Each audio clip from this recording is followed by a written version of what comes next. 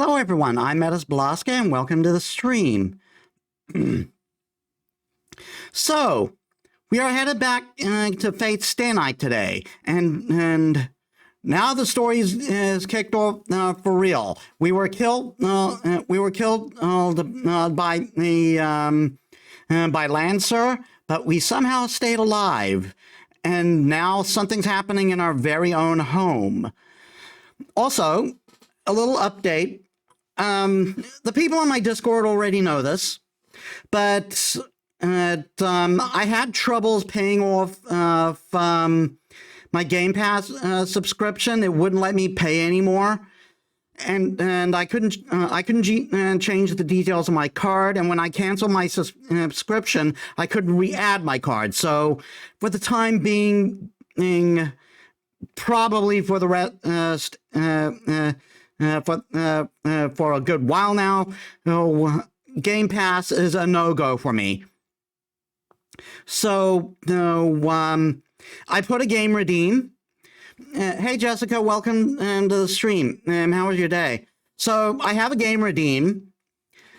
If you want to see me play a game, I'll figure out a day for me to play a certain game.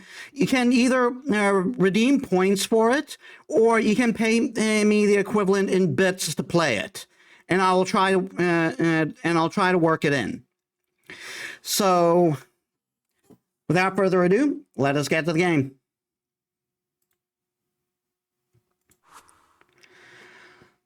The bell on the roof of the house rings. No matter what anyone says, this house is still a mage's house. A bounded field is set around it, and if there's ever an intruder in the area, an alarm rings. I'm good. You? A burglar at this hour? I berate myself for my own idiocy. Of course it's not a burglar. Given the timing, right after that weird incident, there's definitely an intruder. It's no burglar, it's an assassin. They're here to take a life, not property. Because that man said so himself. You saw what you saw, so you gotta die. The house is dead silent. At that same murderous intent I felt at school creeps closer through the hushed darkness. I gulp. A chill prickle like needles along my spine. It's no illusion and it's not my imagination. I know that the moment I leave this room, I'll be stabbed again. I desperately try to contain my scream. The instant I scream, the assassin will just leap right in and kill me. And that would just be a repeat of what happened before. I'm not prepared, and I'm not going to be impaled again.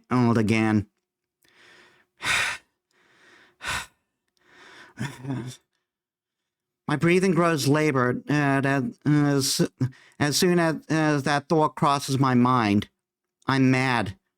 I'm mad at myself for being afraid, and I'm mad that I put myself in a situation where I'll easily lose my life after it was saved earlier the same damn day.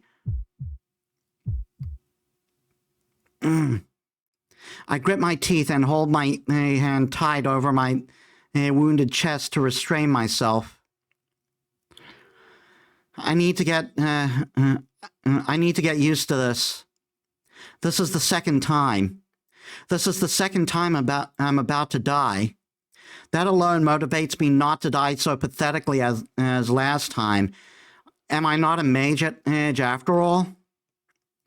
And if I can't even defend myself from this, what were my 8 years of training for? Fine, bring it on. I'm not going to agonize over complicated things anymore. Right now, I just need to drive away whoever is here.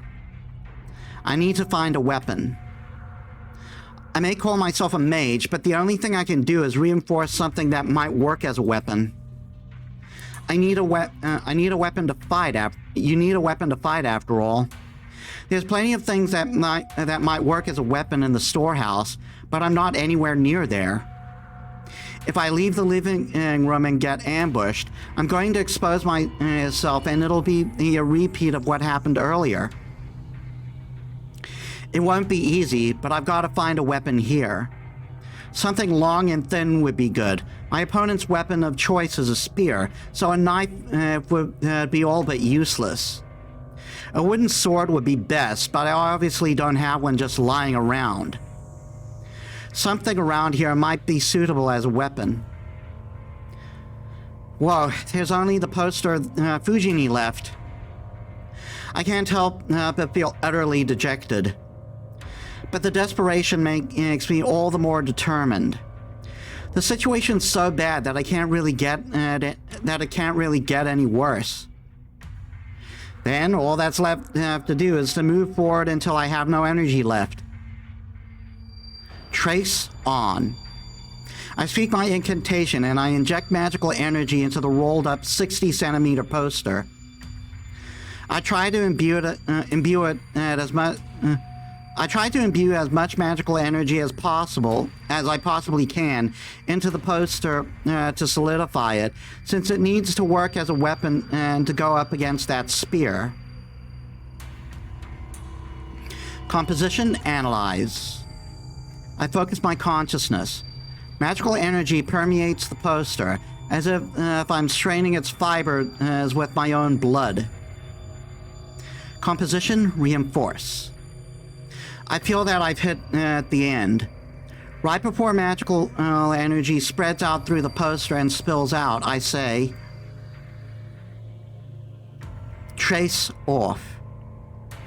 I cut off my connection with the poster, and I tremble with excitement. The poster is hard as steel, but its weight remains the same as before. It's turned out great for a hastily improvised sword. I did it. How long has it been since my strengthening magecraft succeeded? My magecraft hasn't worked ever since Kiritsugu died, and so for it to succeed at a time like this seems ironic. Either way, now I may be able to defend myself. I'm speaking English right now. I at least have some discipline in swordsmanship. I grip the poster in both hands and stand in the middle of the living room. If I stay here, I'm dead, but I don't think I can make it outside the mansion either. So I just need to head to the shed and make a stronger weapon there. Phew. Just as I start trying to hype myself up, every hair on my body stands on end. I'm not sure when he got in, but the guy drops from the ceiling straight towards me. What? Eh? A silvery flash strikes my head from above. I can only assume he came in through the ceiling, and he descends on me, meaning to skewer my head. Why, you? I roll forward in a frantic dodge. The man lands with inhuman grace as I clumsily roll out of the way. I stop myself quickly and get to my feet, makeshift sword at the ready. The guy turns lazily, looking bored.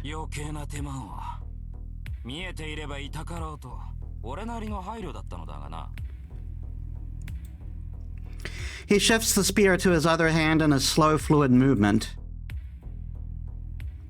I don't know why, but he doesn't seem as aggressive as he did at the school.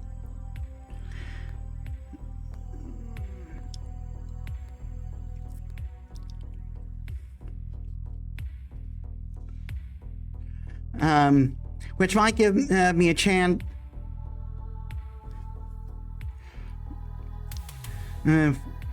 Which might give me a chance at escaping. Jessica, you are giving me warning signs right now, so I will let you know now. Any soliciting will be met with a ban.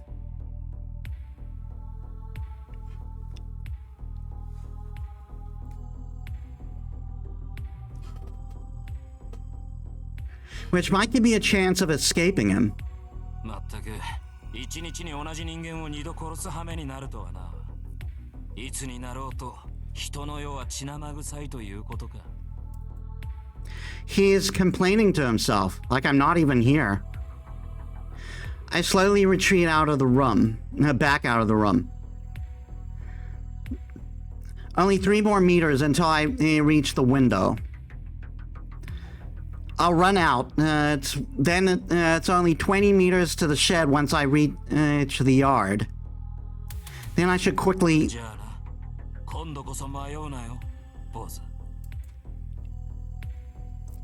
He said it almost absent-mindedly, like it was just an afterthought.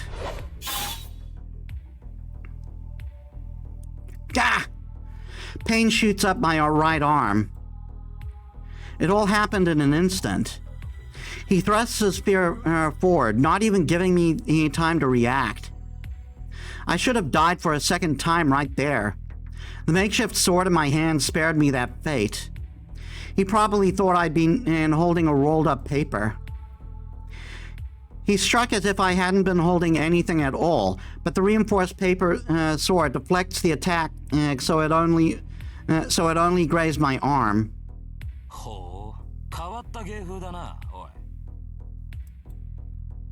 His expression goes blank. His casual attitude from earlier vanishes entirely. He watches me now like a feral animal eyeing its prey. Crap, I was clearly wrong, thinking things would be okay. This thing before me is some kind of demon, unbound by logic. I keenly realized that letting my guard down even for a second was beyond ludicrous. Thanks for the follow. That's right.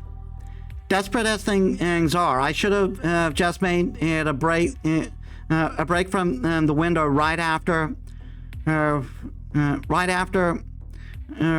whatever miracle let me dodge the strike from above. Okay, again, you are giving me warning signs. Again, if this is leading to some solicit, you will be banned. A follow will not stop that.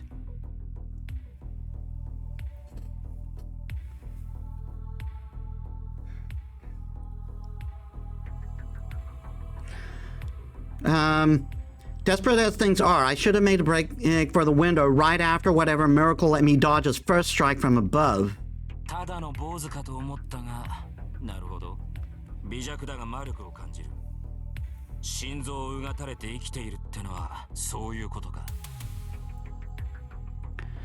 The end of his spear points towards me. I can't block that. There's no way I'll be able to block that swift attack. I could have at least braced myself if he had a sword, no matter how fast he might be with it. But he's holding a spear. A spear is a whole line, but a sword is a whole line, but a spear is only a point. How am I supposed to block a point when I can't even see how fast it moves?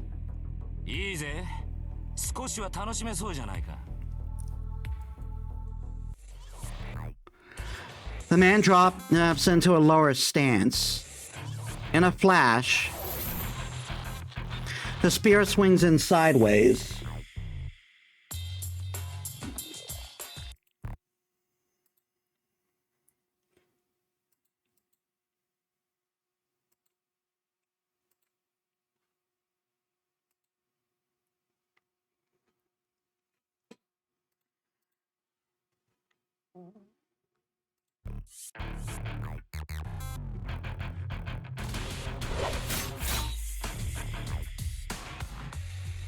I instinctively parry the blow aimed at my face.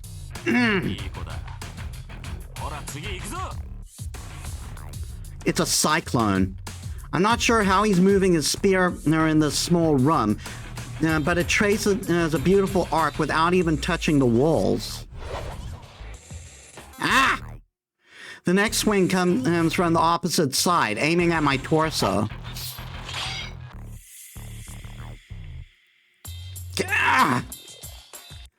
The force of the swing bends my makeshift sword as I try to parry. Monstrous. Is that a hammer he's swinging? Damn, the numbness in my arms is telling me that they might be broken. Why you? I instinctively swing my sword. He must be mocking me with the way he keeps flicking a spear at my sword without drawing back at all.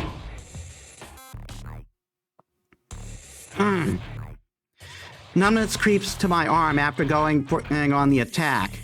My makeshift sword bends even more, and the man's spear changes trajectory slightly.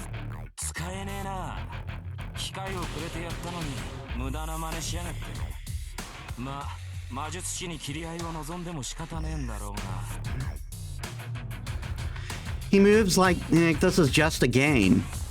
Such confidence he'd been in letting me take a swing at him after he took a couple of shots at me. I wasted my one opportunity as nothing more than a stopgap. So he sees no point in continuing this.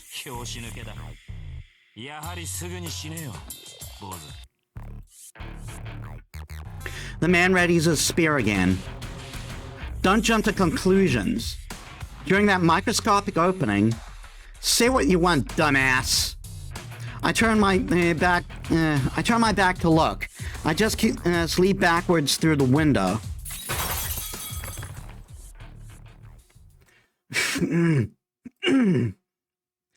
My back shatters the window, and I roll out into the yard. I roll a few times, spring upwards, and I blindly make my next move. I twist my entire body and swing behind myself. I manage to bat the man's spear aside, and he hesitates just for an instant. I knew it. If I jumped out the window, he was going to have to chase after me. And he would catch up to me and go in for the kill before I had a chance to get up. So I expected his fatal blow and swung my sword to the side with all my might. It was a risky move. He'd have killed me if I'd been a second late, and I'd have been just as dead as I was if I was early too. But knowing the incredible gap in our skill, I figured there was no way I could have been early. I only know the only thing I had to do was get up as quickly as I could and parry the attack I knew would be coming at my back. The gamble pays off, and my swing deflects his spear. I quickly reposition myself. Now I just need to run to the shed while he's still confused. Oh shit. Huh? He's not holding the spear anymore, and he's right in front of me. He turns on the spot in a roundhouse kick.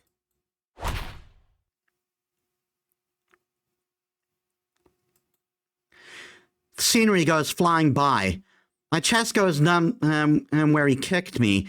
I can't breathe. The biggest surprise? I'm actually flying through the air. I've never thought a guy kicking me would send me into the air like a damn bull. I fall hard onto my back. I slam into a wall, the impact likely breaking my back, and slide down to the ground. I can't breathe. My vision blurs. By a stroke of luck, he'd thrown me into the shed I wanted to reach, and I lean against the wall, trying to rouse myself. I try to track the man through blurry eyes. He kicked me nearly 20 meters away. The guy picked his spear up and rushed straight at me. I'm going to die. There's nothing I can do now. He's going to reach me. If I don't want to die, I need to get up and parry his hit. The tip of the spear surges. I can't even look back at him.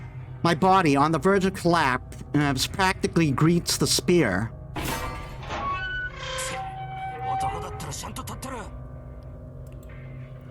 What dumb luck. My knees gave out and I can't hold myself up. The spear goes over my head and violently impales the shed's heavy door, pushing it open. Thanks, dude! And this is my last chance. If only I could get inside the shed. There should be something I can use as a weapon. I crawl into the shed on all fours. Just then, he launches the spear at me. Damn you! I block it. I opened up the rolled up poster to create a single-use shield. The impact makes a dull sound. The poster, unrolled, probably isn't as strong. It blocked the spear, but it tears apart, returning to a normal bit of paper. The spear's impact flings me against the wall. I fall on my butt and try to get my heart beating again after it feels like it's trying to quit on me. If I wanted my heart to break again, I would let him do it. But the moment I raise my head and try to grab something to use as a weapon,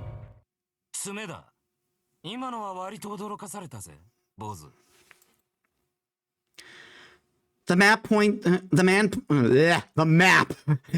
points a spear in front of my face. I can't do anything else now. His spear is pointed directly at my heart. I know this feeling. It's the scent of death assailing my nostrils, reminding me of the pain I felt a few hours ago.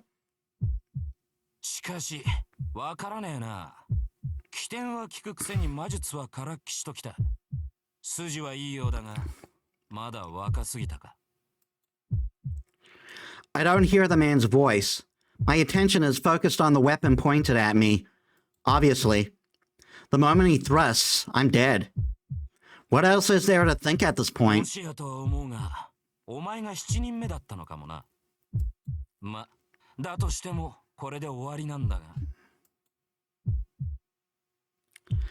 His arm jerks. I wasn't able to see his movements earlier, but now I see every last one in slow motion. There's a bolt of silvery light. The tip seems like it's being drawn towards my heart. Blood will gush from the wound in just a second. I know this feeling. That sensation of iron piercing my body. The taste of blood that will well up in my throat. The feeling of the world around me fading. I experienced all of it earlier today. And now I'm going to have to experience it again? Really? I don't understand. Why do I have to be the one who goes through this? This is bullshit. No, I can't die in vain in a place like this. I was saved. If I was saved, I can't just die like this. I need to live to fulfill my obligations. I won't be able to do that if I'm dead. The spear is still going to impale me, though. The tip will tear through my flesh, break my ribs, and bore into my heart. I'm mad. It shouldn't be so easy to kill people like this. I'm going to die, and it's bullshit. I'm going to die twice in a single goddamn day. Everything is fucking bullshit. I'm going to die, and I didn't even have the opportunity to be afraid of this whole goddamn mess. No way in hell I'm not going to let myself die senselessly to the likes of you. Eh? It is absolutely the right word for this moment. What? Like magic, a figure appears out of a bright light shining from behind me. I can't think. All I know is that the figure is a girl. I hear a high-pitched sound. In the moment that the figure appears, it pushes aside the spear pressed to my heart and steps between me and the man without missing a beat.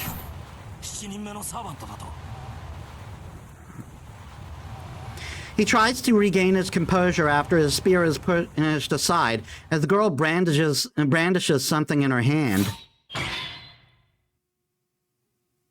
Sparks fly. Hard metal clashes and sparks fly again. The man stomps his foot after blocking the woman's attack. He must have realized he's at a disadvantage because he leaps out of the storehouse with bestial agility. She must intimidate him, but she quietly turns towards me.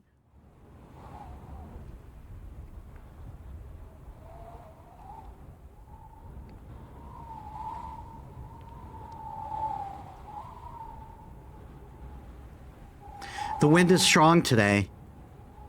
The clouds slide away and the moon shines through for a brief instant. The silver moonlight shines in the shed, illuminating the girl who appears like a knight. I'm speechless.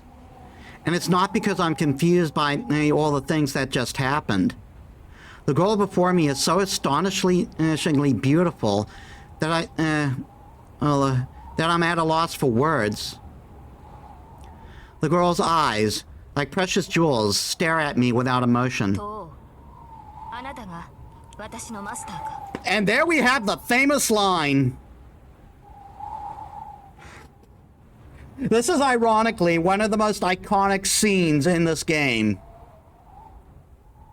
In the whole friggin' series.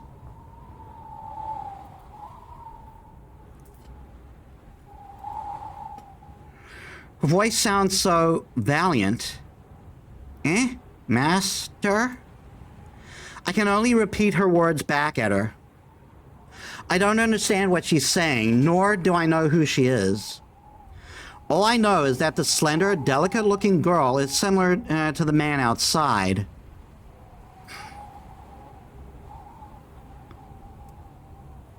She says nothing, continuing to look at me in silence. I don't know how to describe her. She's special. So special that I forgot entirely about the man outside, even though he might attack at any moment. Time seems to have stopped. Even the fear of death that I had felt moments ago vanished, and there's only one, there is only the girl standing before me.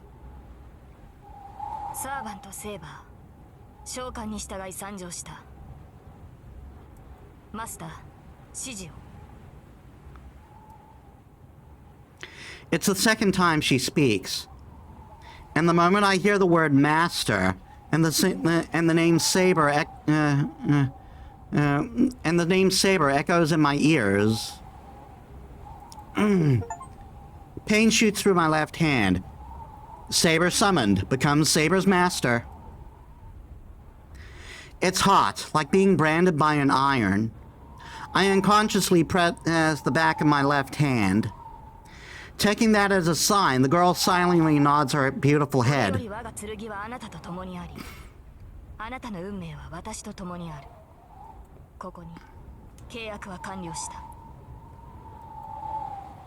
What? Contract? For what? I'm still a mage in training, so I understand what those words mean. But the girl doesn't respond to my question. She simply looks away with the same grace she had shown when she nodded. She turned towards the shed's ruined door. Outside, the man readies his spear. She moves faster than expected. The girl in knight's armor leaps out of the shed without hesitation. What? I forget about the pain I feel, and I get up to follow her. She can't possibly go up against that guy. No matter how heavily armored she is, she's smaller than I am. Stop. The echoing clang drowns out my words. What? I can't believe what I'm seeing. My head really does go blank this time. Who the hell is she? The clash of swords echoes around me. The moon slips behind the clouds, and the yard grows dark once again. And within the darkness, sparks fly as steel strikes steel. Without saying a word, the spear-wielding man meets the girl who leaped from the shed. He parries his spear and knocks away his other successive attacks, driving him back with each attack. I can't believe it. This girl, Saber, is somehow overpowering the man. The battle has begun. What happened between that man and I earlier doesn't even count as a battle. A battle? That's a fight between two people, each able to kill each other. No matter the difference in ability, it can still be called a battle as long as both are able to kill each other. In that sense, these two are having a battle. The man attacks her, swinging his spear so quickly I can't even see his strikes. Somehow, she parries his every attack perfectly with something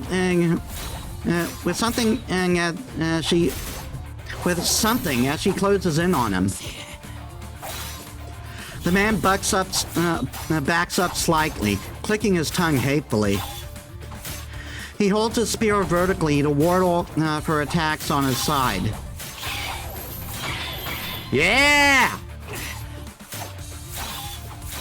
For a moment, his spear glows. His attack almost looks like it caused an explosion. The man's spear sparks as if electrified every time whatever weapon the girl was wielding strikes it. The man and I both could tell what it is. It's furious magical energy, so dense it can actually be seen. Her attacks are charged with incredible amounts of magical energy. An unbelievable amount of magical energy crackles along her opponent's weapon every time they make contact. The sheer force of her attacks must be staggering. If the man's spear strikes are precise, like a sniper rifle, her blows must be like the overpowering blast of a shotgun. Each of the girl's attacks bathes in the yard in flickering light, and yet it's not. That's not what's overpowering the man.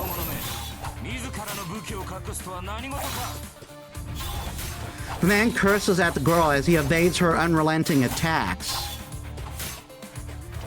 He doesn't respond other than to step up her attack with her invisible weapon.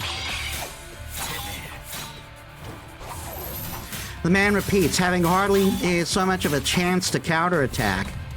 Her weapon is invisible. Without being able to determine the weapon's range, it'll be reckless to go in for an attack. That's the trouble with an invisible weapon. But she's definitely got something in her hand. I can't make out anything of its shape or length. Maybe it's transparent to begin with. No matter how many times sparks fly from it, I can never get a look at the weapon's profile. Parrying her strikes must be taking a lot out of the man. His movements aren't as sharp as they had been. It's the first sound the girl makes. She attacks all the more furiously.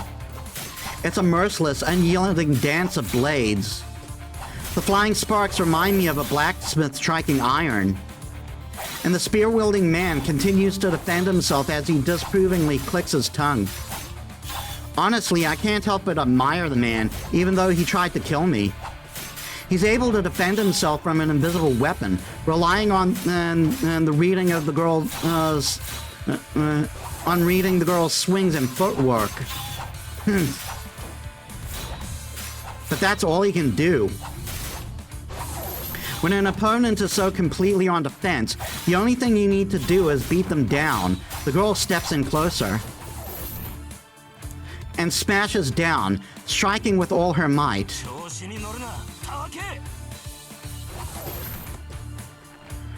Seeing his chance, the man disappears. Or rather, he retreats back as if to disappear. The girl's swing cuts through the air and smashes into the ground, kicking up dust. Her massive swing, which seemed to be a fatal blow against the cornered spearman, proved easy to dodge. That bull, what the hell is she thinking? Even I could tell what happened, even at this distance. Her careful, precise attacks earlier may have worn the man down, but the tremendous swing meant to deal the finishing blow couldn't ever touch him. The relentless attacks must have put incredible strain on the man's body as he tried to defend himself. Yet he suppressed the pain and for a single moment to jump away. He knew that her last attack would determine the victor. The man jumps back several meters, then comes in and to strike once again at the moment his feet touch the ground. He jumps in a triangular pattern and leaps toward the girl as if revisiting his steps. The girl's sword is still embedded in the ground. It's a fatal opening. The red spear returns in less than a second. The girl twists her body around like a top, while her sword is still embedded in the ground. The whole thing happens in a matter of seconds. The man sees his mistake and he tries to correct, as the girl uses this brief moment to use her whole body to attack.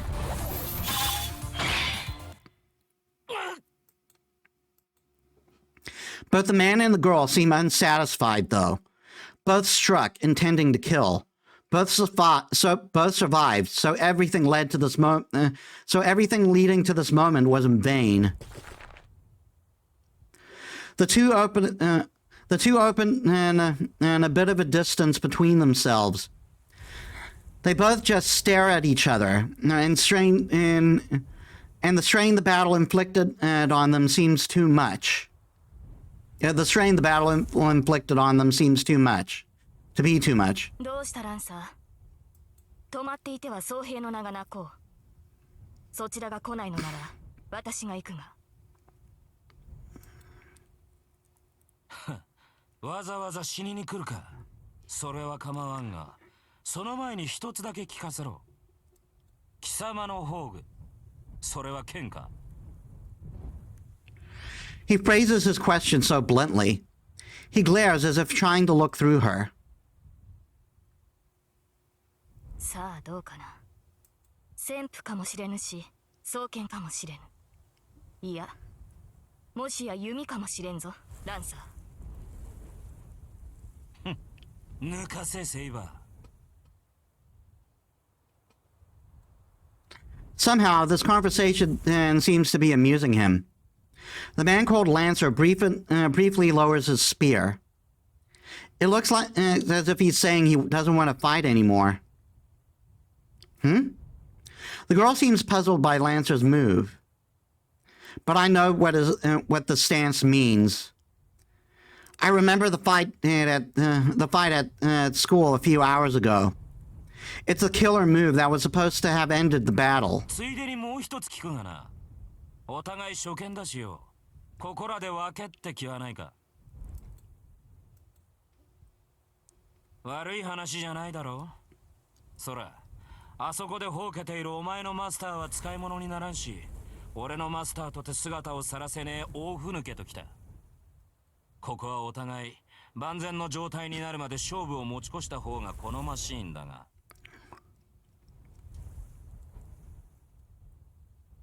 断る。あなたはここで倒れろ、ランサー。そうかよ。たく、こっちはもともと様子見が目的だったんだぜ。サーバントが出たとあっちゃ長居する気はなかったんだが。The air wavers. Their surroundings appear to distort. Lancer lowers his stance. A chill creeps into the air. The same thing happened earlier. Magic energy rumbles as it forms a vortex at the tip of the spear. Hog. The girl readies her weapon and glares at her enemy. I don't need to speak up. She knows very well how dangerous the enemy is. She is the one confronting him. じゃあな、その心臓もらい受ける。The beast kicks the ground. Lancer appears in front of the girl so quickly that he may as well have teleported. He takes his spear and aims at her feet. Even to me, it seems like a poor choice. I can't see any way an attack would be effective with a spear pointed at the front of her feet, at the ground in front of her feet. Apparently thinking the same, the girl leaps over the spear towards Lancer, intending to strike him down. But at that moment, his words alone radiate intense magical energy. The spear released from the blow angles toward the spear released from below angles towards the girl's heart.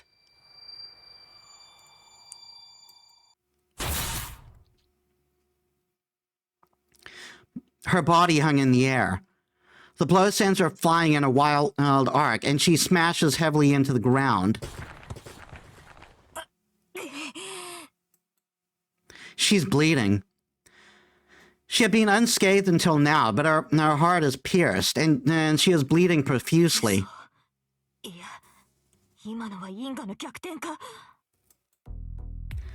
I'm just as bewildered, but watching from afar may have given me a better perspective on how bizarre the attack was. The spear had been aimed at her feet, I'm sure of that. But then it just changed direction, moving and stretching and impossibly to pierce the girl's heart. And yet the spear itself neither stretched nor changed direction. It seemed bizarrely as if the spear had been thrust into her chest from the beginning, almost naturally. It wasn't as simple as the spear changing its trajectory and piercing the heart. The spear didn't change course. It altered truth itself to make that happen. The moment he spoke those words and released his spear, the intent of piercing her heart had been realized. Essentially, his attack reversed cause and effect. The result of the attack piercing the victim's heart is predetermined, so the spear's trajectory is merely an afterthought to establish the fact. It's a demonic splinter that breaks through all defenses. The moment it determines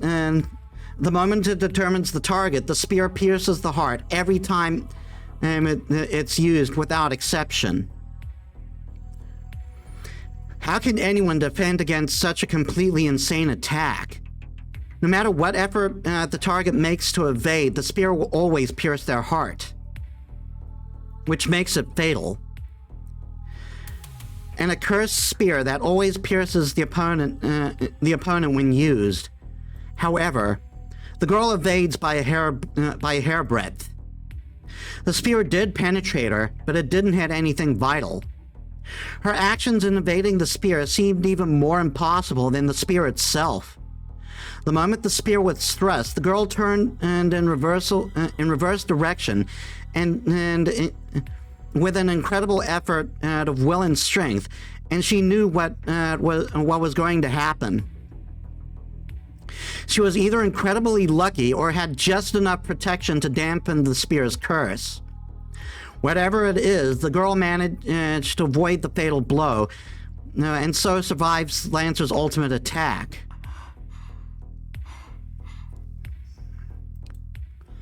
The girl tried to get her labored breath under control.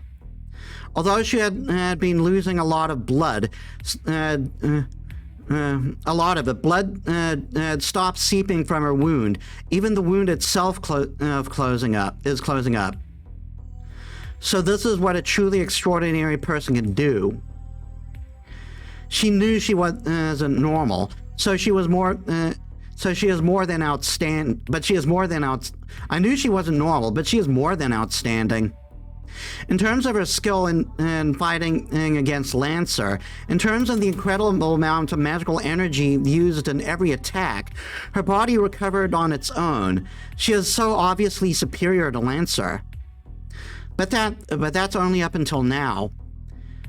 She may have healed even now, but her wounds are deep. She may be healing even now, but her wounds are deep. If Lancer attacks now, she won't be able to defend herself.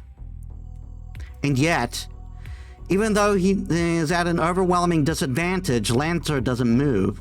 Overwhelming advantage. He audibly grinds his teeth, and he glares at the girl.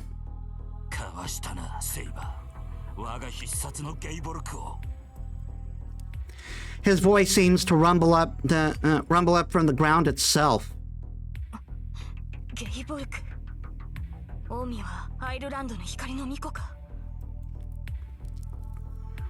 Lancer's expression darkens.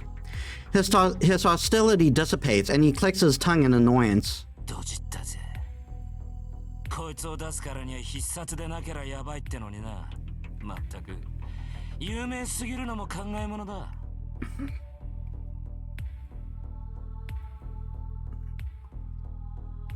The oppressive mood lightens. Lancer no longer seems to have an intent of attacking the wounded girl. He turns his back and he walks to the corner of the yard.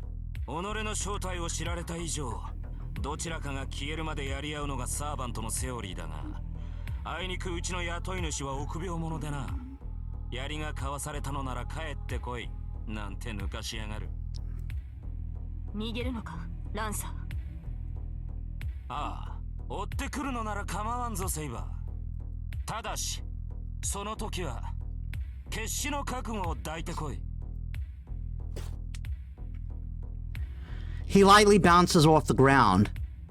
It's a wonder how agile he can still be, but Lancer jumps effortlessly over the fence and disappears before anyone can stop him.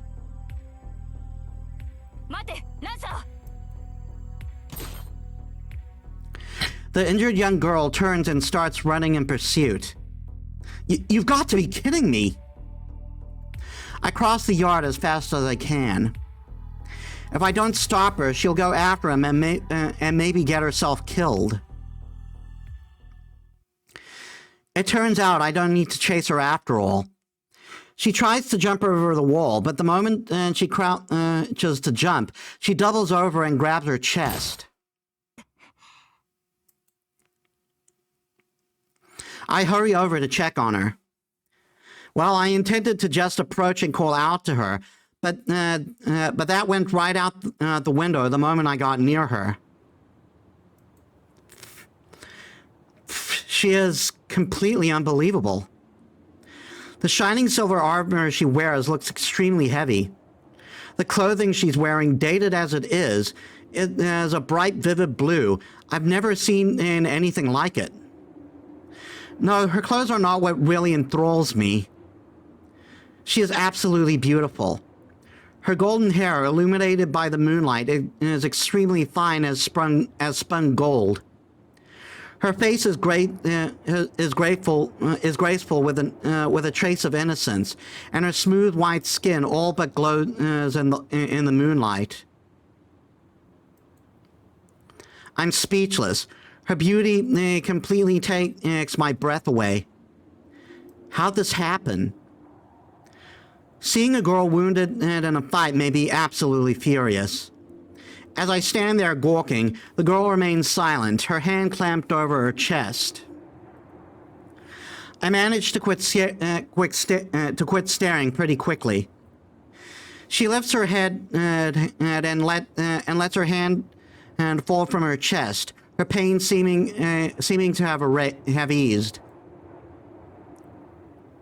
She looks directly at me. I don't quite know how to respond to that gaze, but then I notice something. Your wound's gone? The spear missed her heart, but it did pierce her chest, but there's no outward sign of a wound. I heard there's a kind of healing magecraft, but she didn't seem to use anything like that. That must mean she can heal herself no matter how wounded she is. My mind switches gears. I shouldn't be gawking at her. This girl is unbelievable, and I absolutely should not let my guard down around her until I know who she is and what's going on. Who the hell are you?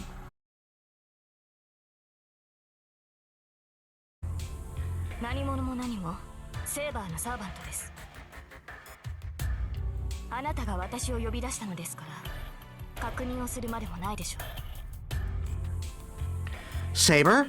Servant?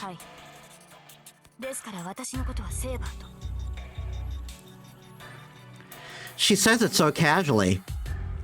There's a touch of contempt in her tone, but it remains mostly gentle, and hearing her voice makes my head go blank. What? Why the hell am I getting agitated? I see. That's a weird name. I cover my burning face with a hand and respond stupidly, but I honestly don't know what else to say. Besides, how else would she respond when I ask her what the hell she is? And it'd be rude for me not to respond. I'm Shiro. My name is Shiro Amiya, and I live here. There's something wrong with me. I'm saying the dumbest things. But well, she did give me her name. It's only polite that I give mine.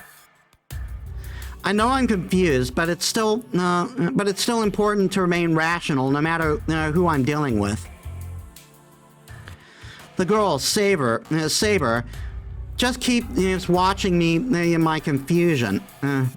Just keeps watching me in my confusion, and she moves not an inch. Forget all that. That's not what I was asking. It's that.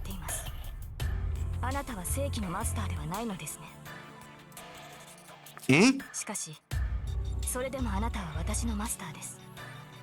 契約を交わした以上、あなたを裏切りはしない。そのように警戒する必要はありません。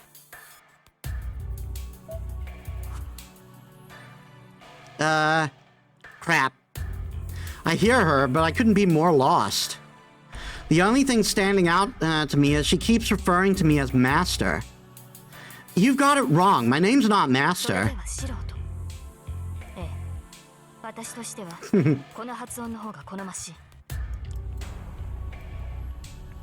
The moment she said my name, I thought my face might actually burst into flames. Isn't it a bit more normal to call someone by their last name when you first meet? Well, it's normal for the Japanese. Wait, why would you choose to address me that? Ouch. A strange sensation tingles through my left hand. It's hot. There it is. The back of my hand is burning. A strange pattern appears on the back of my left hand, like a tattoo. What? それは令状と呼ばれるものです、シロ。私たちサーバントを律する3つの命令権であり、マスターとしての命でもある。むやみな使用は避けるように。On you? シロ、傷の治療を。 Her tone is cold now. It seems she's not focused on me, but something elsewhere. Wait, are you asking me? Sorry, but I don't know how to use this complicated magecraft like that. But you're already healed anyway. Saber frowns. I feel like I've said something that disappoints her. ではこのままで臨みます。自動修復は外面を覆っただけですが、あと一度の戦闘ならば支障はないでしょう。 One more battle? What do you mean? 外の敵は2人。この程度の重圧なら数秒で倒し得る相手です。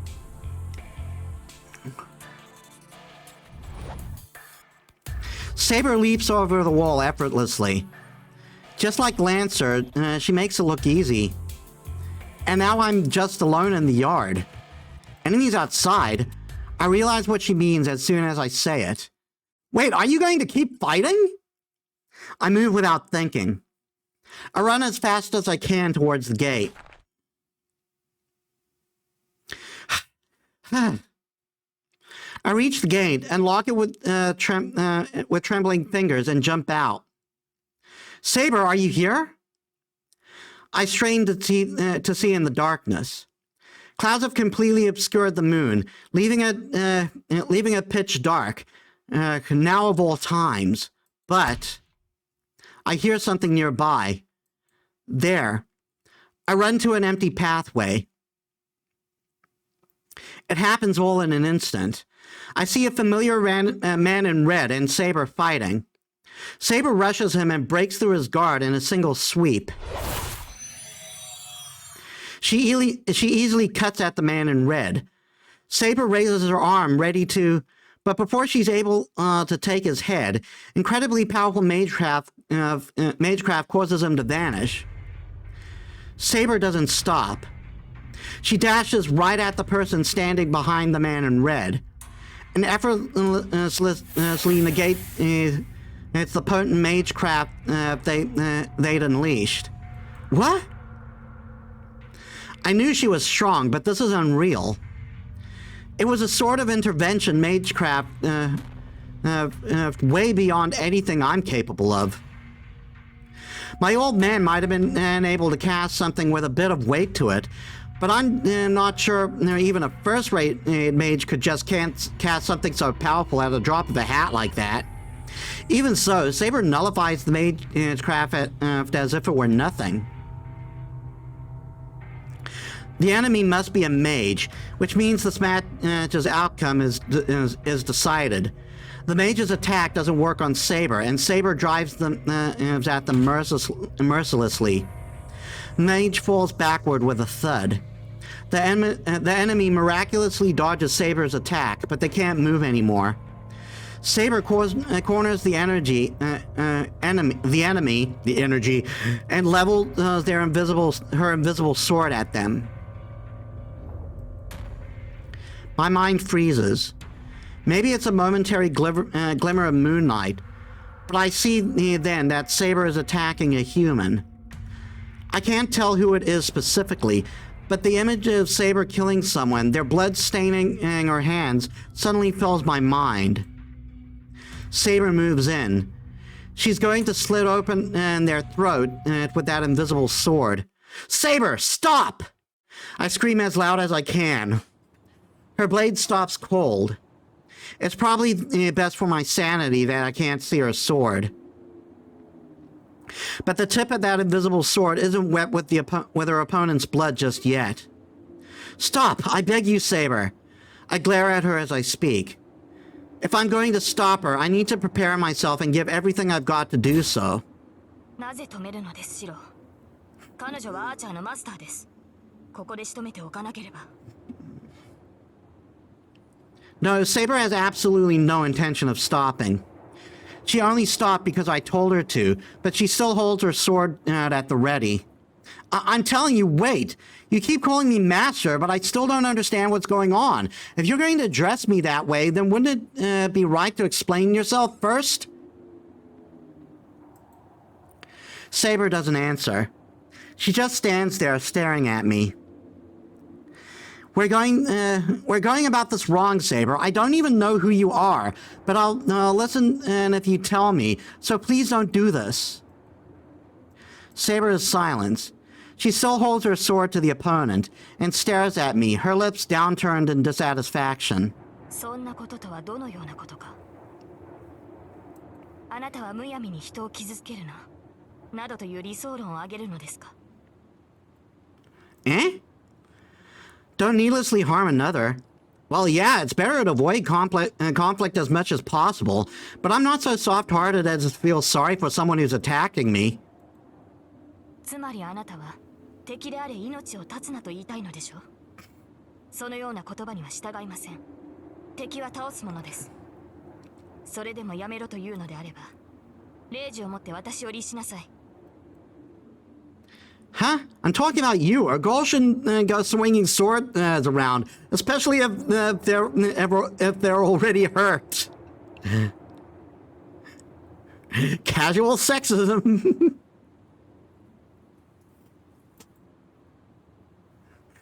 Oh wait, I don't even know if that's a sword to begin with. Anyway, you shouldn't be doing this. The look on her face.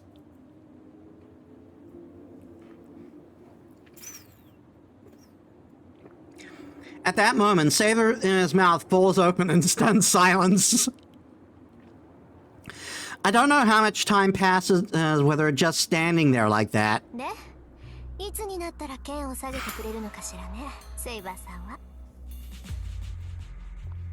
The person who'd fallen to the ground speaks up out of nowhere. Saber instinctively grips her sword. 諦めなさい。敵を前にして下げる剣はありません。あなたのマスターは下げろって言ってるのに。へえ、セイバーともあろうサーバントが主に逆らうって言うんだ。Saber grits her teeth. But she lowers her sword, loosening her grip a bit. She must have put her sword away or something, because she seems suddenly much less hostile. さ、なら立ってもいいのよね、私。Whoever it was that's been on the ground finally stands. They act brazen as they pat the dirt from their bottom. Wait a minute. That's... You're Tosaka? ええ。こんばんは、エミヤ君。Rin Tosaka applies with the biggest smile on her face. This is unbelievable. I don't know what to think anymore. The way she greets me so casually makes me question whether everything that happened was even real. Well, so you were the one who cast Magecraft earlier, which makes you... 魔術師ってことでしょ。まあ、お互い似たようなもんだし、隠す必要もないわよね。Hearing her be so blunt about it makes me feel like the idiot here. いいから話は中でしましょう。どうせ何も分かってないんでしょ、エミヤ君は。As she says that, she walks towards the entrance to my house. Hey, wait, Tosaka, what the hell are you thinking? At that moment, when Tosaka turns around, her smile has changed to something completely different. バカね、いろいろ考えてるわよ。だから話をしようって言ってるんじゃない。エミヤ君、突然の事態に驚くのもいいけど、素直に認めないと命取りって時もあるのよ。ちなみに今がその時だと分かって。She glares at me, and I can see actual animosity in her eyes. 分かればよろしい。それじゃあ行こっか、エミヤ君のお家にね。Tosaka walks through the gate. She seems really pissed. Well, I don't blame her. Just a moment ago, she had a sword pointed at her, and she was about to die.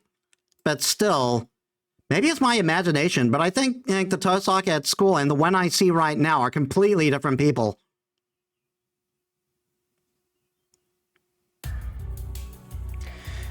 And this is just weird as hell. Rin Tosaka, the most popular girl in school, the girl I admire, is walking in front of me, while a blonde girl named Saber, who calls herself a servant, is silently following behind me. The whole way seems like it's a bit like it's in a different dimension. But I can't stay a coward forever. I may still be in training, but I'm still a mage. Tosaka, who is apparently a fellow mage, is as bold as brass, yes, and I may have to hold my ground too, or else I'll look stupid. Though I can't really think of anything else that's significant here. Like Saber still following me. She keeps calling me master, and we form some sort of contract, which probably makes her a kind of familiar. I heard a familiar is an assistant mages use. Most mages transfer a part of their own body into something else, then use it as their double. But typically they're small animals. Things like cats and dogs are just easier to control. Some mages use humans, but to do that, they need an incredible amount of magical energy to constantly feed into a human to control them. Doing that would require a mage to use over half their own magical energy just to sustain the familiar, though. So it's not exactly efficient. Familiars are supposed to be tools to help mages, which is why they usually use small animals who can be controlled with minimal effort, and so aren't any burden. At least that's what I was taught.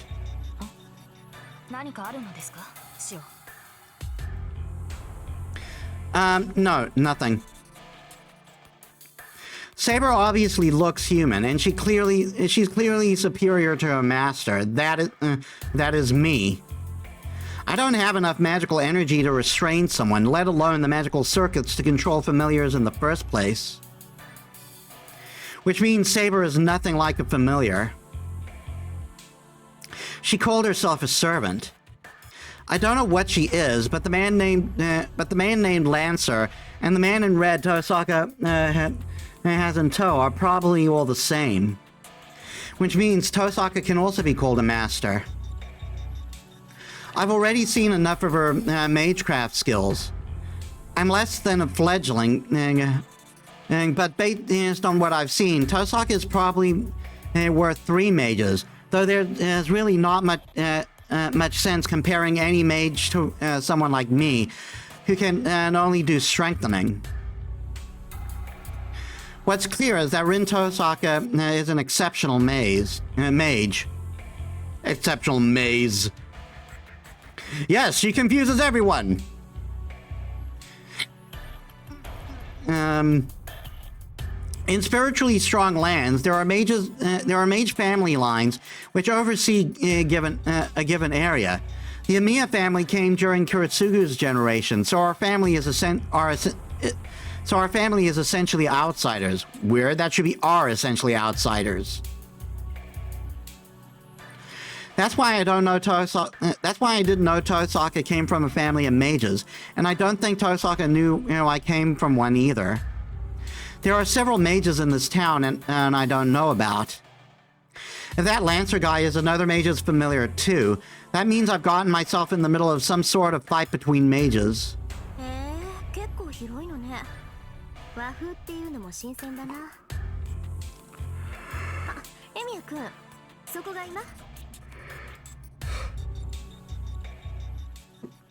I should really just stop thinking for now. Now's the time to pay attention to what Tosaka has to say. I turn on the lights. It's already past 1 in the morning.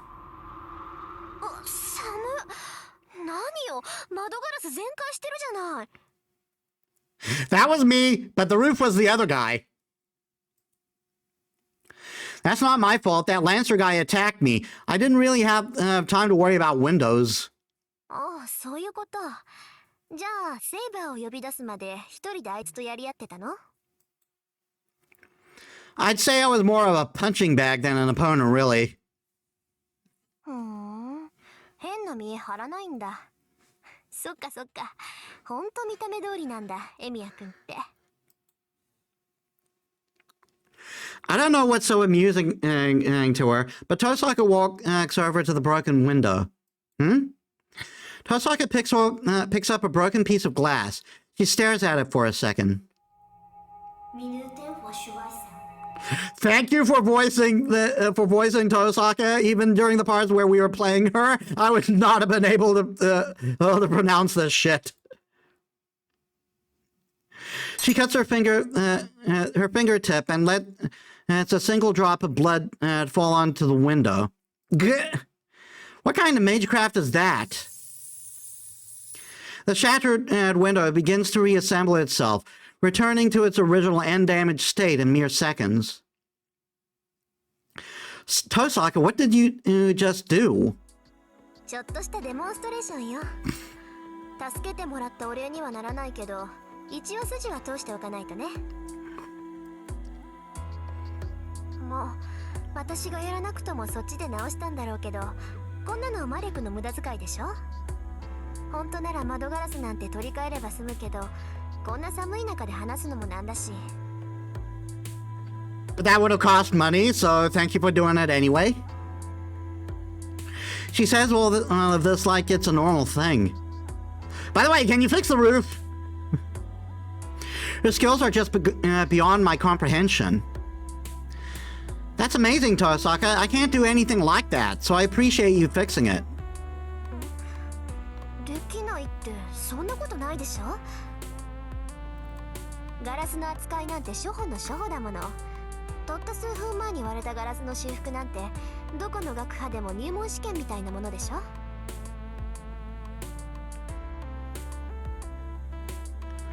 Is it now? I only know what my old man taught me, so I don't really know what you consider the basics. は？ Tosaka stops abruptly. Crap, sounds like I said something I shouldn't have. ちょっと待って。じゃあ何？エミヤ君は自分の工房の管理もできない半人前ってこと？ I have a workshop! The door's just broken right now! Huh? I don't have a workshop. Well, actually, I have a shed I use for training, but I think calling that a workshop would just make Tosaka angrier. まさかとは思うけど確認しとく。もしかしてあなた5大要素の扱いとかパスの作り方も知らない。I just nod. I normally path on the hunt.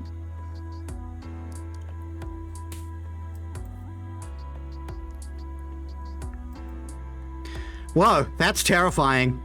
Beautiful as she is, she gets intense when she goes quiet. 何？じゃああなた素人？ Not exactly, no. I can at least do some strengthening in magecraft. 強化ってまたなんとも半端なのを使うのね。で、それ以外はからっきしってわけTosaka just stares at me. Honestly, probably not. Her stare is so intense, I can't help but be vague in my answer. なんだってこんなやつにセイバーが呼び出されるのよ。まったく。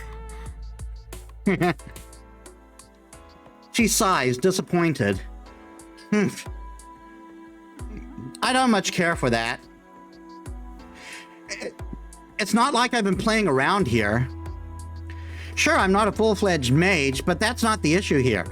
Excuse me. まあいいわ。もう決まったことに不平をこぼしても始まらない。そんなことより今は借りを返さないと。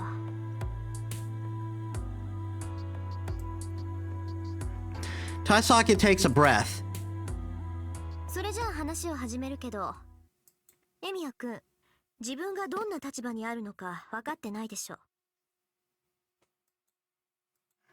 I nod. やっぱり。まあ一目で分かったけど、一応確認しとかないとね。知ってる相手に説明するなんて心の贅肉だし。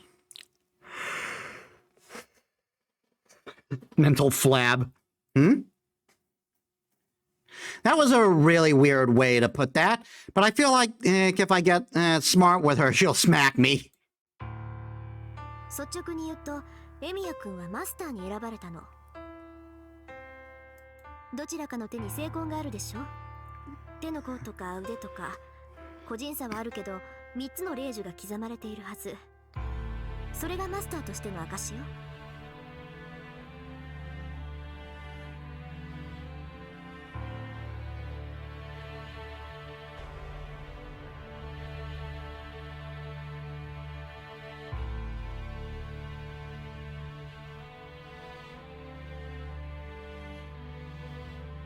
Back of my hand. Oh, you mean this? それはサーバントを律する呪文でもあるから大切にね。霊樹って言うんだけど、それがある限りはサーバントを従えていられるわ。What do you mean as long as I have them? 霊樹は絶対命令権なの。サーバントには自由意志があるって気づいていると思うけど、それをねじ曲げて絶対に言いつけを守らせる呪文がその刻印。発動に呪文は必要なくて、あなたが霊樹を使用するって思えば発動するから。ただし1回使うたびに1つずつ減っていくから、使うのなら2回だけにとどめなさい。で、その霊樹がなくなったらエミヤ君は殺されるだろうから、せいぜい注意して。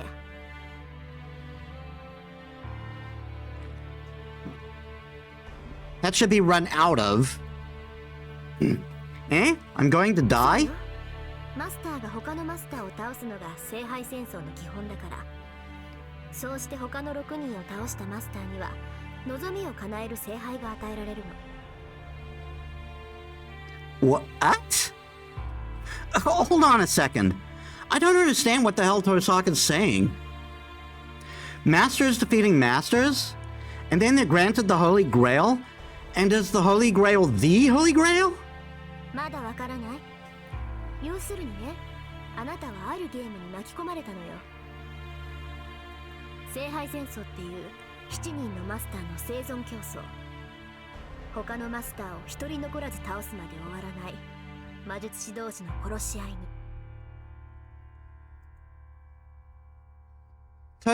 Tosaka talks about this like it's the most normal thing in the world. Everything she says swirls around in my head.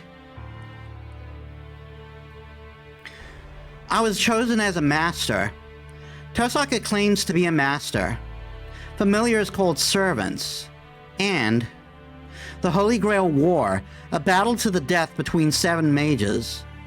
Okay, wait, what the hell are you talking about? 気持ちはわかるけど、私は事実を口にするだけよ。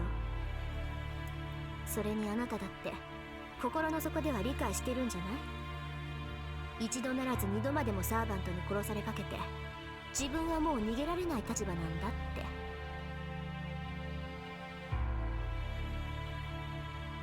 What? True, that Lancer guy did nearly kill me. あ、違うわね。殺されかけたんじゃなくて殺されたんだっけ。よく生き返ったわね、エミヤ君。Tosaka's comment is the final nail in the coffin. She's absolutely right. That guy killed me. I died. There was no chance of me talking him out of it, nor convincing him otherwise, and I was only there to die. That's why me backing out of this incomprehensible death match doesn't mean the others will do this.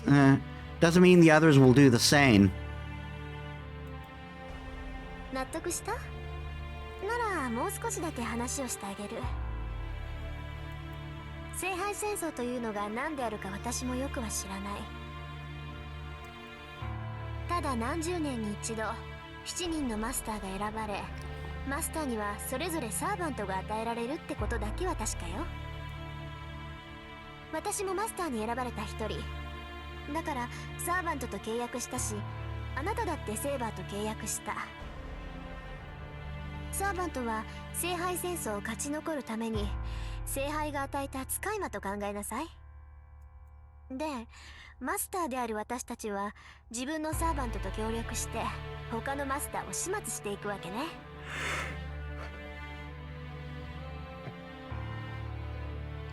Tosaki explains things matter-of-factly, but it feels totally unreal to me.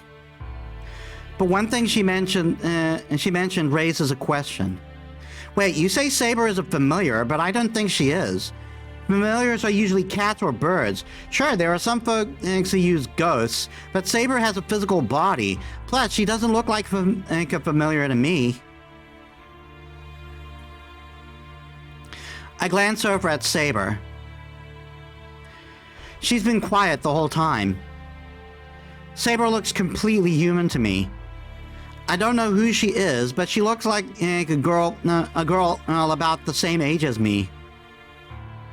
使い魔ね。まあサーバントはその分類ではあるけど位置づけは段違いよ。何しろそこにいる彼女はね、使い魔としては最強とされるゴーストライナーなんだから。A ghost liner? So does that mean she really is a ghost? The spirit of a human, someone who died a long time ago. The residual thoughts of a person of exceptional ability who remains in this world even after their death. But that doesn't make sense. Ghosts don't possess a physical body. Ghosts can only hurt other ghosts. So how can I, who possesses a human body, be killed by a spirit? 似たようなものだけど、そんなもんと一緒にしたらセイバーに殺されるわよ。Yeah, I fought ghosts in the FGO. They're annoying as shit. サーバントは受肉した過去の英雄、精霊に近い人間以上の存在なんだから。Huh? Incarnated heroes of the past? そうよ。過去だろうが現代だろうが、とにかく死亡した伝説上の英雄をこう引っ張ってきてね、実体化させるのよ。まあ呼び出すまでがマスターの役割で、後の実体化は聖杯がしてくれるんだけどね。魂を形にするなんてのは一介の魔術師には不可能だもの。ここは強力なアーティファクトの力におんぶしてもらうってわけ。Wait a minute, are you saying that a hero from the past is... What? I look at Saber. So she's a hero of the past too?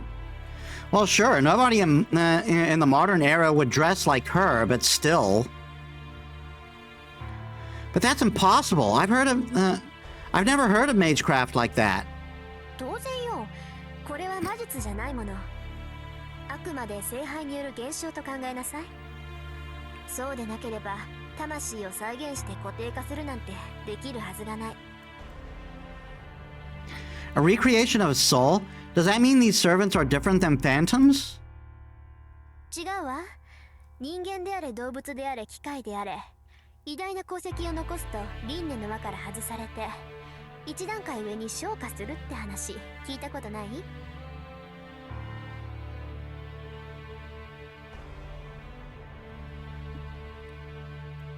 英霊っていうのはそういう連中よ。要するに崇め立て祀られて疑似的な神様になった者たちなんでしょうね。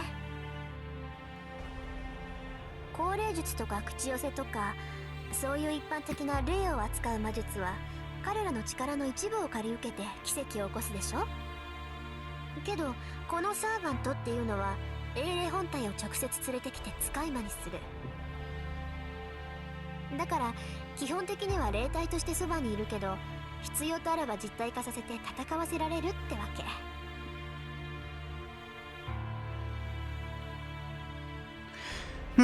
So they can switch between spirit form and being corporeal.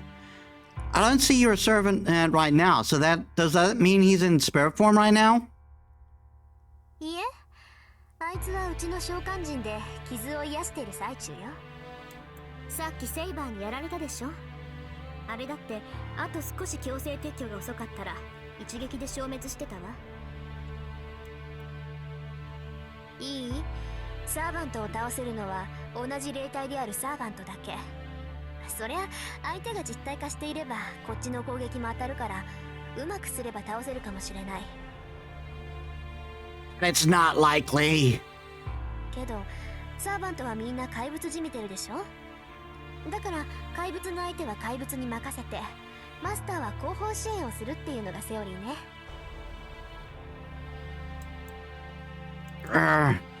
Tosaka's explanation ticks me off. I don't know what the other servants are like, but calling servants monsters doesn't feel like a fair description of Saber. とにかくマスターになった人間は召喚したサーバントを使って他のマスターを倒さなければならない。そのあたりは理解できた？ In theory, yeah. No, but I'm still not convinced. First of all, what kind of sick mind thought to do this in the first place? それは私が知るべきことでもないし、答えてあげることでもない。そのあたりはいずれちゃんと聖杯戦争を監督しているやつに聞きなさい。私が教えてあげられるのはね、あなたはもう戦うしかなくて、サーバントは強力な使い魔だからうまく使えってことだけよ。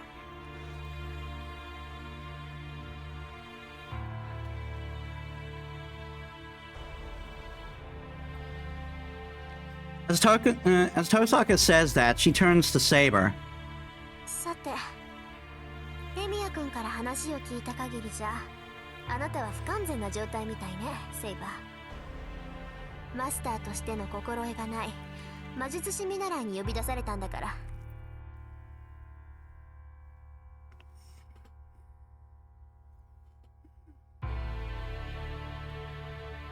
ええ、あなたの言う通り、私は万全ではありません。シローには私を実体化させる魔力がないため、霊体に戻ることも魔力の回復も難しいでしょ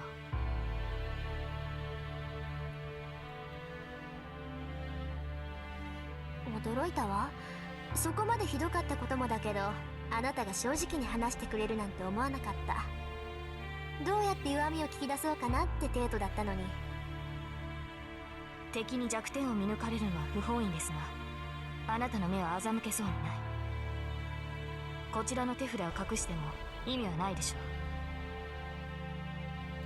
う。それならばあなたに知ってもらうことで、シローにより深く現状を理解してもらった方がいい。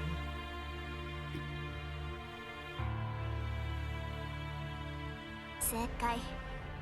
風格も十分と。もうますます惜しい。私がセイバーのマスターだったらこんな戦い勝ったも同然だったのに。 Tosaka, are you saying I'm not fit to be her master? 当然でしょ、ヘッポコ。Freaking sham! Whoa, anyone with a heart might have softened and that blow a bit. 何？まだなんか質問があるの？ But she doesn't realize how hurtful her words are. My image of her as a perfect honor student at school slowly crumbles. Issei sure was right about her. She's fiendishly relentless. さて、話がまとまったところでそろそろ行きましょうか。Tosaka announces this curtly. But it's kind of weird. What? Go? Where? だからあなたが巻き込まれたこのゲーム、聖杯戦争をよく知っているやつに会いに行くの。エミヤ君、聖杯戦争の理由について知りたいんでしょ？ Yeah, of course, but where are we going? It's already late, and if it's too far... 大丈夫。隣町だから急げば夜明けまでには帰ってこれるわ。それに明日は日曜なんだから別に夜更かししてもいいじゃない。What the? Somehow my mouse moved out to my second screen.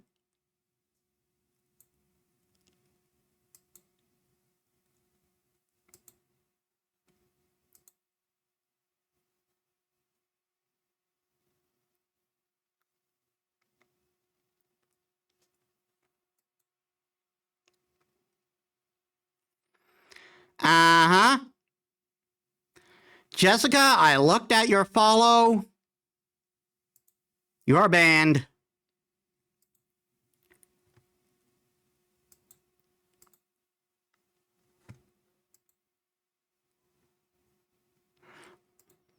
My gut was right.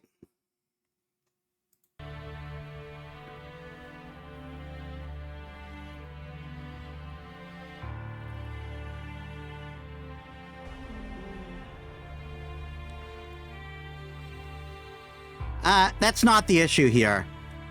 So much has happened today that I'm utterly exhausted. I just want to rest and organize my thoughts. 何？行かないの？もうエミヤ君がそう言うんならいいけど、セイバーは？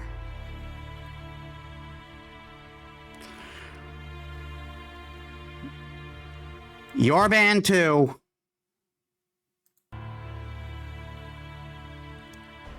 For some reason, Tosok is asking for Saber's opinion. Wait, Saber's got nothing to do with it. With this, don't push her. もうマスターとしての自覚はあるんだ。私がセイバーと話すのは嫌？ That's not it. It's just that if everything you said about this whole thing is true, then it would mean Saber is a hero from the past. That means she wouldn't know anything about the modern era. That's why... シロ、それは違う。サーバントは人間の世であるのなら、あらゆる時代に適応します。ですからこの時代のこともよく知っている。Eh? You are? Really? もちろん。この時代に呼び出されたのも一度ではありませんから。What? 嘘。どんな確率よそれ。Oh hey, Tosok is surprised too. That must mean what Saber said is at least somewhat unusual. シロ、私は彼女に賛成です。あなたはマスターとして知識がなさすぎる。あなたと契約したサーバントとして、シロには強くなってもらわなければ困ります。Saber silently stares at me. The look on her face tells me she's saying this for my sake, not for her own safety. Fine, I guess I have to go, don't I? So where is this place, Tosaka? Can we still get here and get here and there, get back here from there, right? もちろん。行き先は隣町の琴峰教会。そこがこの戦いを監督してるエセ神父の居所よ。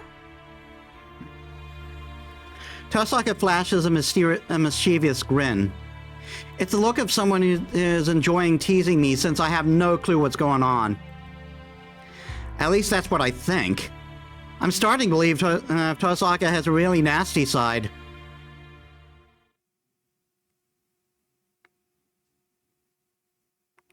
We walk through the town at night. It's 1 in the morning, and there is nobody out at this hour.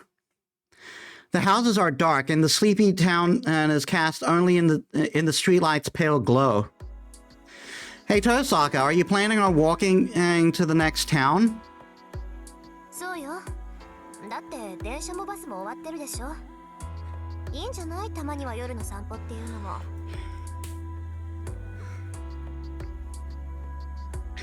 Okay, but I just want to make sure. Do you know how long that walk will take?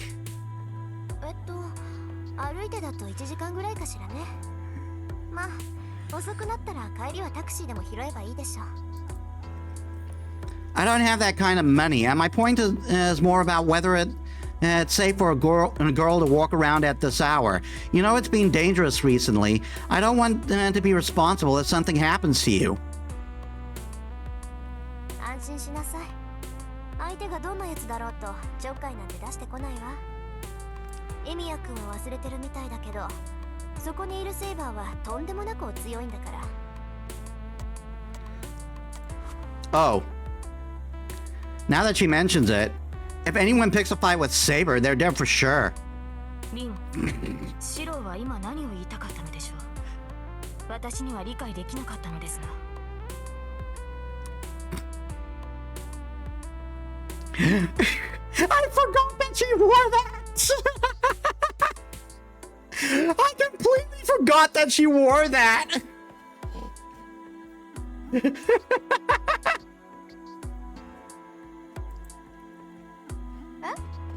いや、大した勘違いっぷりっていうか、大間抜けっていうか。なんでも、私たちが痴漢に襲われたら、エミヤくんが助けてくれるんだって。そんな、シロは私のマスターだ。それでは立場が逆ではないですか。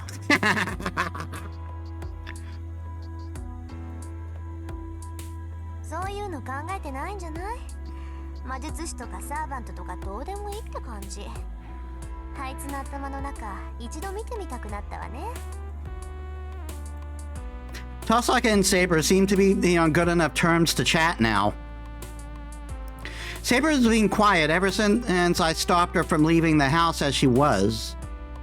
She flatly refused to take off her armor, so I made her wear a raincoat, and she's been quiet ever since. Now she's just following me, and she only speaks to Tosaka. あれ？どっちに行くのよ、エミヤくん。そっち道が違うんじゃない？ We need to go to the bridge, right? Shortcut. I feel a little awkward walking right beside her, so I walked a little faster and took a side path.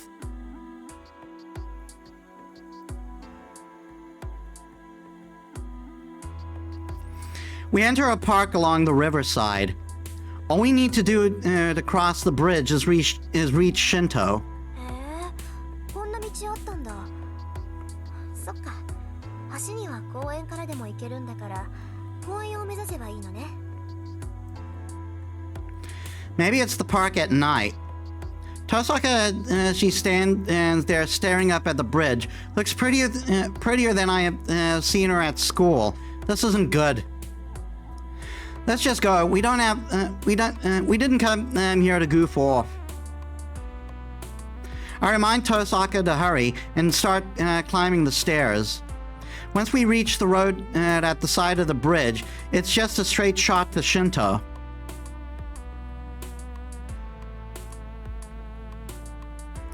There's nobody on the bridge. Not surprising, since this bridge isn't exactly busy even during the day. People tend to take the bus or train to get to the next town, so the pedestrian bridge doesn't see much use.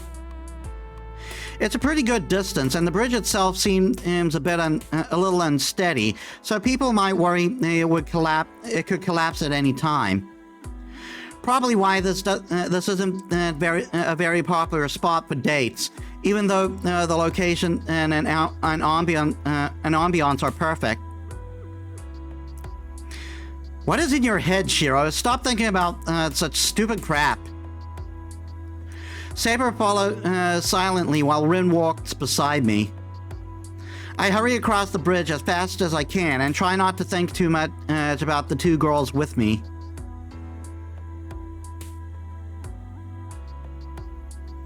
Once we cross the bridge, Tosaka leads us to the suburbs. The office building near the station the office buildings near the station only come to mind when I think of Shinto, but there's still a traditional townscape on the outskirts. The suburbs are especially prominent in that sense. There are gentle slopes and a hill that overlooks the ocean. The further up the hill you go, the fewer buildings there are, and there's even a foreigner cemetery building built along the hillside.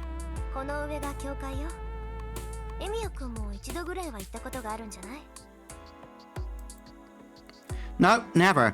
Though I do know it used to be an orphanage. そう。なら今日が初めてか。じゃあ少し気を引き締めた方がいいわ。あそこの神父は一筋縄じゃいかないから。 Oh yeah, he's a whole can of worms. I look up and see the shadow that must be a building at the top of the hill. A church atop a hill. I never imagined a circumstance like this is what would bring me to God's house.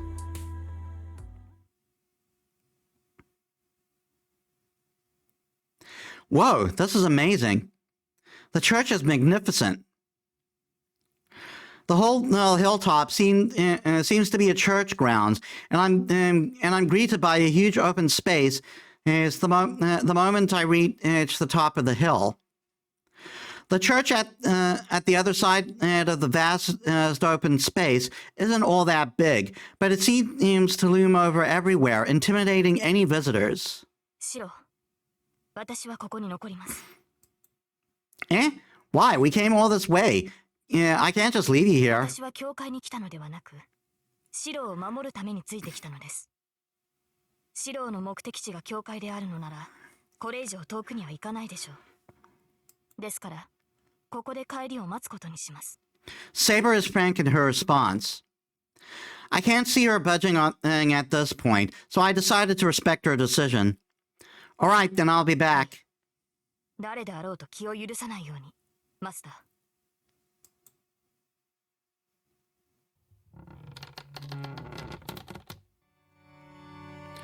The chapel is large and majestic. It must see many visitors during the day, based on the number of pews in the chapel.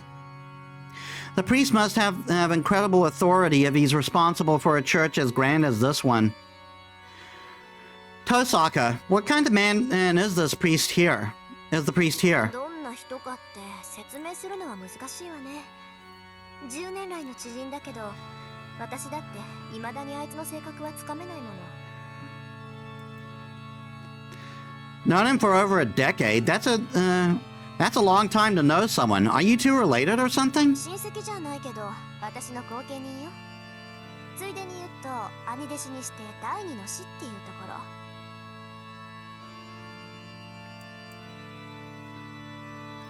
Eh? Senior disciple as a mage? そうだけど、なんで驚くのよ、そこで。 He's a priest, right? Aren't priests forbidden from using magecraft? Mages and churches have never mixed well.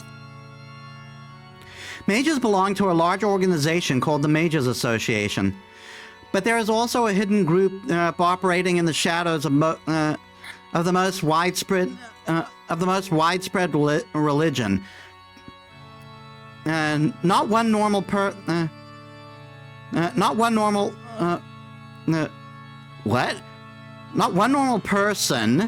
would ever hear about or want to get involved with. It's known as the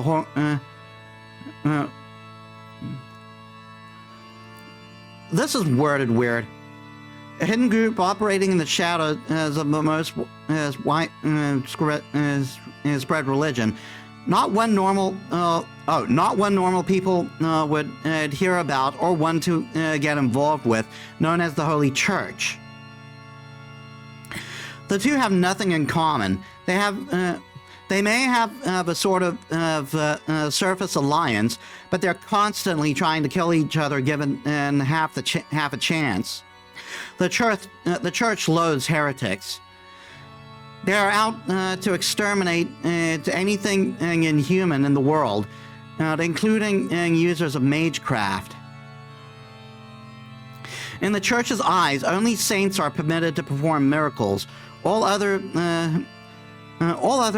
human miracles are heresy. There are no exceptions, even for those within the church. The higher the position one is within the church, the more they are forbidden from the impurity of magecraft. It goes without saying that the more blessings someone receives from God, especially someone who is in charge of a church like this, the further distance they should take from magecraft. Actually, I didn't know the priest here was on our side. 聖杯戦争の監督役を任されたやつだもの。バリッバリの大公社よ。まあ、最も神のご加護があるかどうかは疑問だけど。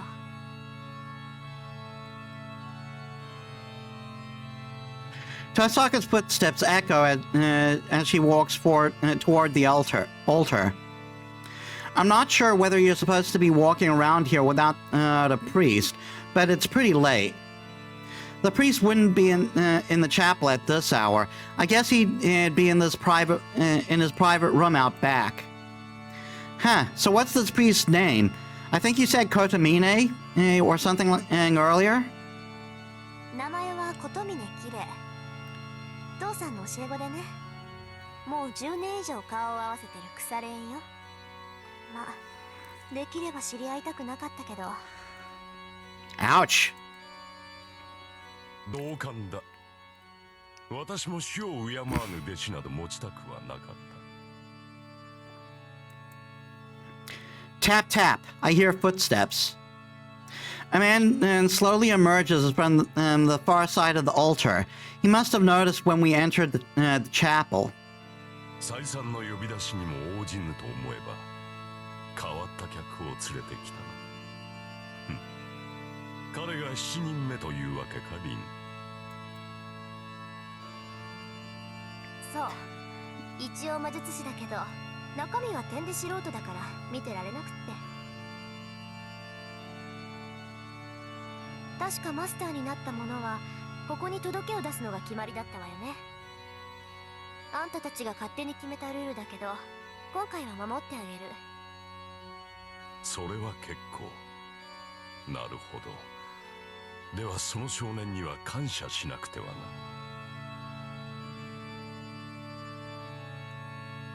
The priest slowly looks me over. I unconsciously step back. I'm not afraid, and I don't sense any hostility from this priest, but the way he carries himself, he just gives off an indescribable aura of intimidation. 私はこの教会を任されている琴峰綺麗というものだが、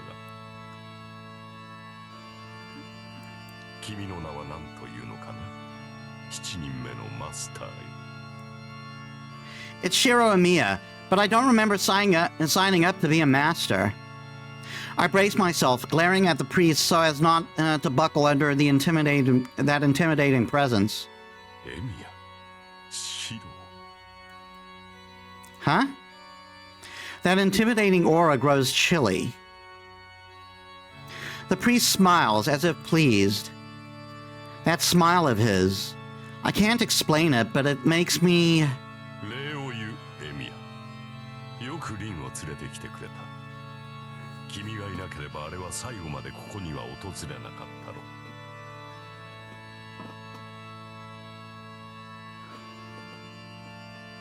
The priest makes his way to the altar. Tosaka, on the other hand, looks bored, as if someone moved away, as she moves away from the altar and continues to comes to stand next to me. では始めよう。エミヤ・シロ。君はセイバーのマスターで間違いはないか？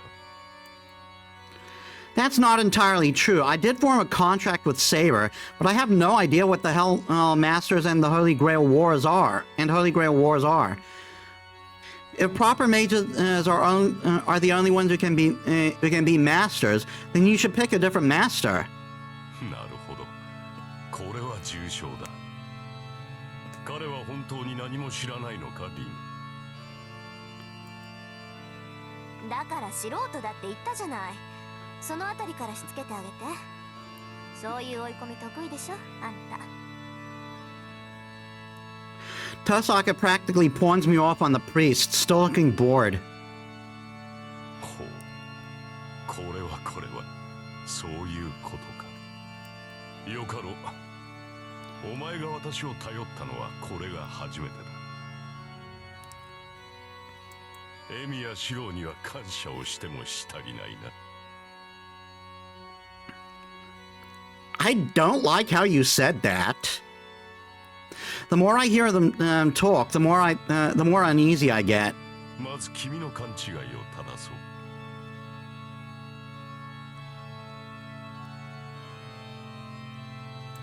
いいか、エミヤシロ。マスターというものは他人に譲れるものではないし、なってしまった以上やめられるものでもない。その腕に霊樹を刻まれた者はたとえ何者であろうとマスターを辞めることはできん。まずはその事実を受け入れろ。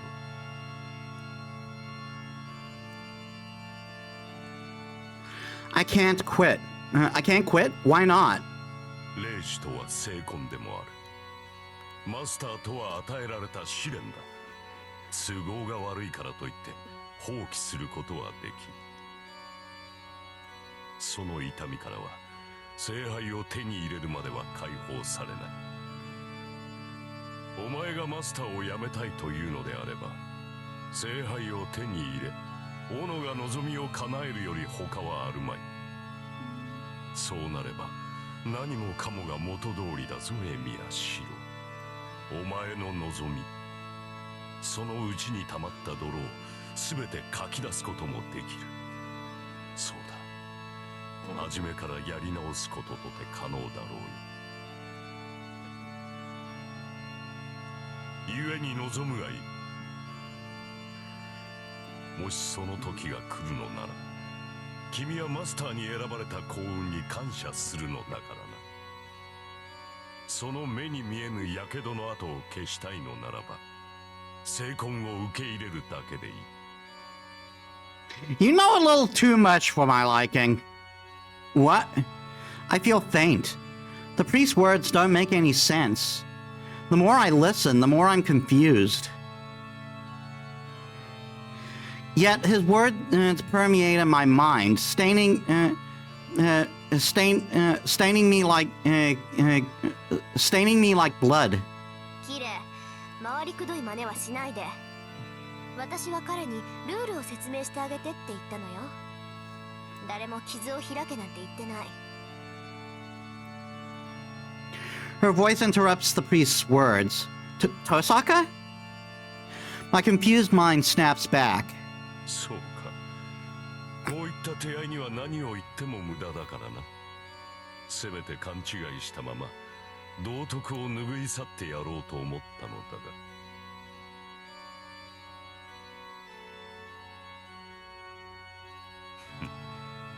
が。情けは人のためならずとはよく言ったものだ。つい私自身も楽しんでしまった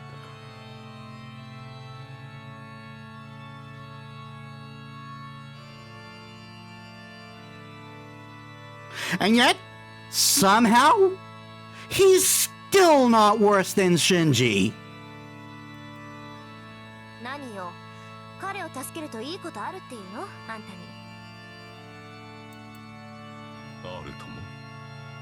人を助けるということはいずれ自身を救うということだからな。と今さらお前では本題に戻ろうか、エミヤシロ。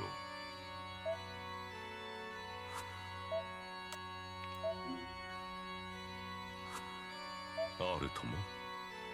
人を助けるということはいずれ自身を救うということだからな。と今さらお前に解いても始まるまい。君が巻き込まれたこの戦いは聖杯戦争と呼ばれるものだ。7人のマスターが7人のサーバントを用いて繰り広げる争奪戦ということぐらいはリンから聞いているか。Yeah, she did. She told me about the whole ridiculous thing where 7 masters participate in a battle to the death.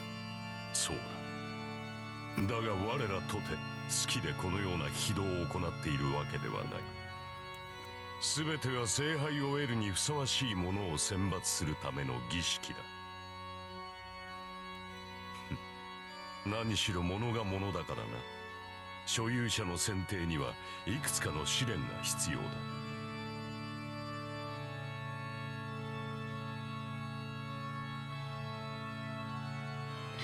The hell with trials.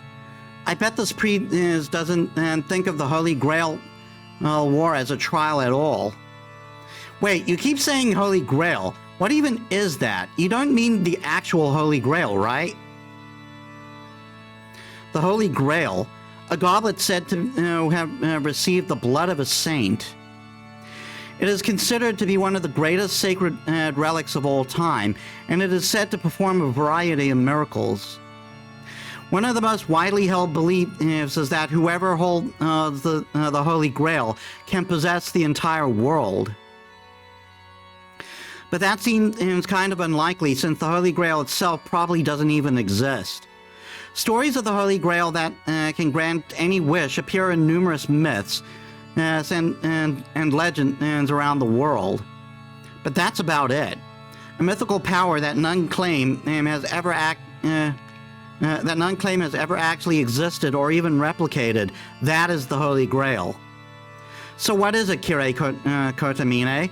Is the Holy Grail you speak of really the Holy Grail? もちろんだとも。この町に現れる聖杯は本物だ。その証拠の一つとして、サーバントなどという法外な奇跡が起きているだろう。過去の英霊を呼び出し刺激する。いいな。すでに死者の蘇生に近いこの奇跡は魔法と言える。これだけの力を持つ聖杯ならば、持ち主に無限の力を与えよう。物の心眼など、その事実の前には無価値だ。So what he's saying is that as long as the object possesses power that surpasses the real thing, it doesn't matter whether it's real or fake. Fine, let's assume it's really a Holy Grail. Then why would something like the Holy Grail or war need to happen? If the Holy Grail exists, we shouldn't be killing each other over it. Something so amazing should be shared. もっともな意見だが、そんな自由は我々にはない。Yeah, you really think some people would actually share on that? 聖杯を手にする者はただ一人。それは私たちが決めたのではなく、聖杯自体が決めたことだ。Why are you talking like it's got a brain? 7人のマスターを選ぶのも、7人のサーバントを呼び出すのも、すべては聖杯自体が行うこと。これは儀式だと言っただろう。聖杯は自らを持つにふさわしい人間を選び、彼らを競わせて、ただ一人の持ち主を選定する。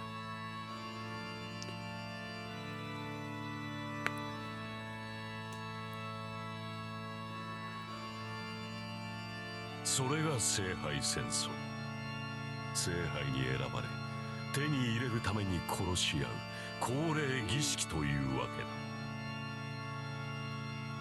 He's so matter-of-fact about it all.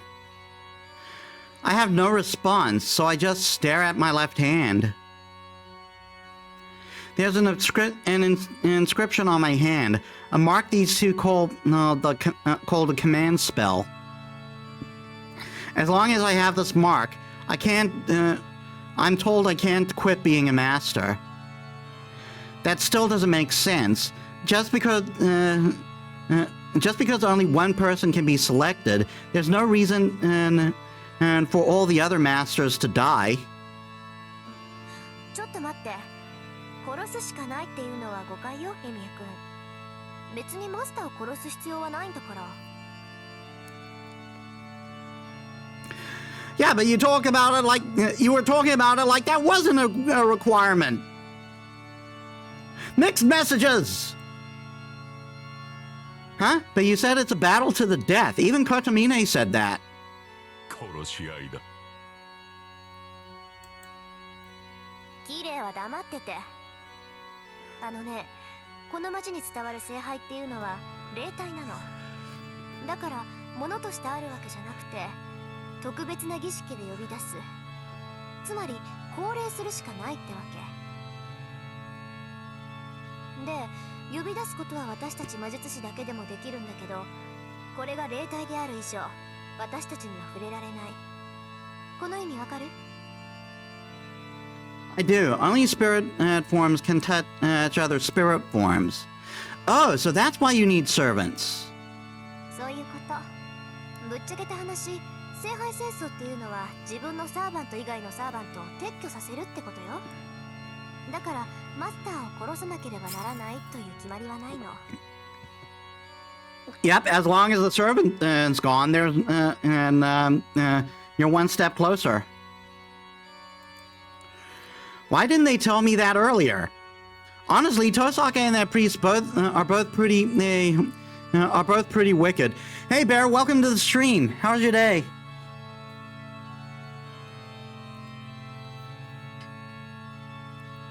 But that's a relief. It means Tosaka won't have to die, even if I do join the Holy Grail War. なるほど。そういう考えもできるか。I am the boner of my sword.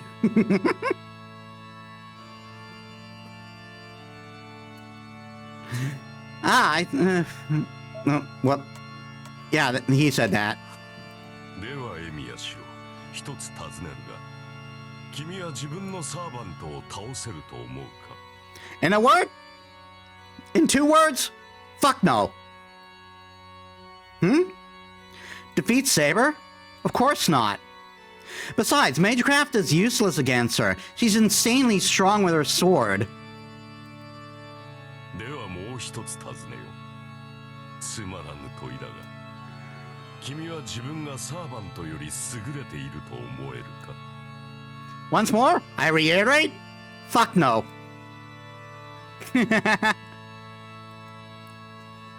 Why the hell is he asking this? I can't beat Saber, so there's no way I'm better than her. My answer to both those questions is that I'm weaker than my servant. Oh.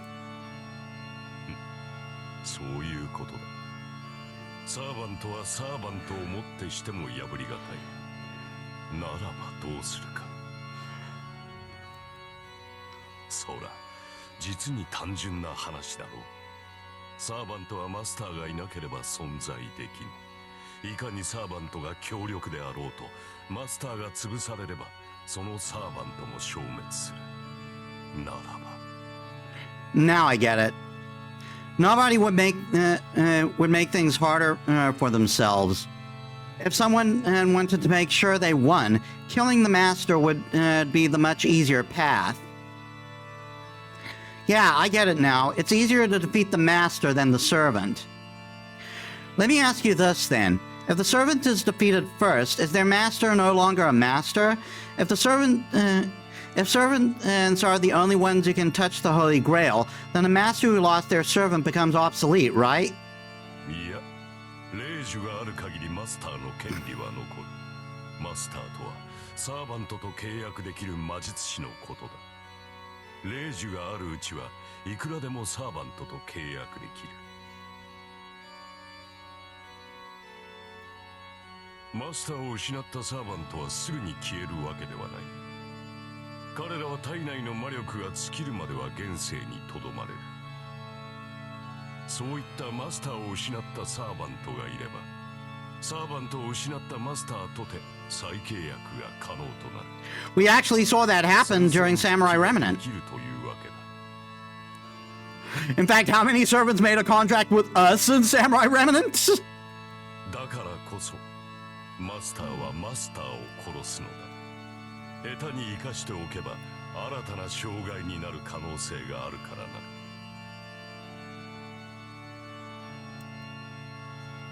Then what if you use up your command spells? That means you can't form another contract with another servant, and the servant who gets freed will pair up with another master? 待って、それは。それはその通りだ。霊樹さえ使い切ってしまえばマスターの責務からは解放されるな。もっとも強力な魔術を行える霊樹を無駄に使うなどという魔術師がいるとは思えないが。 Watch me, bitch! いたとしたらそいつは半人前どころかただのふぬけということだろう。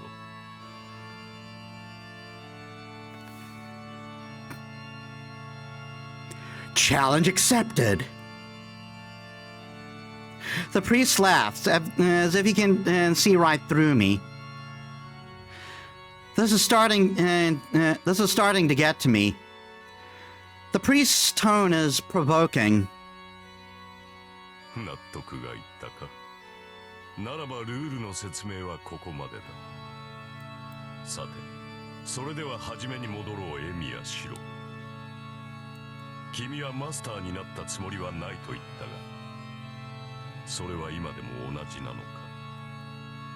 マスターを放棄するというのならそれもよかろう。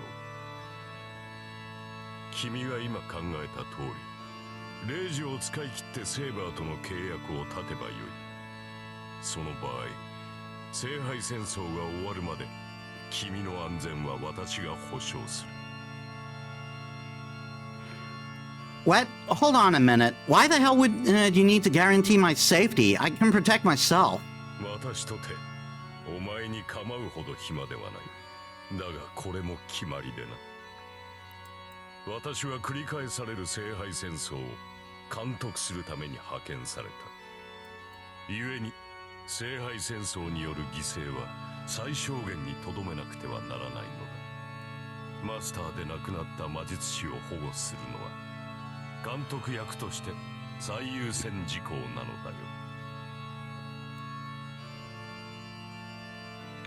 Did you say repeating Holy Grail War? Hold on a minute.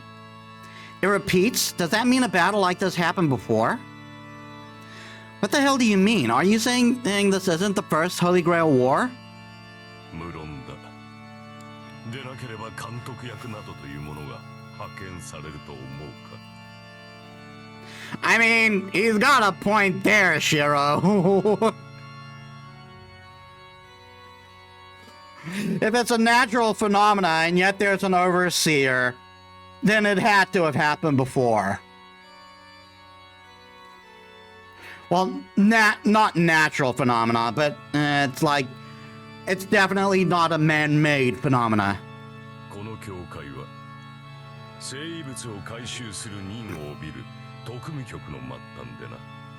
本来は聖十字の調査回収を旨とするが、ここでは聖杯の査定の任を帯びている。極東の地に観測された第726聖杯を調査し、これが正しいものであるのなら回収し、そうでなければ否定しろとな。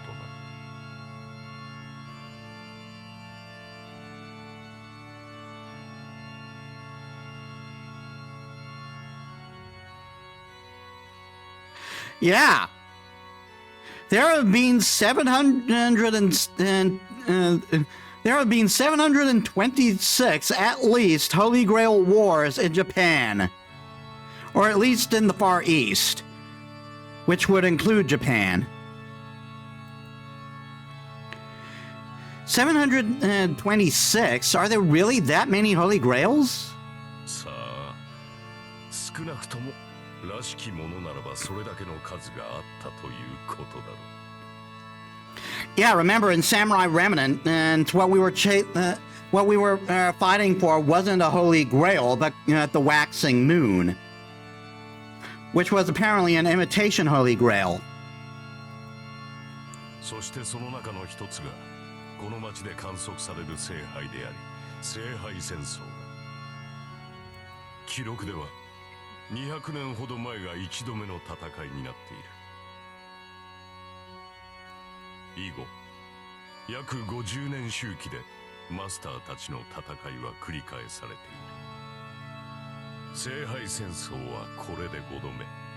前回が10年前であるから今までで最短のサイクルということになる。 Fifth Holy Grail War. Weird. I thought this was the third. Well, I misremembered that. What? Are you all insane? You guys have done this thing 4 times already? まったく同感だ。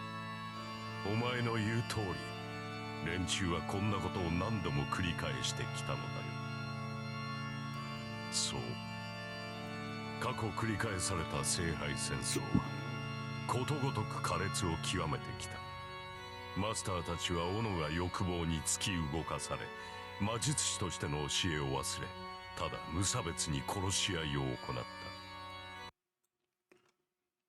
My mouse moved over to the second screen again.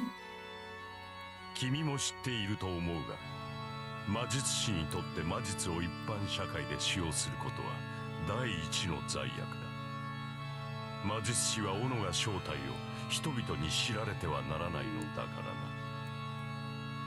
な。だが過去のマスターたちはそれを破った。魔術協会は彼らを戒めるために監督役を派遣したが、それが間に合ったのは3度目の聖杯戦争でな。その時に派遣されたのが私の父というわけだが、納得がいったか少年。Yeah, I get that an overseer is needed, but based on what you just said, this Holy Grail War is fundamentally a bad thing, right?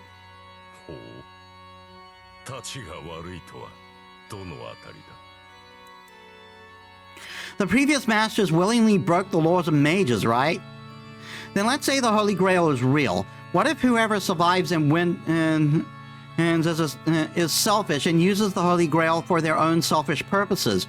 Wouldn't it be pretty bad if the Holy Grail went to someone who has no problem killing people?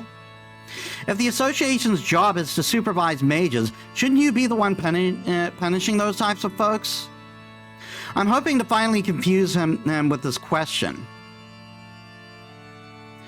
But as I figured, Kotamine just laughs condescendingly. まさか私利私欲で動かぬ魔術師などおるまい。我々が管理するのは聖杯戦争の決まりだけだ。その後のことなど知らん。どのような人格が聖杯を手に入れようが、教会は関与しない。But that's absurd. What happens if the Holy Grail is obtained by a master who's absolutely the worst? 困るな。だが私たちではどうしようもない。持ち主を選ぶのは聖杯だ。そして聖杯に選ばれたマスターを止める力など私たちにはない。何しろ望みを叶える杯だ。手に入れたものはやりたい放題だろうさ。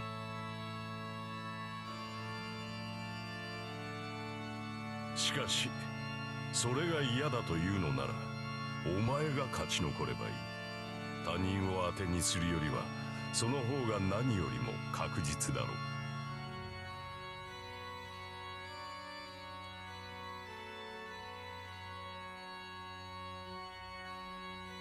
Kotamine is clearly trying to suppress his laughter.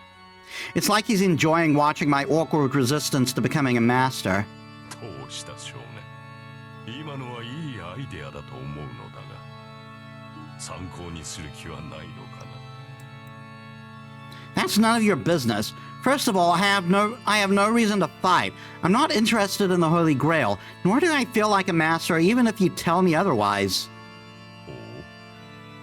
では聖杯を手に入れた人間が何をするか、それによって災厄が起きたとしても興味はないのだ。Well, that... I can't argue.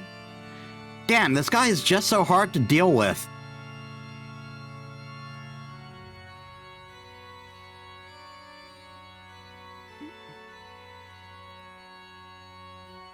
I'm sure that's not gonna bite us in the ass. He doesn't care about my feelings, and he is relentless with the information he pushes on me.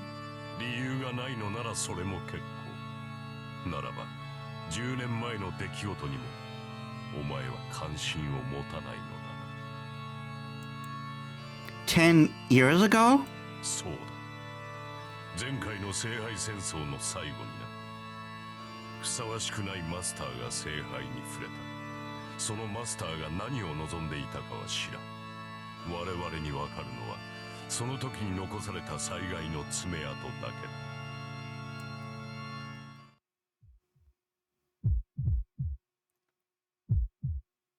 For a second, the image of that hell flashes before my eyes. Wait, don't tell me that. そうだ。この町に住む者なら誰もが知っている出来事だよ。死傷者500名。焼け落ちた建物は実に134棟。未だもって原因不明とされるあの火災こそが聖杯戦争による爪痕だ。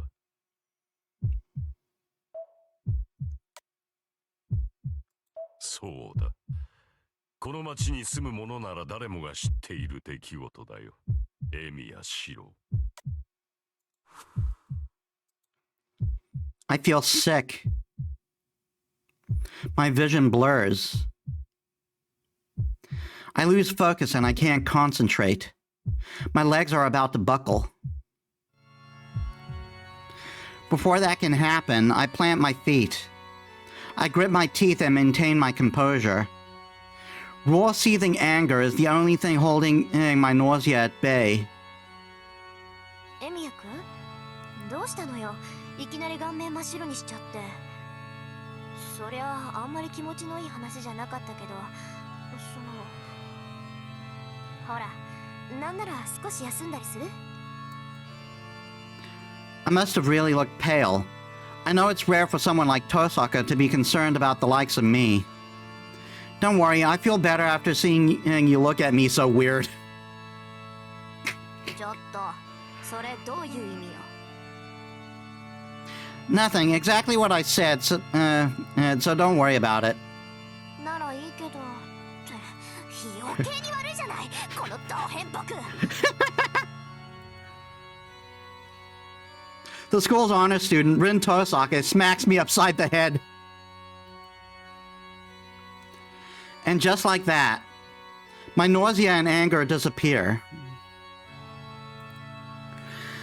Thanks, you really did me a favor, so don't beat me up too much, Tosaka. There's still a few things I have to ask. Something in her expression suggests she thinks she hasn't hit me enough, but she lets me continue anyway. ほう、まだ質問があるのか。いいぞ。言いたいことは全て言ってしまえ。I'm sure he knows exactly what I want to ask, but he urges me on anyway. Fine by me. I'm not letting him get the better of me. Let me ask you this. You said that this is the 5th Holy Grail War. So has anyone ever obtained the Holy Grail? 当然だろう。そう毎回全滅などという決めは起きん。Then... 早まるな。手に入れるだけならば簡単だ。何しろ聖杯自体はこの教会で管理している。手に取るだけならば私は毎日触れているぞ。What? The Holy Grail is here in the church? もっともそれは器だけだ。中身が空なのだよ。先ほどリンが言っただろう。聖杯とは霊体だと。この教会に保管してあるのは極めて精巧に作られた聖杯のレプリカだ。これを触媒にして本物の聖杯を降霊させ願いを叶える杯にする。そうだな。マスターとサーバントの関係に近いか。なあ、そうやって一時的に本物となった聖杯を手にした男は確かにいた。 So the Holy Grail was real. Okay, what happened to the guy who obtained it? どうにもならん。その聖杯は完成には至らなかった。バカな男がつまらぬ干渉に流された結果だよ。What? I don't know what's happening. What's happened to his overbearing attitude from a moment before, but the priest suddenly looks, of all things, regretful. What do you mean? Didn't the Holy Grail appear? 聖杯を表すだけならば簡単だ。7人のサーバントが揃い、時間が経てば聖杯は現れる。リンの言う通り、確かに他のマスターを殺める必要などないのだ。だがそれでは聖杯は完成しない。あれは自らを得るにふさわしい持ち主を選ぶ。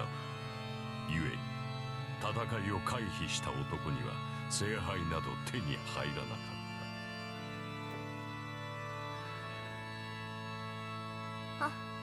た。要するに他のマスターと決着をつけずに聖杯を手に入れても無意味ってことでしょ。前回一番初めに聖杯を手に入れたマスターはアマちゃんだったのよ。敵のマスターとは戦いたくないなんて言って聖杯から逃げたんだから。 Well, there goes my idea of a mission impossible in style heist. Boy, I fumbled the wording of that joke. Tosaka almost spits the words, and goes back to averting her gaze from Kotomine. You're kidding. Does that mean Kotomine was one of the masters from the previous war, and even though he obtained the Holy Grail, he dropped out because he refused to fight? Kotomine, you didn't fight? 途中まで戦いはした。だが判断を間違えた。結果として私は空の聖杯を手にしただけだ。もっとも私ではそれが限界だったろう。何しろ他のマスターたちはどいつもこいつも化け物揃いだったからな。私は真っ先にサーバントを失い、そのまま父に保護されたよ。思えば監督役の息子がマスターに選ばれるなど、その時点であってはならぬことだったのだ。父はその折に亡くなった。以後私は監督役を引き継ぎ、この教会で聖杯を守っている。Kotomine turns his back to me as he speaks. There is reverence in his voice, and I see the devotion in his eyes before he turns. 話はここまでだ。聖杯を手にする資格がある者はサーバントを従えたマスターのみ。君たち7人が最後の一人となった時、聖杯はおのずと勝者のもとに現れよう。その戦い、聖杯戦争に参加するかの意思をここで決める。The priest looks straight down at me, demanding my final decision. I'm at a loss for words. Earlier, I had no reason to fight. Now I have a reason and the will to fight. But can I truly say as much? まだ迷っているのか。いいか。マスターというものはなろうとしてなれるものではない。そこにいるリンは長く魔術師として修練してきたが、だからといってマスターになるのが決定されていたわけではないのだ。決定されていたものがあるとすれば、それは心構えができていたかいないかだけだろう。マスターに選ばれるのは魔術師だけだ。魔術師ならばとうに覚悟などできていよう。Well, I slept in today. それがないというのならば仕方があるまい。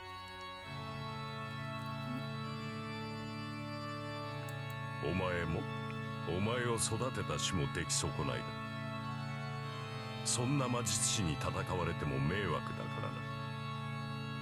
今ここで霊樹を消してしまえ。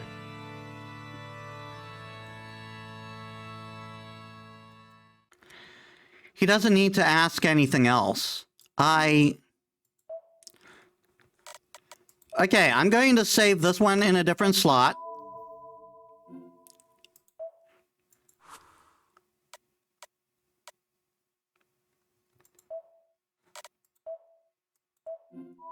And I'm going to save another one, and I'm going to take a quick bio break. Be right back, guys. All right, I'm back. We're going to fight.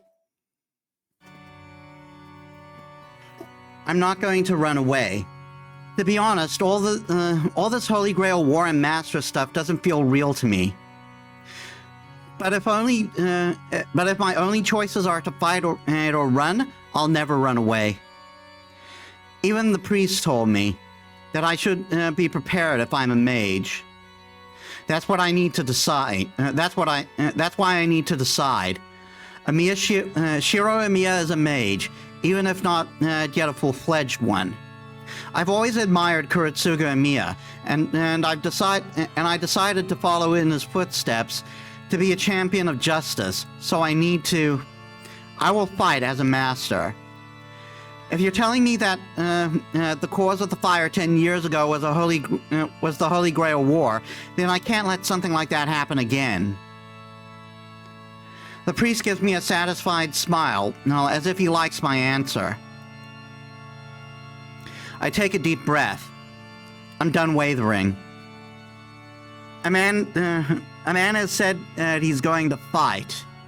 The only thing to do from now on is to move forward and head high, so I can live up to that. それでは君をセーバーのマスターと認めよう。この瞬間に今回の聖杯戦争は受理された。これよりマスターが残り一人になるまでこの町における魔術戦を許可する。各々が自身の誇りに従い存分に競い合え。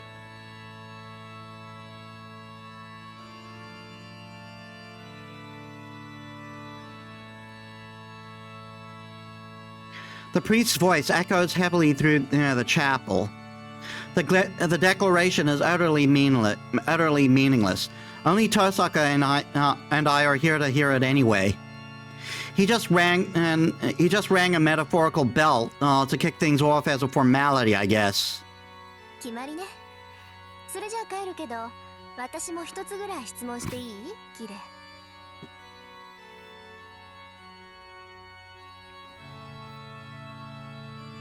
構わんよ。これが最後かもしれんのだ。大抵の疑問には答えよ。それじゃあ遠慮なく。キレ、あんた見届け役なんだから、他のマスターの情報ぐらいは知ってるんでしょ？こっちは教会のルールに従ってあげたんだから、それぐらい教えなさい。それは困ったな。教えてやりたいのは山々だが、私も詳しくは知らんのだ。エミやシローも含め、今回は正規の魔術師が少ない。私が知りうるマスターは2人だけだ。エミやシローを加えれば3人か。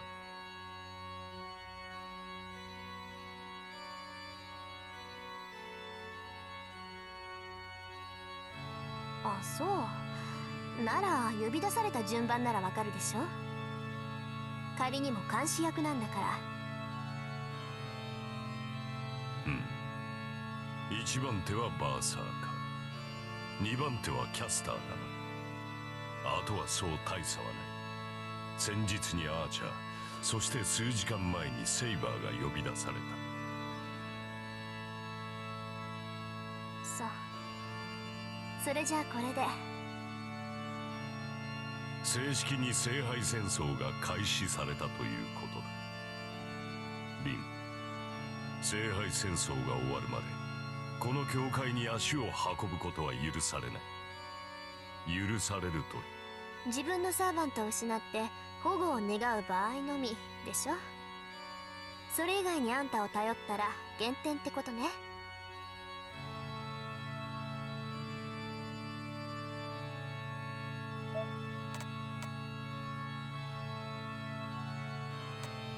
リン、聖杯戦争が終わるまでこの教会に足を運ぶことは許されない。許されるとしたらそれはそうだ。おそらく君が勝者になるだろうが減点がついては教会が黙っていない。連中はつまらない論議の末君から聖杯を奪い取るだろう。私としては最悪の展開だ。エセ神父、教会の人間が魔術協会の肩を持つのね。私は神に仕える身だ。教会に仕えているわけではない。よく言うわ。だからエセなのよ、あんたは。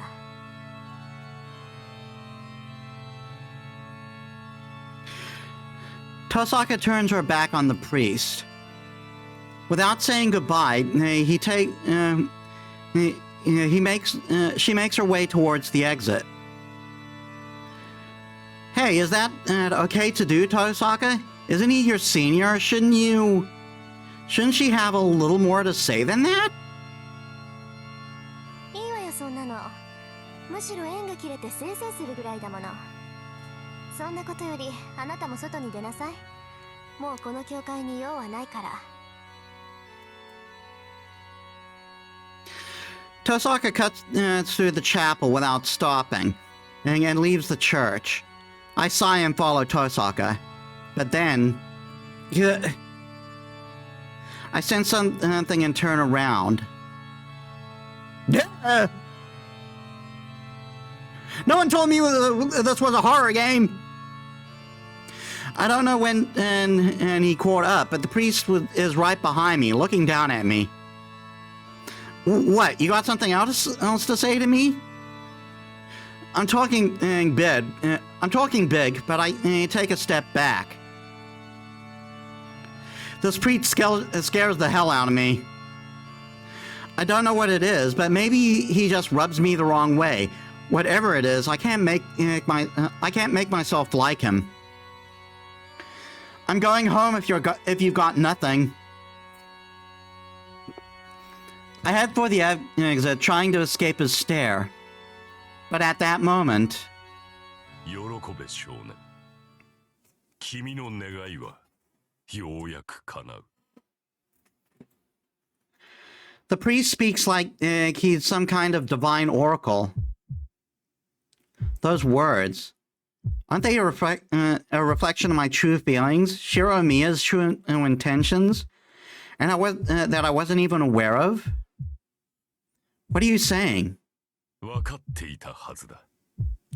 明確な悪がいなければ君の望みは叶わない。たとえそれが君にとって容認し得ぬものであろうと、正義の味方には倒すべき悪が必要だ。Everything around me seems to go dark.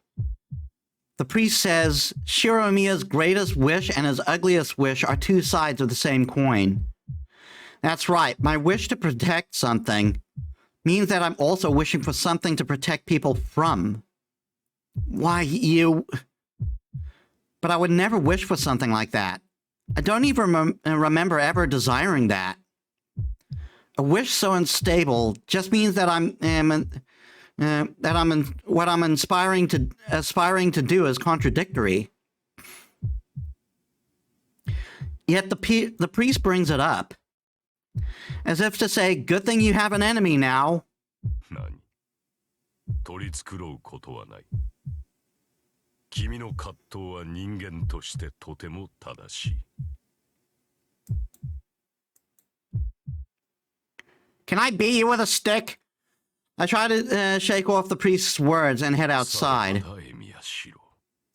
最後の忠告になるが、帰り道には気をつけたまえ。これより君の世界は一変する。君は殺し、殺される側の人間になった。その身はすでにマスターなのだからな。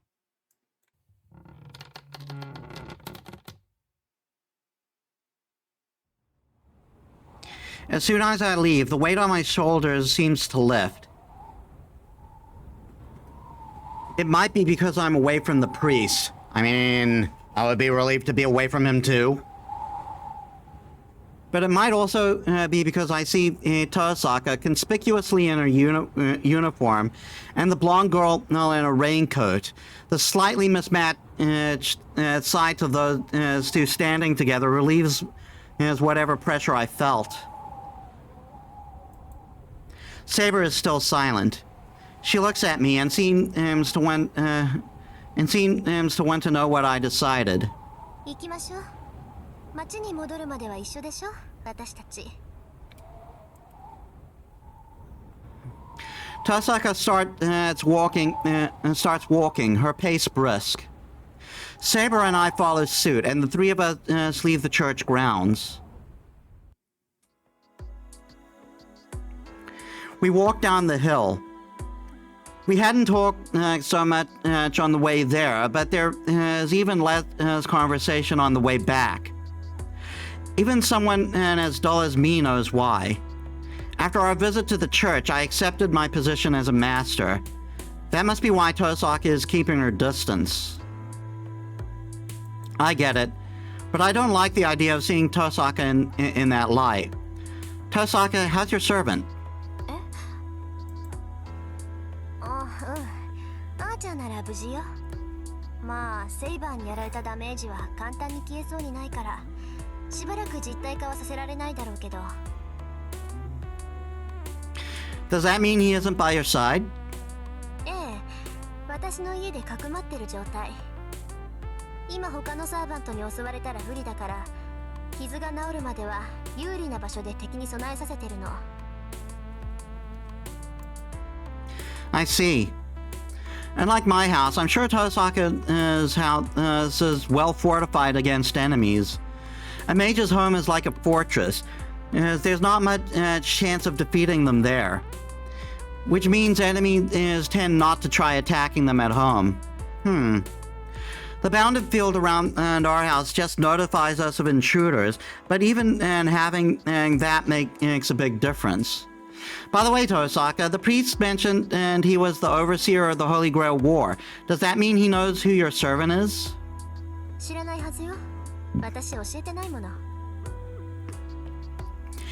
And I'm gonna keep it that way, bitch! I see, you guys seem to get along, so I thought you had. You thought that was getting along? あのね、ミヤ君。忠告しておくけど、自分のサーバントの正体は誰にも教えちゃダメよ。たとえ信用できる相手でも黙っておきなさい。そうでないと早々に消えることになるから。Huh? What do you mean? Saber's identity? だから、サーバントがどこの英雄かっていうことよ。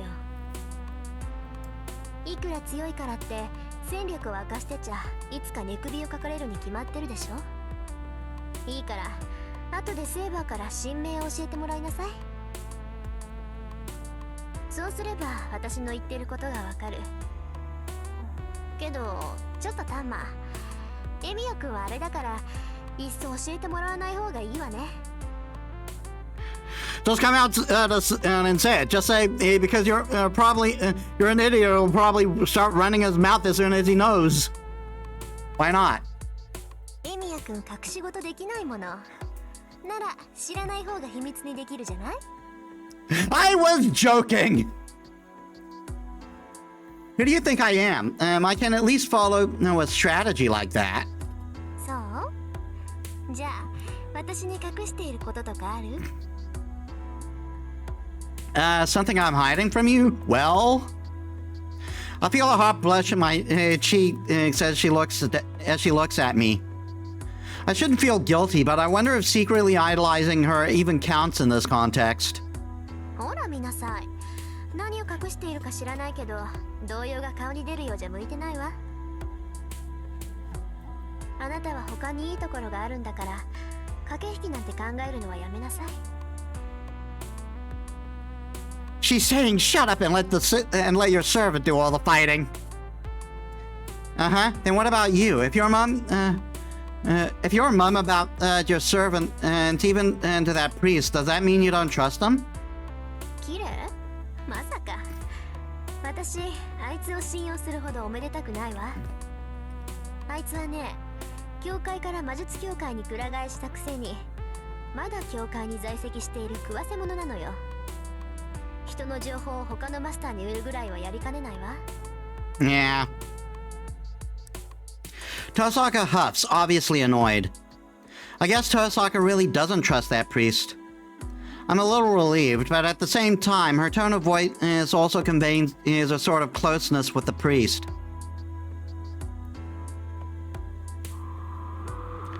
We cross the bridge.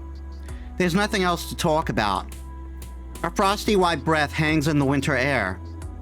The faint sound of flowing water bubbles up from beneath the bridge, where we walk in the streetlight its illumination. All of these small details etch themselves onto our memory. Oddly, I don't think to look at Tosaka's face. It feels like it feels like more of a rarity to be walking beside her like this than it does to see her face. Me, Tosaka, and the girl called Saber, about whom I know nothing. The three of us, not doing anything in particular, walk back to our homes.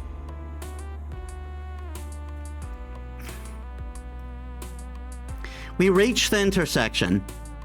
It is there that we have to separate, as our homes are in opposite directions. ここでお別れね。義理は果たしたし、これ以上一緒にいると何かと面倒でしょ。きっぱり別れて、明日からは敵同士にならないと。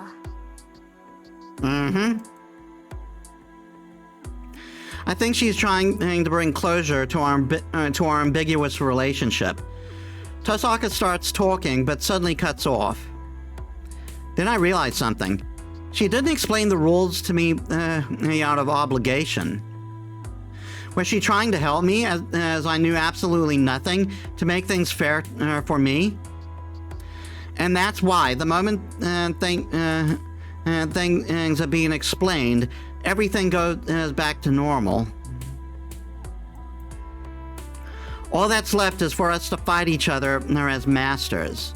But that would make her last words to me strange. Tosaka must have meant it would be a hard fight if she feels empathy for me. For Tosaka, everything that happened tonight was unnecessary. Things would be complicated if we stuck together any longer. If that's how she feels, she shouldn't have gotten involved with me to begin with. She's smart enough to know that. But she helped me, even knowing it wouldn't benefit her in any way. That's how I feel. That's how I know she had no ulterior motive for doing what she did tonight. She did it purely out of the kindness of her heart. Tosaka is totally different now than she usually is at school. She's harsh and unfriendly at school, and that's putting it mildly. But seeing her right now, I want to ask her why the hell she acts the way she does at school. Honestly, the difference is on the level of fraud. But either way, Rin Tosaka is also exactly what everyone thinks she is. You know, you're a good person, Tosaka. は？何よ突然。おだてたって手は抜かないわよ。I know that. She had to tell me it would be a pain to be empathetic because she isn't going to go easy on me. I know, but I would rather not be enemies with you because I like people like you. I heard Tosaka's house is in the residential district with all the western houses, in the opposite direction of my house. She took care of me up to now, so I'd like to walk her home. とにかくサーバントがやられたら迷わずさっきの教会に逃げ込みなさいよ。そうすれば命だけは助かるんだから。I'm not sure about that, but I'll still take your advice. Anyway, I don't think that will happen, since I'm likely to die before Saber. I've calmly assessed the situation. Tosaka's reaction is once again puzzling. After that weary sigh, she glances at Saber. いいわ。これ以上の忠告は本当に感情移入になっちゃうから言わない。せいぜい気をつけなさい。いくらセイバーが優れているからってマスターであるあなたがやられちゃったらそれまでなんだから。She turns around and starts walking. And yet, she stops dead in her tracks as if she's seen a ghost. Tosaka? The moment I call out to her, a stinging pain shoots through my left hand. お話は終わり？ Hi!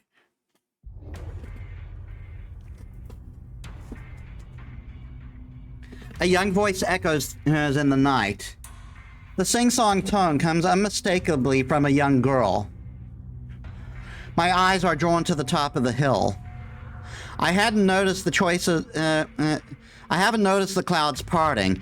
Now the brilliant moon illuminates the sky, and there.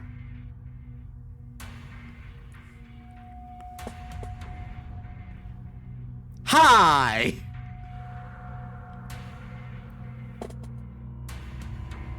A shadow looms. It's a strange shape that seems out of place in the darkened town. Basaka. I'm not familiar with the word Tosaka whispers. I don't even need to ask. It's definitely a servant.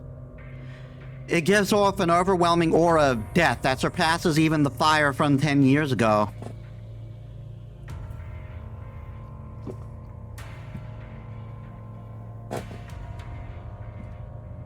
Konbanwa, Oni-chan. こうして会うのは2度目だね。 The girl smiles. Her innocence sends a chill up my spine. No, the chill goes deeper than that.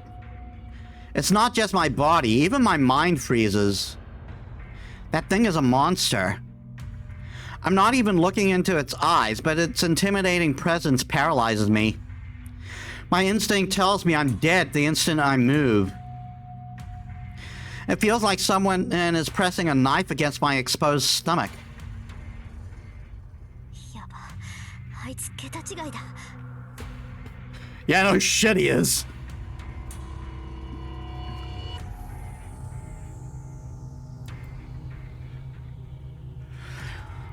While all I manage to do is stand here paralyzed, Tosaka is composed enough to brace herself.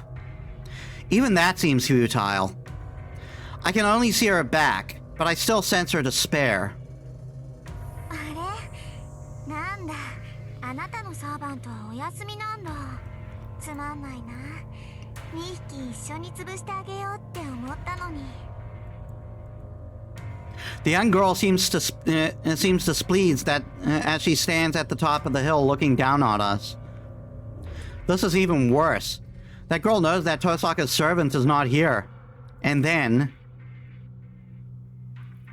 The girl bows gracefully, which seems wildly out of place given the mood. はじめまして、リン。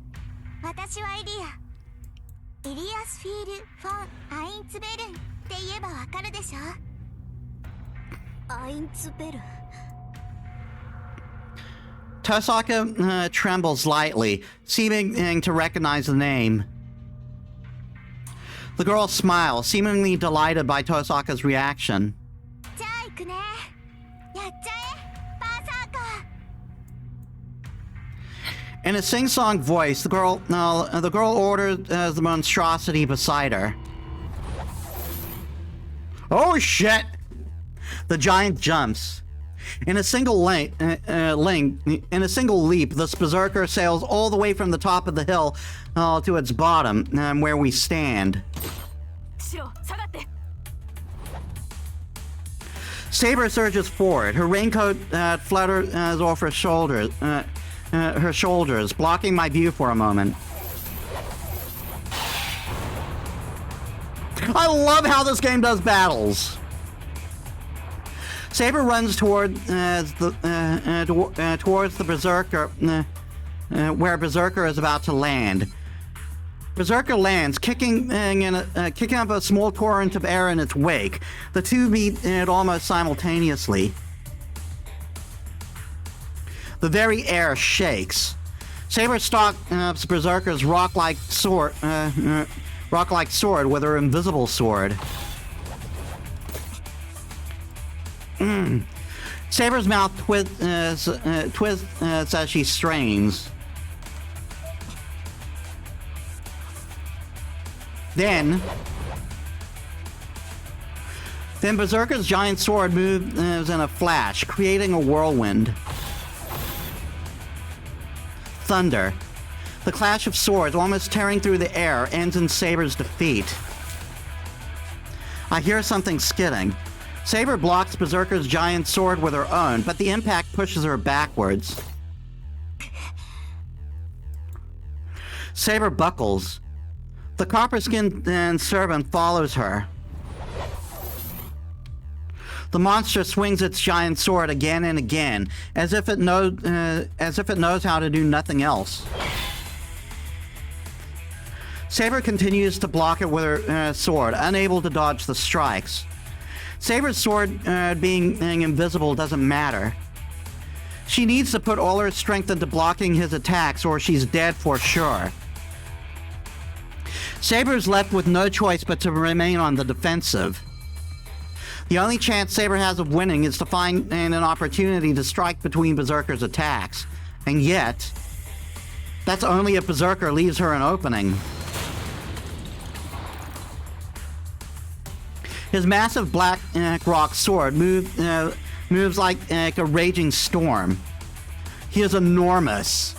Despite his size as an unwieldy weapon, Berserker is faster than Saber. His unrelenting attack just smashed whatever there is in the way, that's all. But it's enough to be effective. As long as he retains his overwhelming speed and power, he doesn't really need technique. Humans devise technique to compensate for their own weakness. That giant, that monster, he has no weakness. Run. It's the only thing I can manage to say. My body is completely frozen. That thing cannot be beaten. Saber is going to die. That's why she needs to run. It'd be easy if it was just her that needed to flee. Of course, she knows that perfectly well. Oh, that's not good. My body may be paralyzed, but my mind is still working. The raging storm of death simply won't let up. Saber retreats, unable to block it at all. And then the final unblockable blow comes. Saber hangs in the air. Twisting her body impossibly, Saber manages to defend against Berserker's titanic swing. It's all she can do to defend herself from the fatal blow. But because she can't completely brace against the giant's tremendous swing, his attack sends her flying. After sailing in a wide arc, she falls to the ground. Just before her back hits the ground, Saber turns in mid-air and lands on her feet. She managed to compose herself, but crimson blood stains her chest. I'm such an idiot. I've completely forgotten something crucial. I don't know how many times servants can fight in a day, but this is Saber's third battle. On top of that, Saber still hasn't healed from the wound Lancer inflicted on her chest earlier.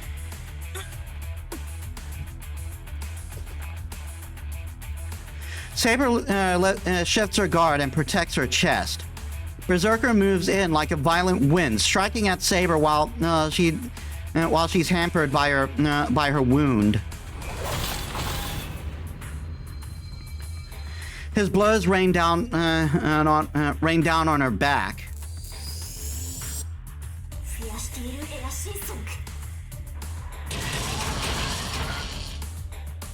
I don't know what kind of magecraft Tosaki used, but something bursts against Berserker's body. From the amount of magical energy I can feel, the impact must have been equivalent to a large caliber pistol. Even that is meaningless. It barely even scratches him. He isn't nullifying magical energy like what Saber does. The attack just doesn't affect him.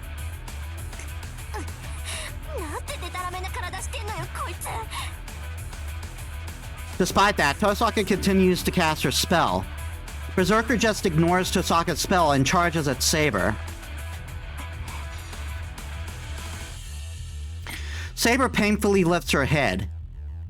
She readies her sword, intent on continuing the fight. The sight of her is in so much pain gets me moving again. No, run, Saber! I yell at with all my might. She hears me. But she braces herself to confront the enemy she can't possibly compete with. Berserker's attacks are relentless. Saber weakens with every block, and the end slowly creeps up on her.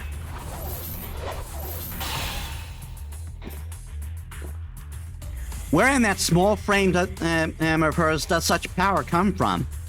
Saber doesn't retreat. She endures the great sword's furious attacks and tries to push Berserker back with sheer vigor. She has no chance of winning. Even though she knows her demise is inevitable, she holds her ground amiably. Maybe it sensed something from her.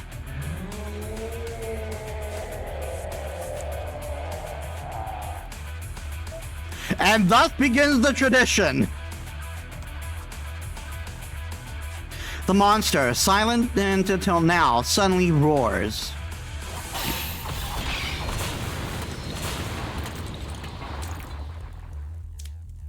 Its attacks are impossible to block. Its attacks rain down on her, though her defense is flawless. But one strike finally sends her flying. Slam. It's the sound of something falling in the distance. Fresh blood stains her armor. Her small frame shouldn't be able to rise, and yet...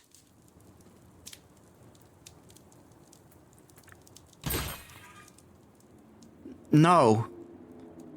Also, I love that effect.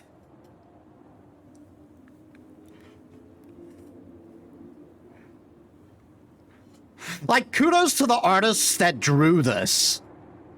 Like, it could not have been easy to account for an invisible sword. She stands up without thinking. Her actions say she needs to keep going, or else I'll be killed. Her actions. I realize I made a foolish decision. Berserker stops after defeating Saber. It doesn't so much as look at Tosaka or me. It just waits for its master's orders. 勝てるわけないじゃない。私のバーサーカーはね、ギリシャ最大の英雄なんだから。ギリシャ最大の英雄ってまさか。そうよ。そこにいるのはヘラクレスっていう魔物。Yep. あなたたち程度が刺激できる英雄とは格が違う。最強の怪物なんだから。The girl calling herself Elia narrows her eyes in joy. Her eyes express elation and at the anticipation of finishing off her enemies. There is no need to ask who she is expecting to kill. Saber. Then what will I do? Am I going to fight that monster instead? I can't do that. Just getting near that thing without being prepared would be enough to stop my heart. I'm going to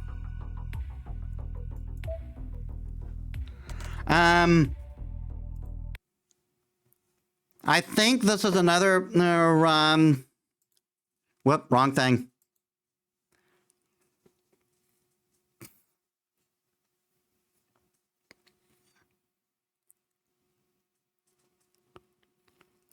Yeah, this is another one I have to save in a separate slot.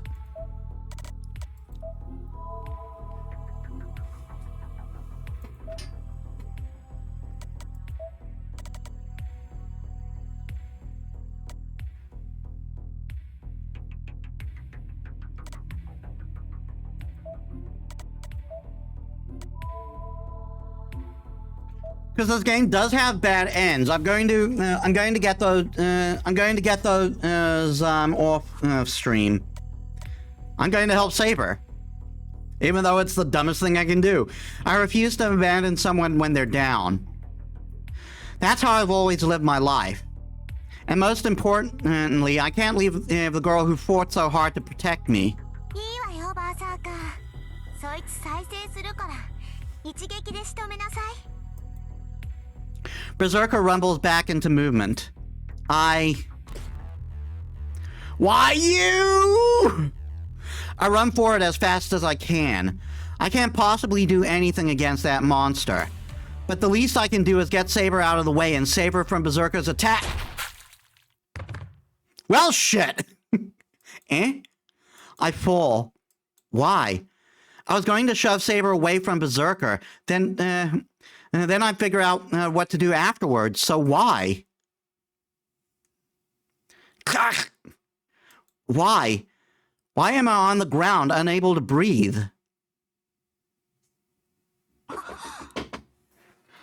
Okay, I'm being called. I'm being called for supper, so I'm going to save here and take a food break. Give me a sec, guys. I'm back, and it looks like I was gone for 20-something minutes. I really need to start timing.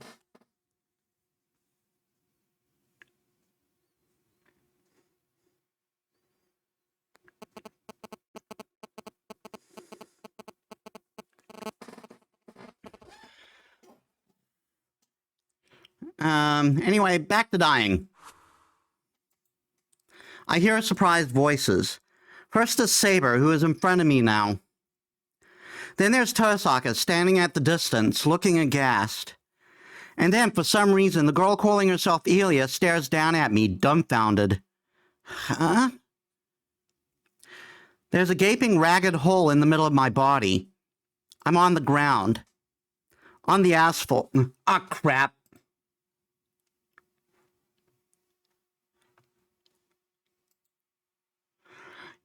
You didn't miss much. On the ground, on the asphalt, there's only blood, considering how... There's only a little blood, considering how big the wound is. I see some withered branch-looking things and some tattered stuff. And man, it looks painful. All those parts scattered around. I get it. How dumb am I? So I didn't make it. I could never have pushed Saber away, so I was just her shield. And then that ungodly huge machete thing took a good chunk out of my stomach.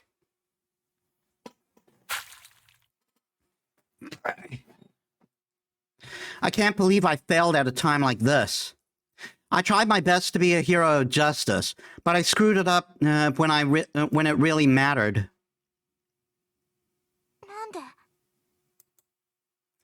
The silvered-haired girl's face is blank as she speaks. After standing there dumbfounded, she just says,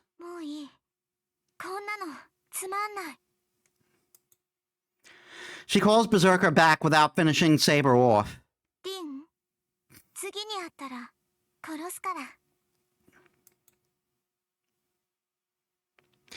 The girl leaves. After she disappears, I completely black out. I lose consciousness. I'm really dead this time. I somehow survived when Lancer killed me last time, but my luck's definitely run out. There's no magecraft that could save a person who just lost half his body.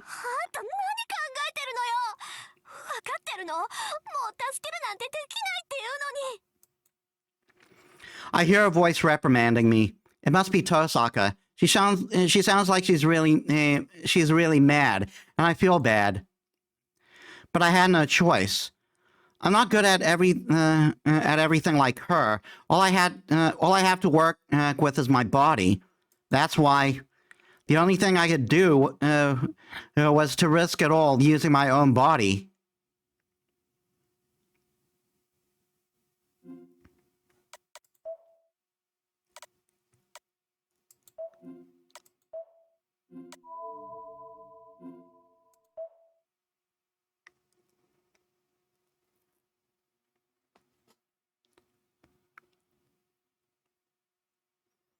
Fate. Partner.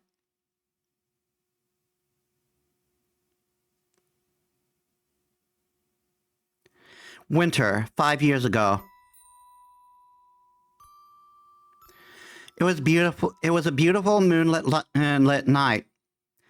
I was just enjoying the sight with my father, Kiritsugu Emiya. It was winter, but it wasn't very cold. On the veranda, it was just a little chilly, the perfect weather to watch the moon. Kiritsugu didn't go outside much anymore. He rarely went out, and he spent most of his time lounging around the house. Every time I recall this, I still feel regret. Why didn't I realize that he was acting that way, the way any creature does when they know their time is almost up?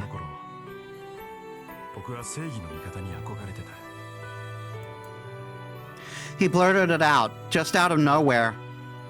My father, who already seemed like a champion of justice in my eyes, said that as if he were reflecting on a memory. What, you wanted to, so you gave up on it? I asked, unable to completely hide my disappointment. Kiritsugu smiled apologetically and looked up at the distant moon. 残念ながらね。ヒーローは期間限定で大人になると名乗るのが難しくなるんだ。そんなこともっと早くに気がつけばよかった。That made sense to me. I wasn't sure why, but if Kiritsugu said it, then it had to be true. Oh well, that's too bad. そうだね。本当にしようがない。Kiritsugu nodded in agreement. So I just kind of blurted something out, as if it were a natural thing to say. Okay, if you can't do it, then I'll do it for you. You can't do anything because you're an adult, but I can. You can leave your dream to me, because I'll make it a reality. The bold promise made my father smile. His face said everything I needed to know. Kiritsugu made a long, contented sigh and whispered, 安心した。 There he closed his eyes, and so too his life came to a close. He looked so peaceful, like he was just going to wake up in the morning, so I didn't think much about it. Maybe it was because by then I was used to seeing death. On a winter night, a man I called my father looked up at the moon and entered a long sleep. The yard was dead silent, not so much as a single chirp from an insect. I still remember how fiercely my eyes blazed on that bright, clear night. I didn't cry out, nor did I feel sad.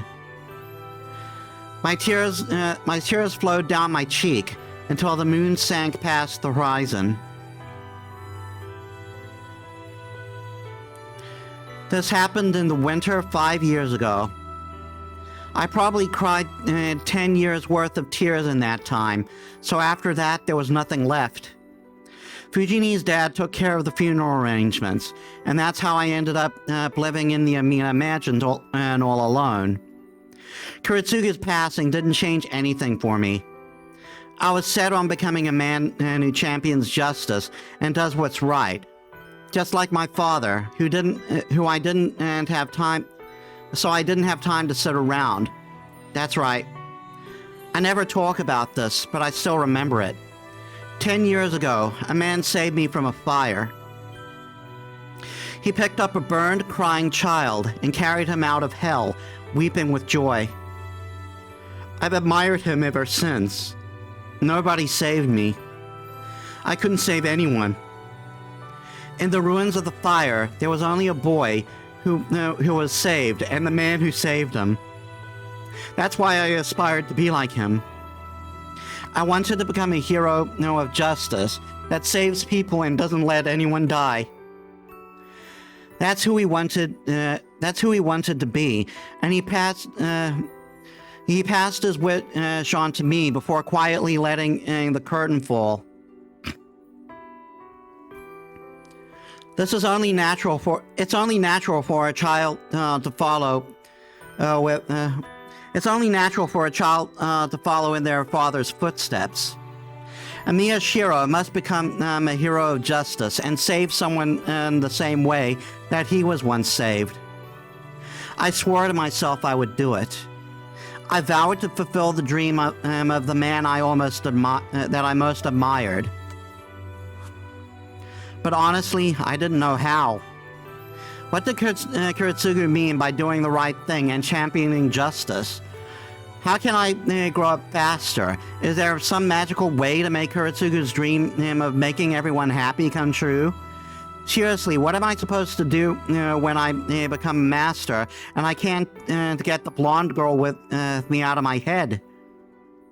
That's called hormones. I wake up in my room. Something tastes terrible. The steel tang of blood clouds my mouth. It pulled in my mouth while I slept, and every time I breathed, heavy metallic air filled my lungs. I'm not sure why I feel this way. A violent surge of vomit makes me want to go wash my face in the restroom. A violent urge to vomit. Okay, I lift myself out of bed. Dizziness sets my head spinning. Feeling uneasy about my uneasy on my feet, I plant a hand on the wall. I try to move, but it only makes the nausea worse. No, it's more pain than nausea. My body feels sluggish, and my insides seem to churn whenever I move. Now, I imagine this is about what it'd feel like if someone has taught lead down my throat. Imagining that is making me feel like I'm going to run in a fever.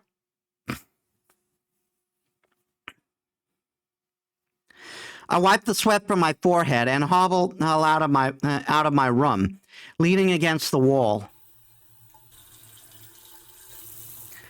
Okay, I feel a little better. I wash my face and dry off my sweat-drenched body. Huh? For some reason, my abdomen is wrapped in bandages. I have no idea why, but I'll deal with it later. I'm hungry. Did I leave any extra food in the fridge? My stomach still feels like it's churning, but my body needs nourishment. I suck up the discomfort and keep walking, bracing against the wall. The dizziness won't go away, and worst of all, my whole body feels dull. Ow, ow, ow, ow! I keep moving forward, making pathetic noises along the way. Yep. What the hell did I do before I went to bed last night? I can't remember training strenuously enough to make my entire body ache. I reach the living room. Sakura and Fujini must be at school. There's no sign of breakfast, nor do I see the remnants of Fujini wrecking the place. The living room's quiet, like a typical Sunday. おはよう。勝手に上がらせてもらってるわ、エミヤくん。Oh, hi, Tosaka. Wait a minute. Or not. What? Eh? Rin Tosaka is sitting on the floor by the table in the living room. She's so calm, like she owns the place. So much that I feel like the guest here. I have no idea what to say, so I plop down on a cushion. And then I take a deep breath. Tosaka, why are you... 待った。その前に謝ってくれない？さっ昨夜の一件についての謝罪を聞かないと落ち着けないわ。I can't even finish asking why she's in my house. Tosaka's glare is all I need to know how angry she is. She seems upset about something that happened last night, but what exactly? Wait. Oh yeah, I fucking died again. I remember now. Right, this isn't the time for me to be leisurely breathing in the morning air. I tried to help Saber, and Berserker guttered me like a fish. Ugh. The nausea returns. A chill grips my entire body as I remember the feeling of having a gaping hole in my body. Wait, that's weird. I should have died instantly. That's weird. Why am I still here? 思い出した？昨夜自分がどんなバカをしでかしたかって。なら少しは反省しなさい。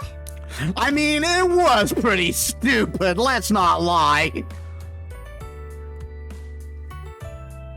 Tosaka huffs critically. That kind of ticks me off.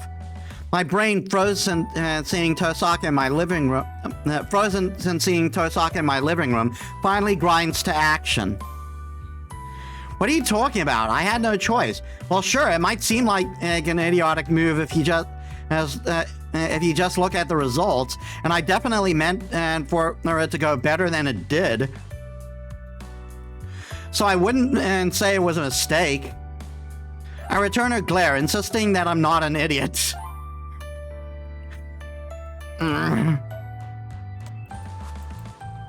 What? Why is she making such a show of sighing at me? マスターが死んだらサーバントは消えるって言ったでしょ。だって言うのにサーバントをかばうなんてどうかしてるわ。いい？あなたが死んでしまえばセイバーだって消えてしまう。セイバーを救いたかったのならもっと安全な場所からできる手段を考えなさい。まったく身を挺してサーバントを守るなんて行為は無駄以外の何者でもないって分かってるの？ I wasn't shielding her. I was trying to get her out of there. I didn't think that would happen to me. I knew I might die if I go near a monster like that, but that's beside the point. そう勘違いしてるみたいね、あなた。Yeah, Heracles is pretty fucking fast for his size. Seriously, how fast the guy moves is actually quite terrifying. Tosaka only looks more irritated, like she knows exactly what I'm thinking. あのね、ミヤ君、きっちりと言っておくけど、教会まで連れて行ったのはあなたに勝たせるためじゃないわ。あれはね、何も知らないあなたが一人でも生き残れるようにって考えた結果なの。どうもそのあたりは分かってなかったみたいね。A chance to survive? そうよ。負けることがそのまま死につながるって知れば、そう簡単に博打は打たなくなる。エミヤ君、こういう状況でも一人で夜出歩きそうだから。脅しをかけておけば家中の栗を拾うこともなし、うまくいけば最後までやり過ごせるかもって思ったの。Honey, this is the Fate universe. You can't even scare yourself straight. But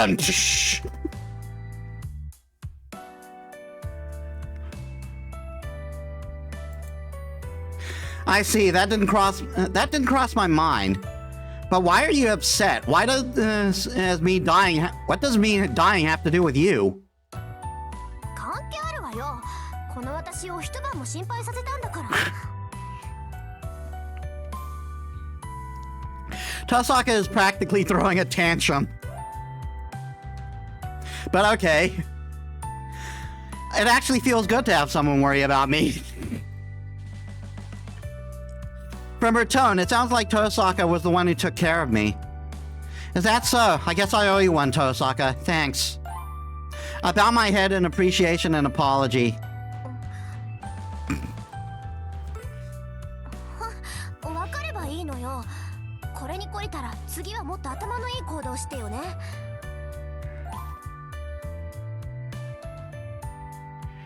Tosaka quickly turns away. She might still be edgy, but I feel like she's in a better mood. じゃあこれで昨日のことはおしまいね。本題に入るけど、真面目な話と昨日の話、どっちにする？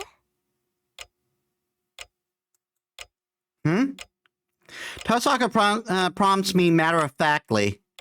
Her straightforwardness takes me off guard, but but now that I think about it, she must be here only because she had something to discuss. Excuse me. If she hadn't and had something to discuss, she'd have gone home already. Tosaka's my enemy, so what could she have to talk about that would prompt her to stay in enemy territory? I'm curious to know what she's thinking, and I also want to know what else happened last night. I have to ask anyway, so... Ooh, we got a 3-choice.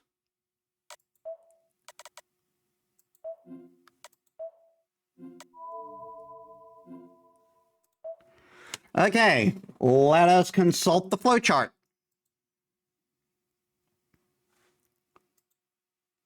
Wrong window.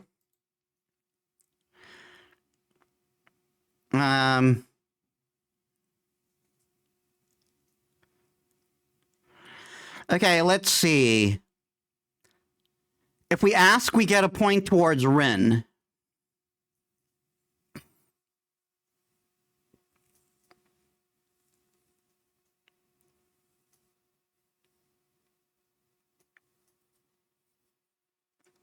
So we're going to do that.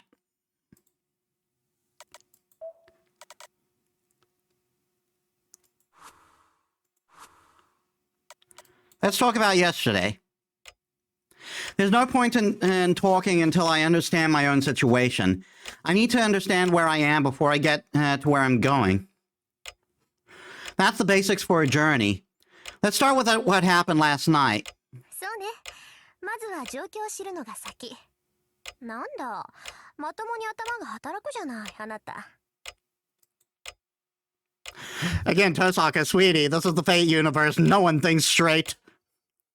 We all think gay and or bi. With a smug grin, Tosaka launches into a brief explanation of last night's events. Apparently, Berserker left right after I lost consciousness. Afterwards, my body started to heal on its own and went back and was back to normal after a few minutes. I was still unconscious, so Tosaka brought me here, and the rest was as I remember it. ここで重要なのは、あなたはあなた一人で生き切ったっていう事実よ。確かに私は手助けしたけど、あの傷を完治させたのはあなた自身の力だった。そこ勘違いしないでよね。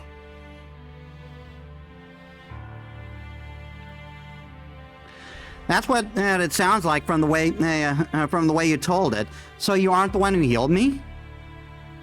まさか死にかけてる人間を蘇生させるなんて芸当はもう私にはできない。意味や四郎は自分でぶっ飛んだ中身をどうにかしたのよ。I don't really have an answer to that. My stomach is back to normal, yes, but I'm honestly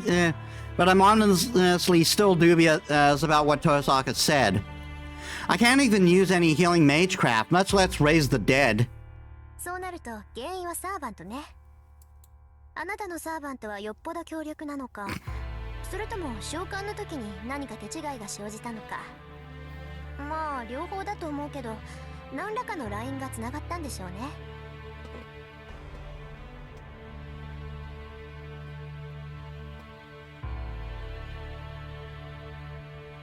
Line? You mean some sort of fated line that connects a familiar and its mage?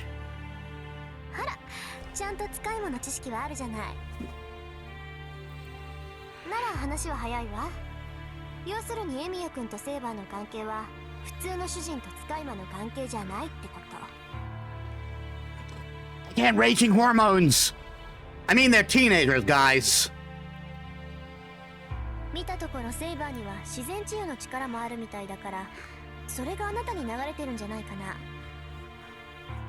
which is a thing. Sometimes masters do get perks from their servants. 普通は魔術師の能力が使い魔に付与されるんだけど、あなたの場合は使い魔の特殊能力が主人を助けてるってわけ。So it's like a river flowing upstream? うまい例えね。本来ならありえないだろうけど、セーバーの魔力ってのは川の流れを変えるほど膨大なんでしょ。そうでなければ、あの体格でバーサーカーとまともに打ち合うなんて考えられない。It wouldn't normally be possible. Does that mean in your relationship with Archer is a normal mage and a familiar relationship? そうよ。人の言うこと全然聞かないやつだけど、一応そういう関係。マスターとサーバントのつながりなんてガソリンとエンジンみたいなものだもの。こっちが魔力を提供して、あっちがそれを食べるだけ。まあ中には肉体面でもサーバントと共有して疑似的な不死を得たマスターもいたそうよ。サーバントが死なない限り自分も死なないなんていうやつなんだけど。エミヤくん、人の話聞いてる？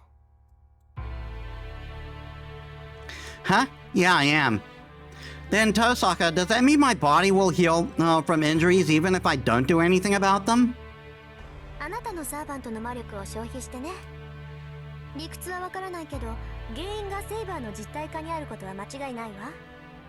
あなたが自然治癒の呪いなんて習得しているはずはないから。Of course not. My old man never taught me something like that complicated. そうじゃなくて、そうだったら私が悩む必要はなかったっていうことよ。いいわ。あなたには関係のない話だから。Huh? What does she mean? I wonder why Tosaka is being so roundabout. まあいいわ。とにかくあまり無茶はしないこと。今回は助かったからいいけど、次にあんな傷を負ったらまず助からないはずだから。多少の傷なら治るなんていう甘い考えは捨てた方がいいでしょうね。Yeah, like, let's not push our luck. We have no idea why we're healing. We have no idea the limit of it. I know, Saber had to help me because I went and got myself hurt. I don't have any excuses for that. バカね。そんな理由じゃないわよ。断言してもいいけど、あなたの傷を治すと減るのはセイバーの魔力だけじゃない。あなた、それ絶対なんか使ってるわ。寿命とか性分とか預金残高とか、ともかく何かが減りまくってるに違いないんだから。What? So it's like Dungeon Meshi? We just have a dude that comes along, takes money from us, and does the reviving. Go watch Dungeon Meshi. It's really good. Tosaka huffs once again, and I agree, but Tosaka, I don't think my bank account has anything to do with it. 関係あるわよ。魔術ってのは金食い虫なんだから。使ってればどんどんお金は減っていくものなの。そうでなければ許さないんだから。特に私が。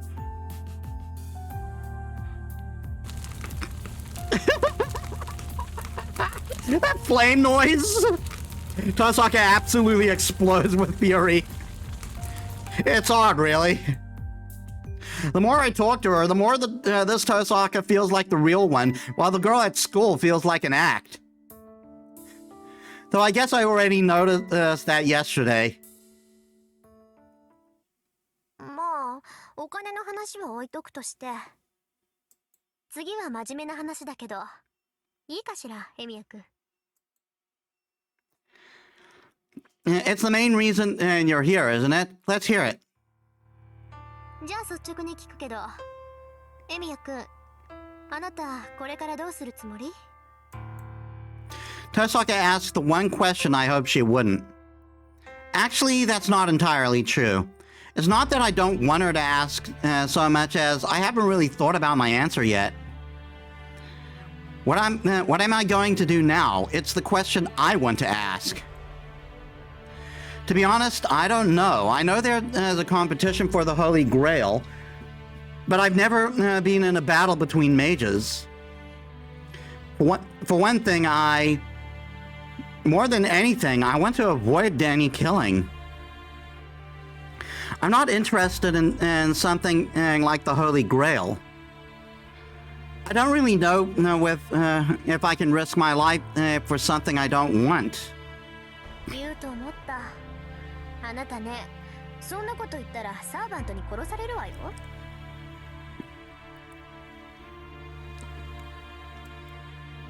What? Kill me? Why? サーバントの目的も聖杯だから。彼らは聖杯を手に入れるという条件だからこそマスターの召喚に応じているのよ。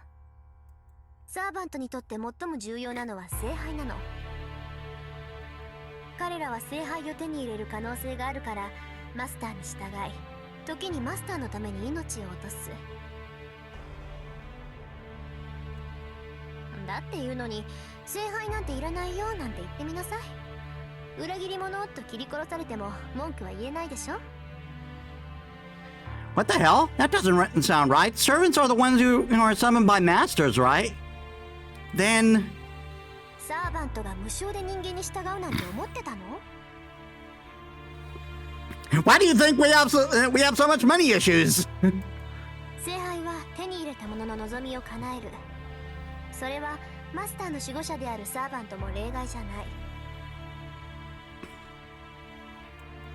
サーバントたちにもね、それぞれ何らかの欲望があるのよ。だからこそ彼らは本来ありえない召喚に応じている。聖杯を手に入れるためにマスターがサーバントを呼び出すじゃない。聖杯が手に入るからサーバントはマスターの呼び出しに応じるのよ。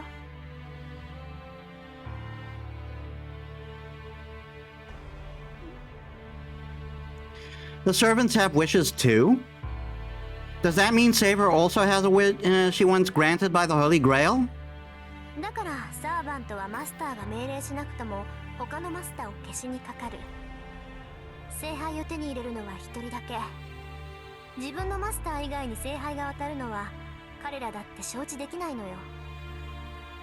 マスターと違ってサーバントには霊樹を奪うなんてことはできない。彼らが他のマスターを無力化するには殺す以外に方法がない。だからね、たとえマスター本人に戦う意志がないとしても戦いは避けられないのよ。サーバントに襲われたマスターは自分のサーバントでこれを撃退する。それが聖杯戦争なんだって綺麗から嫌っていうほど聞かされたでしょ。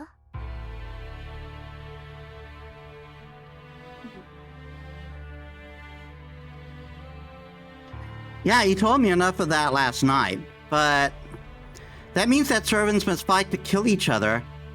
I thought it would have been enough as long as the master has made peace with each other and gave up the Holy Grail. But if servants answer the summons because they also seek the Holy Grail and will never give up until they have it, then battles between servants really are inevitable. But then, is the girl who fought so hard to protect me also here to fight, kill for, and maybe die all for the Holy Grail?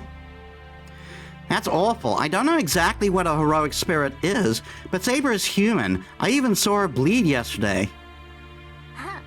その点は安心して。サーバントに生死はないから。サーバントは絶命しても本来の場所に帰るだけだもの。英霊っていうのはもう死んでも死なない現象だからね。戦いに敗れて殺されるのは当事者であるマスターだけよ。No, I mean, even if their deaths are figurative, it doesn't change the fact that something which takes form of a human dies in this world. 何、人殺しだっていうの？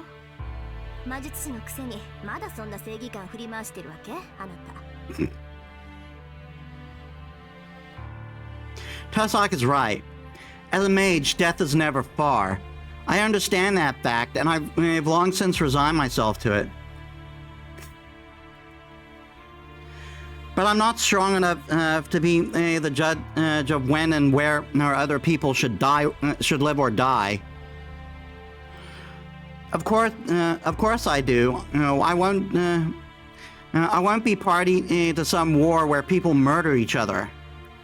へえ、それじゃあみすみす殺されるのを待つだけなんだ。で、勝ちを他のマスターに譲るのね。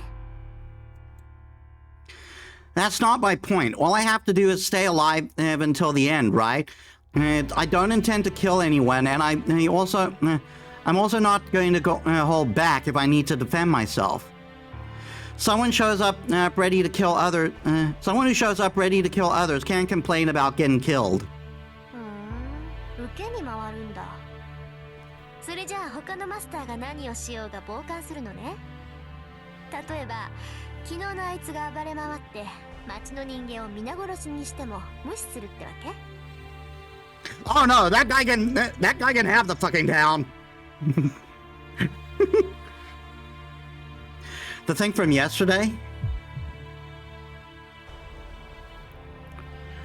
That twisted inhuman demon. It's strong enough to level a house with a single blow. If it set its mind to it, I'm sure it could destroy all of Miyama overnight. To make matters worse, servants can turn into spirit form. Humans who lack the ability to sense the supernatural can't even see them.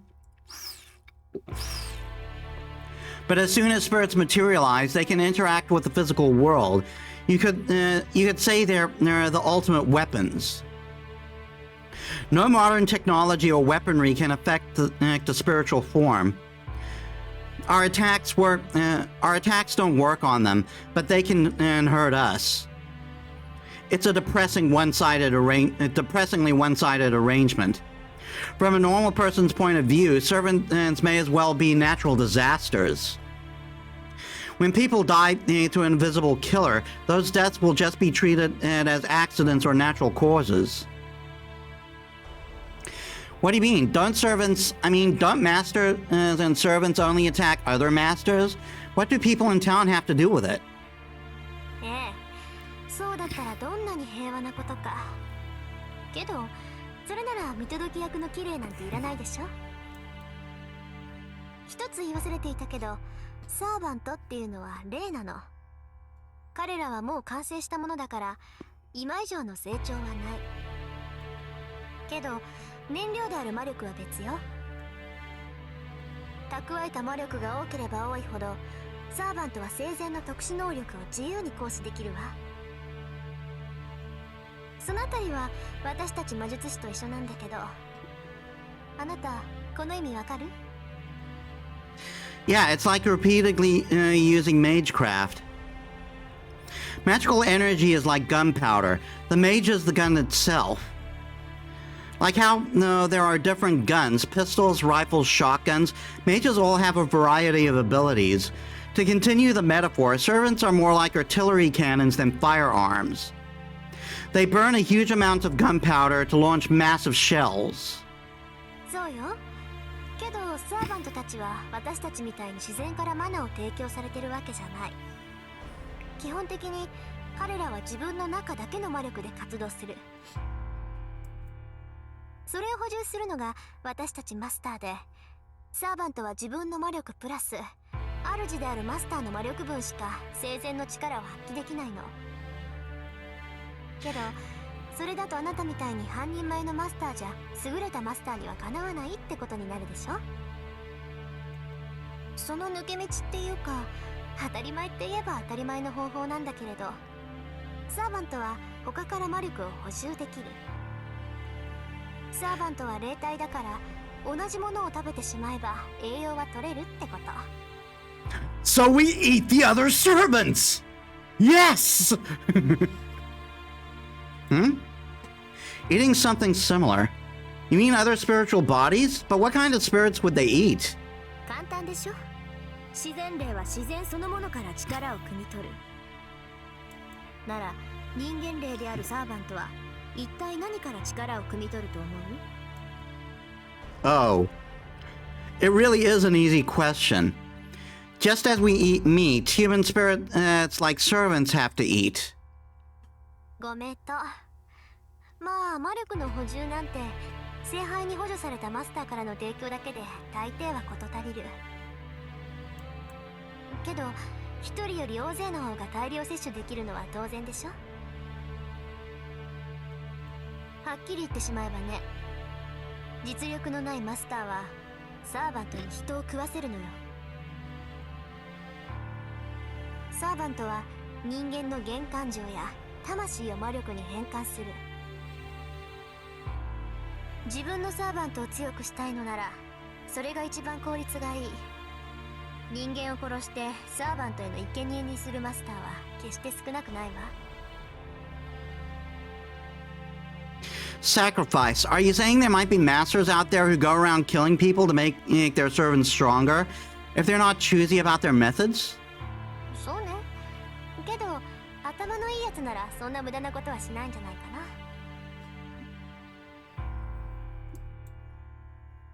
いい？サーバントがいくら強力でも魔力の器そのものには限界がある。能力値以上の貯蔵はできないんだから殺して回るにしても限度があるわ。それにあからさまに殺人を犯せば教会が黙ってないし、何よりそのシーンからサーバントの能力と正体が他のマスターたちにバレかねない。もちろんマスター自身の正体もね。聖杯戦争は自分の正体を隠していた方が圧倒的に有利だから、普通のマスターならサーバントを出し惜しみするはずよ。I get it. If you don't let anyone know you're a master, then the other masters won't attack you. Conversely, if the other masters know who you are, you're just asking to be ambushed. It stands to reason that no one would be reckless enough to let their servant attack civilians and then risk getting exposed. Well, that's a relief. As long as a master doesn't order it, servants shouldn't indiscriminately attack people. でしょうね。仮にも英雄だもの。自分から人を殺して回るやつはそもそも英雄だなんて呼ばれないだろうけど、もう断言はできないか。There are actually plenty who would. 暴虐者だからこそ英雄になった例なんていくらでもあるんだし。Tosaka just casually raises a truly terrifying point. That she sounds genuine about it rather than sarcastic or ironic might be a reflection of her own twisted nature. 話を戻しましょうか。で、どうするの？人殺しはしないっていうエミヤ君は他のマスターが何をしようが傍観するんでしたっけ？ I take it back. She's not only twisted, she's a jerk who's going out of her way to drive me into a corner with a smile. If it comes to that, I'll go in to stop them. The master won't have much to do as long as their servant has been defeated, right? はっきれた。自分からマスターは倒さない。けど他のマスターが悪事を働いたら倒すって言うんだ。He really is an A to B thinker. エミヤ君、自分が矛盾してるって分かってる？ Yeah, I know they're just pretty words, but I can't think of anything else. I'm not changing my principles, no matter what you say. 問題点が一つあるけど、言っていいかしら？ I can see the gears turning in her head. She's up to something. But I promised to listen, so I need to hear her out. Yeah? 昨日のマスター覚えてる？エミヤ君と私を簡単に殺せとか言ってた子だけど。How can I forget? She attacked us on our way home without any warning. あの子、必ず私たちを殺しに来る。それはエミヤ君にも分かってると思うけど。If that happens, we just pray to whatever higher power there is.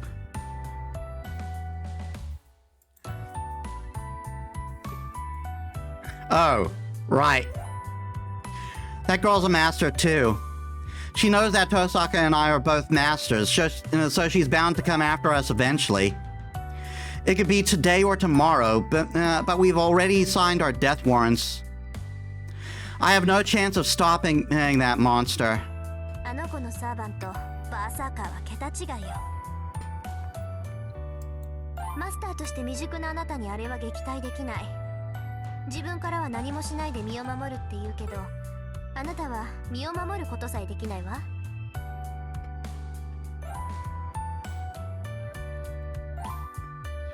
Look who's talking. You have no chance against that thing either. 正面からじゃ勝てないでしょうね。白兵戦ならあれは最強のサーバントよ。きっと歴代のサーバントの中でもあれと並ぶやつはいないと思う。私もバーサーカーに襲われたら逃げ延びる手段はないわ。That goes for me too. I'm pretty sure I won't survive the next round with that thing. My hand moves unconsciously to my stomach. The wound is closed.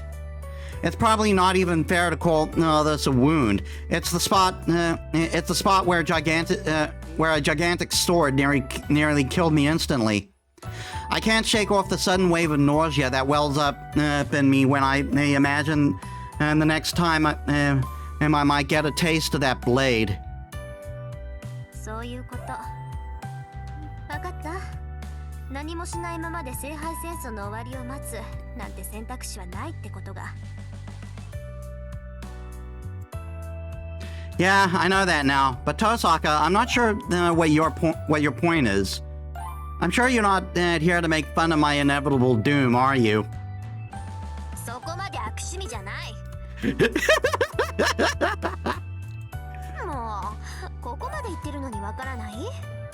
要するに私と手を組まないかって言ってるの。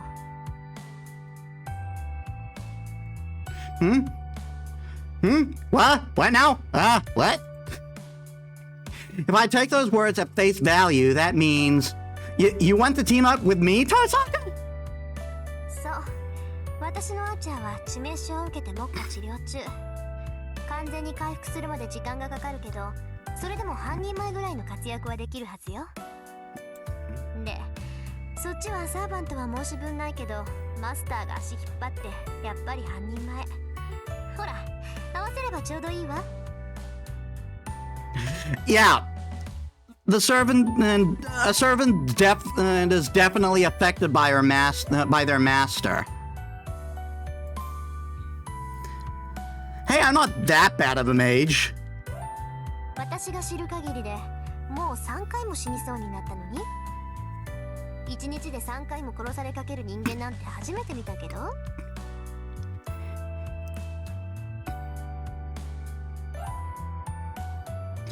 No one tell her this was a slow day.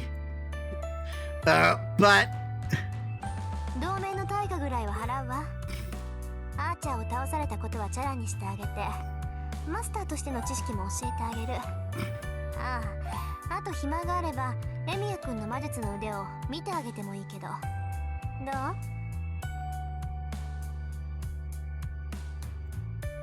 うit is an attractive proposition. I know next to nothing, and Tosaka does seem knowledgeable. And I'd like to avoid fighting her if I can. エミヤ君、答え聞かせてほしいんだけど。She urges me to make a choice. Is this a divergent path?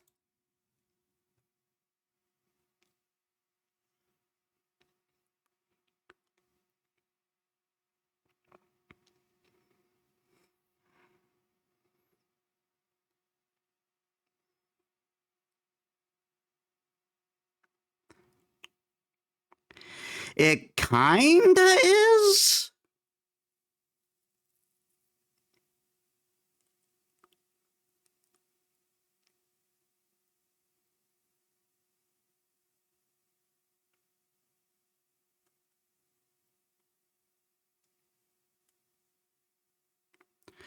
But it really doesn't affect anything. Because that leads to an entirely different route, so it's not going to do anything anyway.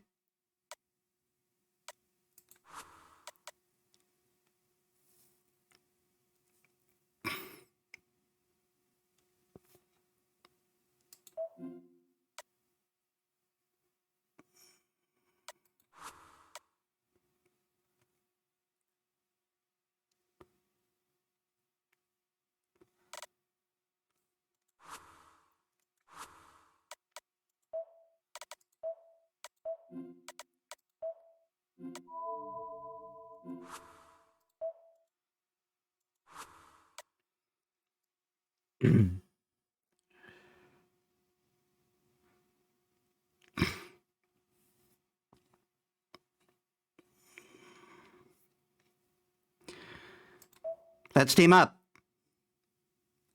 Besides, I don't have much of a choice. There's too much I don't know, and I have no experience as a mage. If Tosaka is offering to help me, however temporary, it's an offer I can't turn down. Right, all right, I'll take your offer, Tosaka. Honestly, I really appreciate your help. 決まりね。それじゃあ握手しましょう。とりあえずバーサーカーを倒すまでは味方同士ってことで。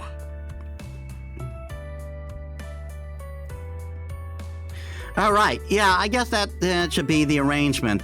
I guess I don't have control over the timing, but it'd probably help to know the timeline. I shake the offered hand. I'm a little perplexed. Tosaka's hand is so soft, it reminds me she's a girl. My hand in comparison is covered with scratches and seems a poor match for hers. The moment I think it, I find myself getting embarrassed. I quickly pull my hand back.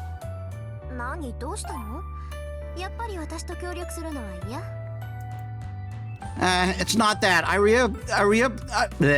really appreciate it that I'm going to be able to work with you. That was more a personal thing, so don't worry about it. Tosaka looks at me strangely. Her face turns mischievous. What? I might dissolve our agreement, and if you say something stupid, I'm serious, I really will. あなた、女の子の手を握るの初めてだったんでしょ。なんだ、顔が広いように見えて白ってば奥手なんだ。Wrong, that's not true. Baka. There's no way in hell I could say I got embarrassed because it was her hand. And yeah, fine, I haven't really touched the girl so intimately before, but... And no, Fujini doesn't count! Ouch. She's more like something from a different planet than someone of a different gender. God damn. Hey, hold on.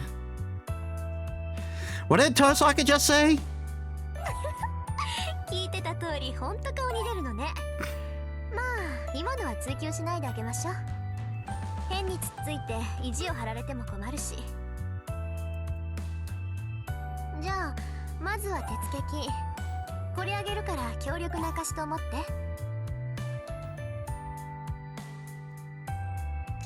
I don't know where she has been keeping it, but she tugs out a giant book and slaps it on the table. It looks like a diary. There's no title, and the cover is wine red. It seems to be Tosaka's trademark color. 私の父さんの持ち物だけど、もういらないからあげる。一人前のマスターには必要ないものだけど、あなたには必要だと思って。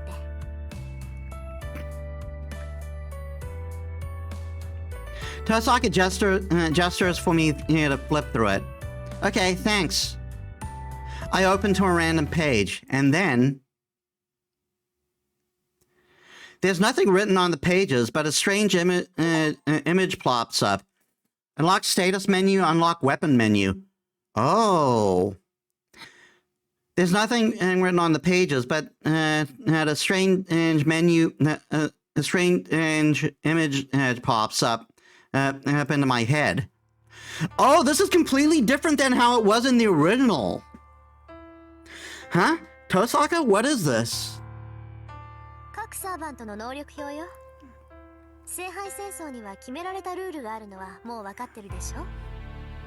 それはサーバントにも当てはまるの。まず呼び出される英霊は7人だけ。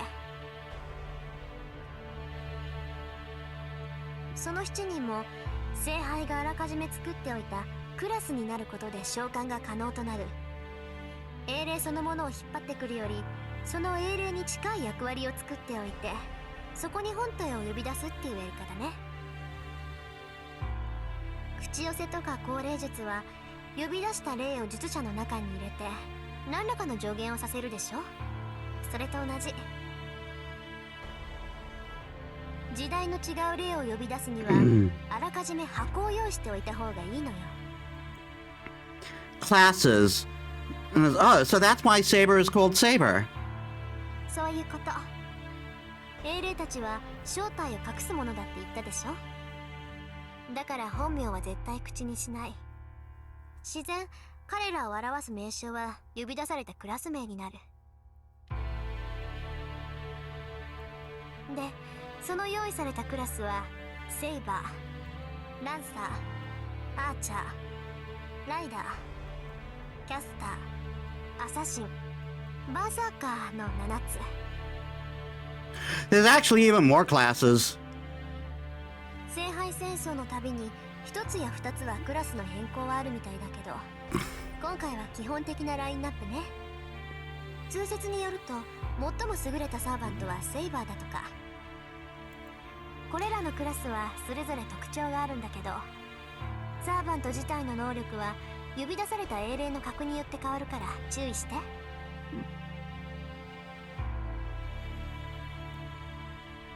Heroic spirit's rank.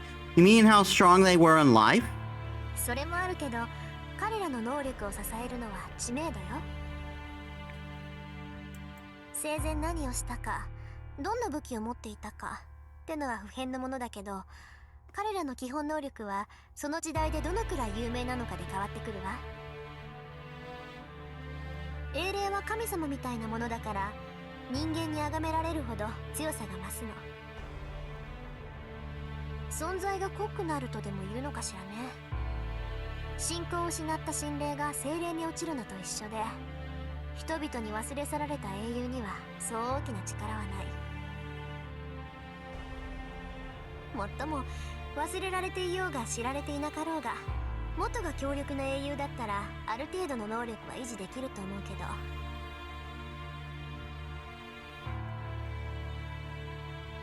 Then if the hero is well known and their legend was extraordinary... 間違いなく A ランクのサーバントでしょうね。そういった意味でもバーサーカーは最強かもしれない。何しろギリシャ神話における最も有名な英雄だもの。神代の英雄たちはそれだけで特殊な宝具を持っているっていうのに、英雄自体が強いんじゃ手の打ちようがない。Tasaka, what the heck is a novel phantasm? そのサーバントが生前使っていたシンボル、英雄と魔剣聖剣の類はセットでしょ。要するに彼らの武装のことよ。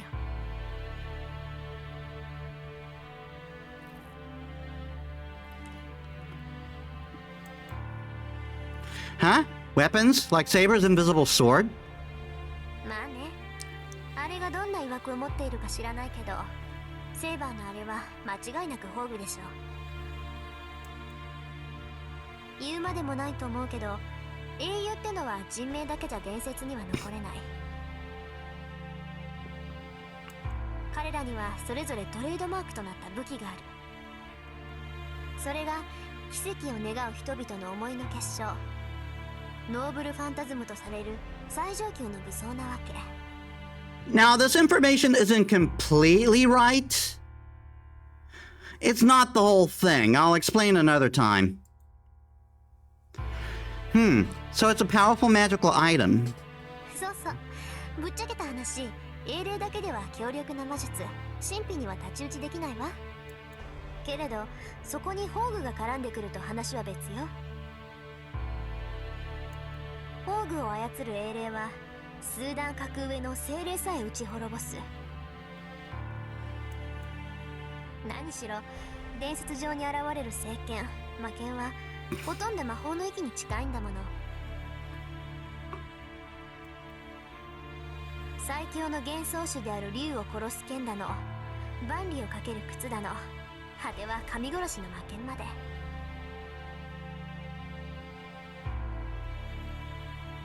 ともかくこれで無敵じゃないはずがないっていうぐらい英霊たちが持つ武装は桁が違う。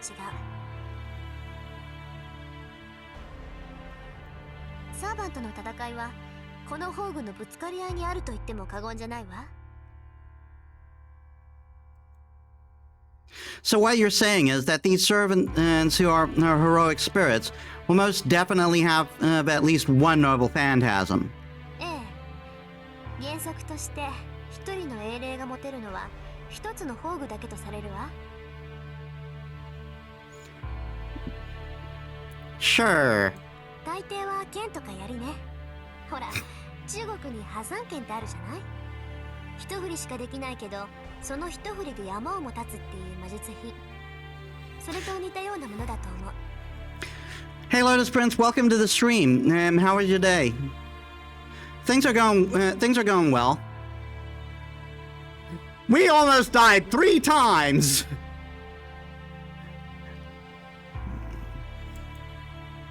もっとも宝具はその神明を呪文にして発動する奇跡だから、そうおいそれと使えるものじゃないんだけど。Huh? It activates when the weapon's name is spoken, right? Why would that make it so hard to use? あのね、武器の名前を言えばそのサーバントがどこの英雄か分かっちゃうじゃない。 Yep. 英雄と魔剣はセットなんだから、武器の名前が分かれば持ち主の名前もおのずと知れてしまう。そうなったら長所も短所も丸分かりでしょ。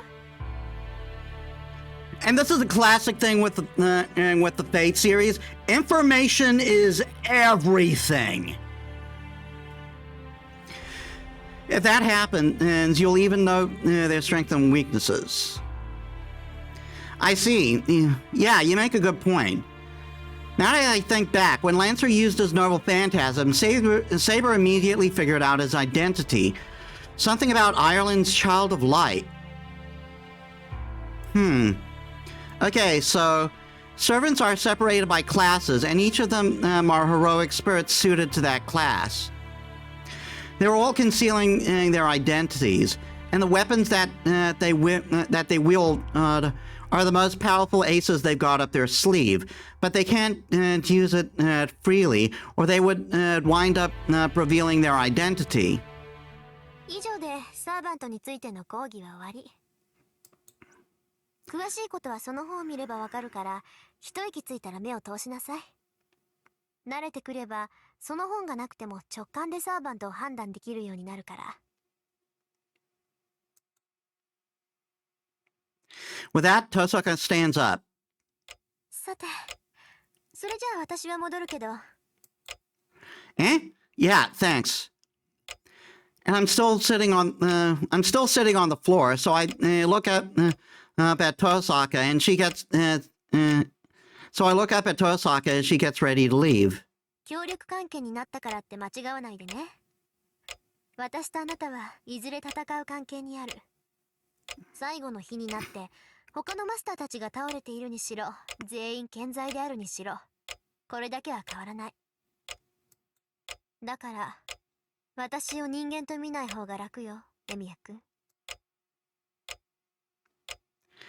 After making it very clear where we stand, Tosaka leaves for her home.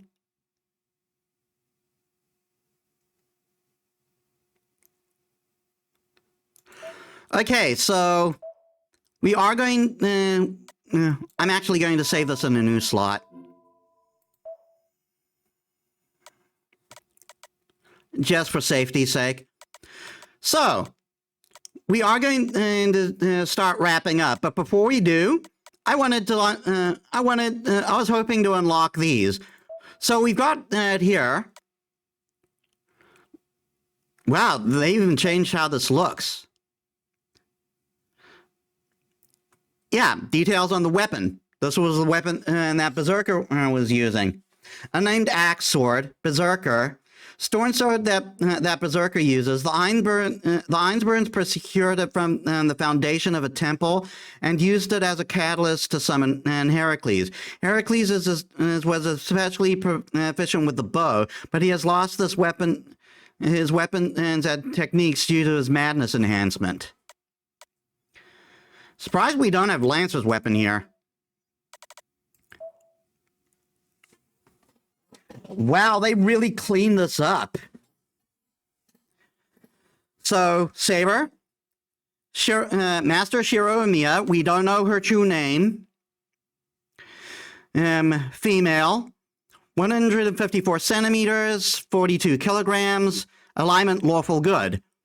Strength B, Constitution C, Agility C, Magic B, Luck B, Noble Phantasm C. We got no profile. Class skill, magical resistance, cancel all magic below A. In reality, modern and mages cannot hurt Saber. Riding B, the riding ability can ride most things better than the average person, but can't hide beasts that are demonic but can't ride beasts that are demonic and holy ranked beasts. Innate skill, Intuition A, the ability to constantly sense the best course of action for oneself during battle. A well-honed sixth sense is akin to precognition, and it reduces disturbances that interfere with the vision and hearing by half. Magic Burst A. This was how she was fighting Berserker. It wraps magical energy around her weapon or her own body and improves ability is by releasing energy in an instant. In other words, it is a jet thruster made of magical energy. Not only does Saber use magical energy for swordplay, she also utilizes it for defense and movement. She is able to fight Berserker despite having the physique of a young girl because of her massive amount of magical energy. An ordinary weapon has no powerful divine protection. Divine protection cannot endure her magical energy-filled attacks and would be destroyed in a single blow. And oh yeah, we do have a Noble Phantasm thing. Oh, it's a big one. Invisible Air, Barrier the Wing King. Rank C, anti-personnel, range 1 to 2, maximum targets 1 item. The Unseen Sword, it doesn't let the enemy know the weapon's distance. It is simple, but proves to be tremendously effective in hand-to-hand combat. It is a Noble Phantasm protected by a powerful magecraft, so it does not mean that the sword itself is invisible. The sword blade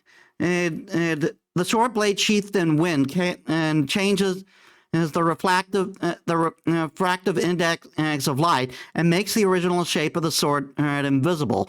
It is not exactly a vacuum state, but the wind wrapped around the blade itself is a lethal weapon and seems to increase the destructive power of slashing attacks.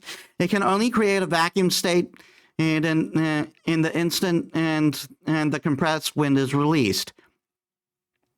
In the instance where the target of the attack has resistance to modifications caused by visual disturbances, modification of hit accuracy due to barrier of the Wing King will be ineffective.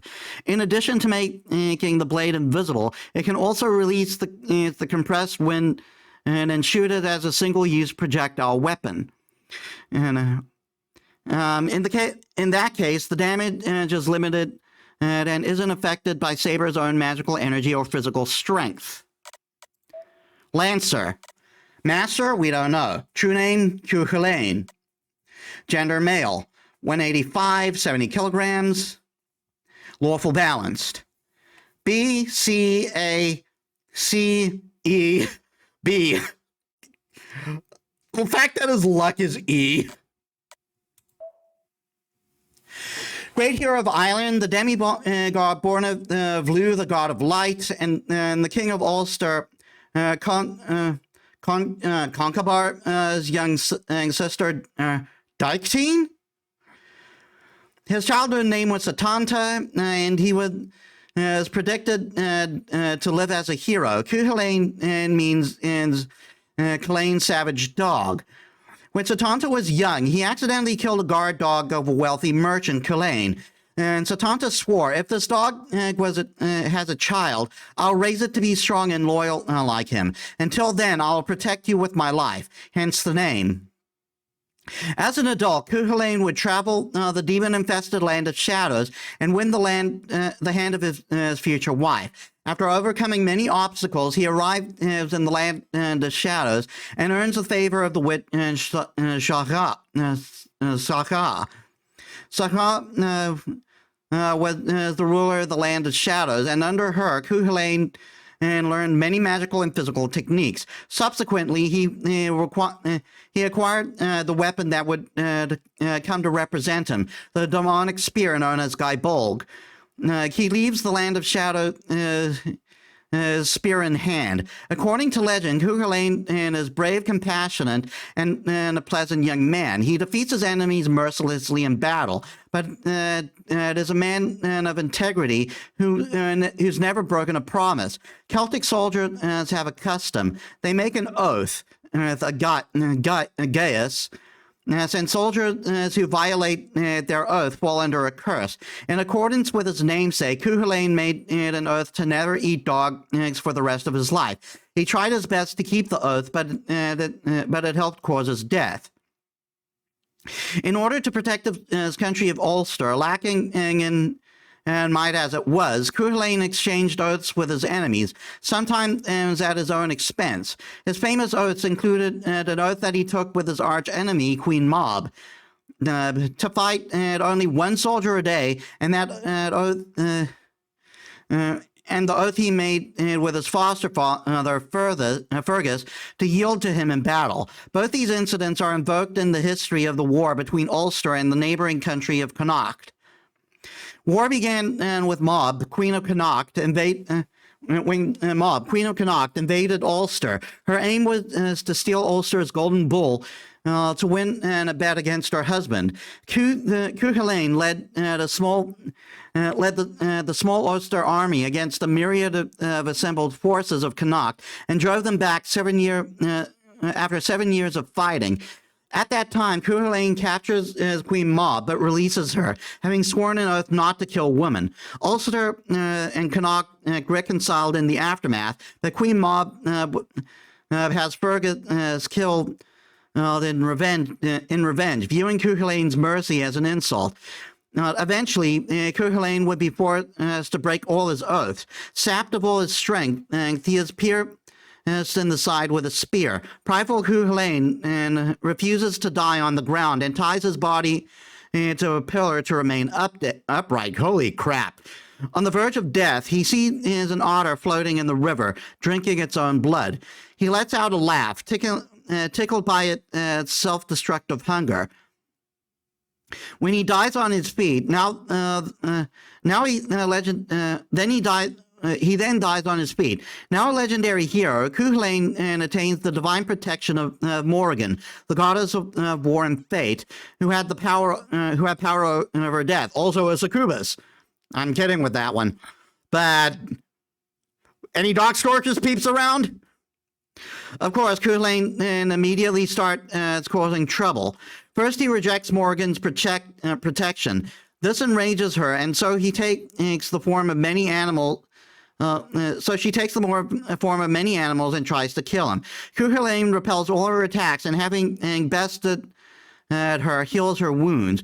Morrigan admires his kindness and integrity, and thus resolves to support him from behind the scenes in order to preserve his pride.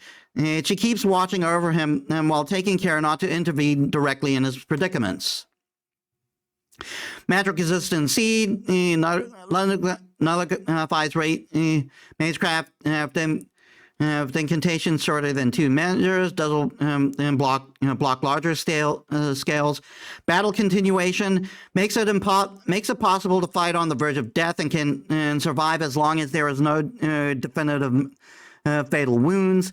Disengage, the ability to withdraw from battle. It can also reset a losing battle back to the beginning, the first turn, and reset the condition into a technique back to their initial value. Definity B, whether or not one has divine and spirit aptitude. The higher it is, the more physically mixed with divine spirits one is. Yeah, so demigods usually have that. Guy Bolg, soaring spear that plunges with death. Rank B, anti-personnel, 2 to 4, 1 person. A cursed spear that always pierces one's heart if it strikes. The fatal thrust from the demonic spear Guy Bolg. Its true ability is to reverse cause and effect, causing the spear to thrust after it has already penetrated the opponent's heart. Since the spear has struck before even beginning the thrust, it is impossible to defend or prevent it. The result has already been decided. High agility cannot prevent Guy Bolg. Instead, high luck is necessary to reverse one's fortunes before Guy Bolg is activated. So it apparently requires at least B luck. Because we know Saber got hit by that thing. Archer, Rentosaka. True name we don't know. Gender male, 187 and 78 kilograms. Neutral balanced. D, C, C, B, E. Holy shit, he's got terrible luck. And we don't know. Don't know. Magic resistance D, so we know that. And independent action. Ability to be independent, even if supplied with magical, even if the supply of magical energy from one's master runs out. If they are a B rank, it is possible to stay in this world for 2 days, even if they lose their master. And we don't know his noble phantasm. We don't know writer. We don't know caster. We don't know assassin. But we do know berserker. Holy shit! Master Elias von Iceburn, true name Heracles, his gender male, 253 centimeters, 311 kilograms. He is a big boy. Chaotic madness, strength A+, constitution A, agility A, magic A, luck B, noble phantasm A. Holy fucking shit. The greatest hero in Greek mythology, the demigod hero was a product of the chief deity Zeus and a human woman. Heracles is skilled in every aspect, but there was a big problem with his personality. During his childhood, he beat his lyre teacher to death over a trivial matter. He then spent his days as a shepherd until adulthood. In order to reform himself into a composed man. Heracles, who grew up to be a fine young man, accomplished a great many deeds that caused the king of Thebes to grant his daughter Megara to him. They had 2 children, and he earned the right to succeed the king. Heracles was young and strong, and had already become an existence that no human could possibly hope to defeat. It seemed that. And as if the rest of Heracles' life with his family was going to be smooth sailing. However, Zeus's wife, Hera, detested Heracles because he was a child of Zeus and had Zeus and a human, and influenced his fate at every opportunity. Hera instilled madness in Heracles, which made him go insane, and he ended up killing Megara and his 2 children. Troubled by the sins that he committed, he received an oracle. He was to atone by becoming a slave to Eurystheus, as the man who snatched the kingship that would have have originally been his to claim. Eurystheus was jealous of the strong hero Heracles and gave him many difficult tasks, declaring that he would stay a slave until he finished them. They were all labors that could not be achieved by regular humans. They became widely known as the 12 labors of Heracles. There were only 10 labors that the gods had imposed as punishment for Heracles' sin, but two more were added by Eurystheus because he did not approve of the fulfillment of two of them. Yeah, he had helped with two. No, because of Aeolus.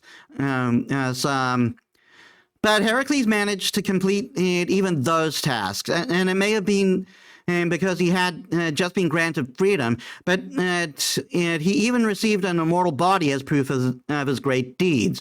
This marked the beginning of the legend of the greatest hero of Greece, Heracles, who accomplished his deeds equivalent to the Argo expedition of the Trojan war by himself, and he was a member of the Argonauts. However, Heracles' life after that was filled with madness. Hera's hatred was endless, and Heracles was supposed to be immortal. Was poisoned by one of his wives. The great hero who fought a competitive battle against the sun god as a human was slowly getting killed due to the goddess's persistent jealousy. While on the verge of death, Heracles burned his own body, which was still affected by poison, and entrusted himself to Zeus's judgment. Didn't hear that part. Might have been from a different legend. The gods approved of Heracles' great deeds, and in a conference, and prepared a seat for him in Olympus after his death, effectively deifying him. Heracles went mad many times in Greek mythology, but originally he was an excellent soldier who could use many weapons. Heracles actually possessed attributes that could allow him to be categorized as any of the regular servant classes, including caster. Really? The best noble phantasm that he owned and that he earned during the 12 labors. It is a boat called 9 Lives. Madness Enhancement B. It increases the rank of the parameter, but takes away most of one's reasoning. Yeah, that's how Madness Enhancement works. It's your reason for more power. Ability to survive makes it possible to fight on the verge of death and can survive as long as there are no definitive wounds. Mind's Eye Fake B. Avoiding damage by intuition or sense. Valor A+. The ability to nullify mental interference such as coercion, confusion, and bedazzlement. And also has an effect of increasing combat damage. However, because he is currently being madness enhanced due to class ability, the skill cannot take effect. Divinity A. Whether or not the higher it is, being Zeus' son and having been welcomed by the gods after his death, Heracles' divine spirit aptitude can be considered to be one of the highest class. We don't even know what this is named. Immortality that was gained from the god's blessing curse turns the body into a sturdy armor and nullifies all attacks rank B or lower. Rank B, anti-personnel, range, max targets 1 person.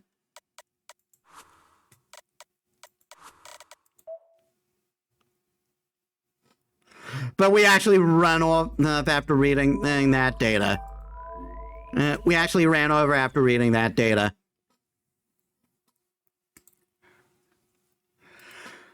But yeah, we are going to end there today. So, how is that? We died almost 3 times in one night. I'm sure that'll never happen again, right? Right? Guys? Right? Okay, so yeah. Now the story is truly kicking off, and it's right. We are going to start going after our other servants, sort of. So let us set up a raid.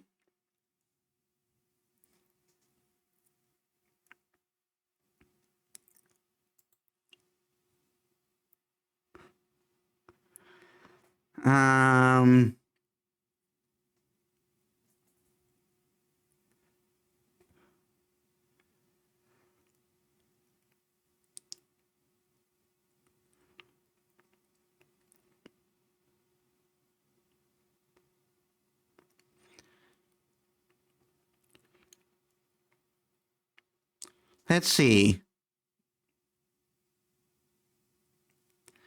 Jaybird just started streaming. They are playing Mindustry.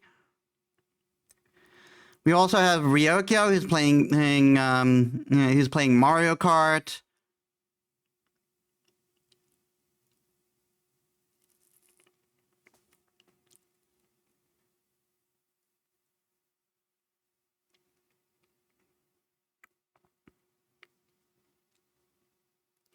May's playing the remastered Tomb Raider games.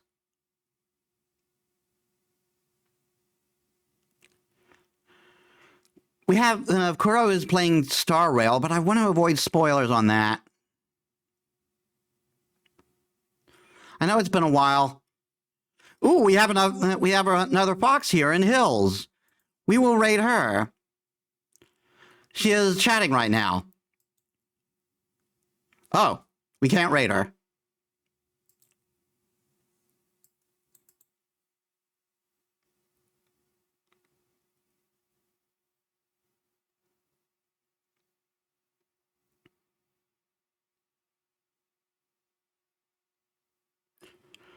Well, why not raid Jaybird?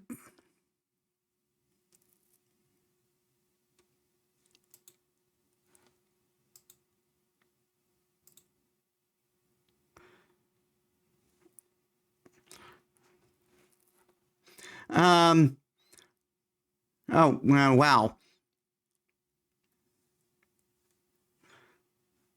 All right, so thank you all so much for watching. I hope you all enjoyed. If you like my stuff and you haven't already, please leave a follow. It helps me as a small VTuber. I upload all my stuff on YouTube, and you can also check my socials down there.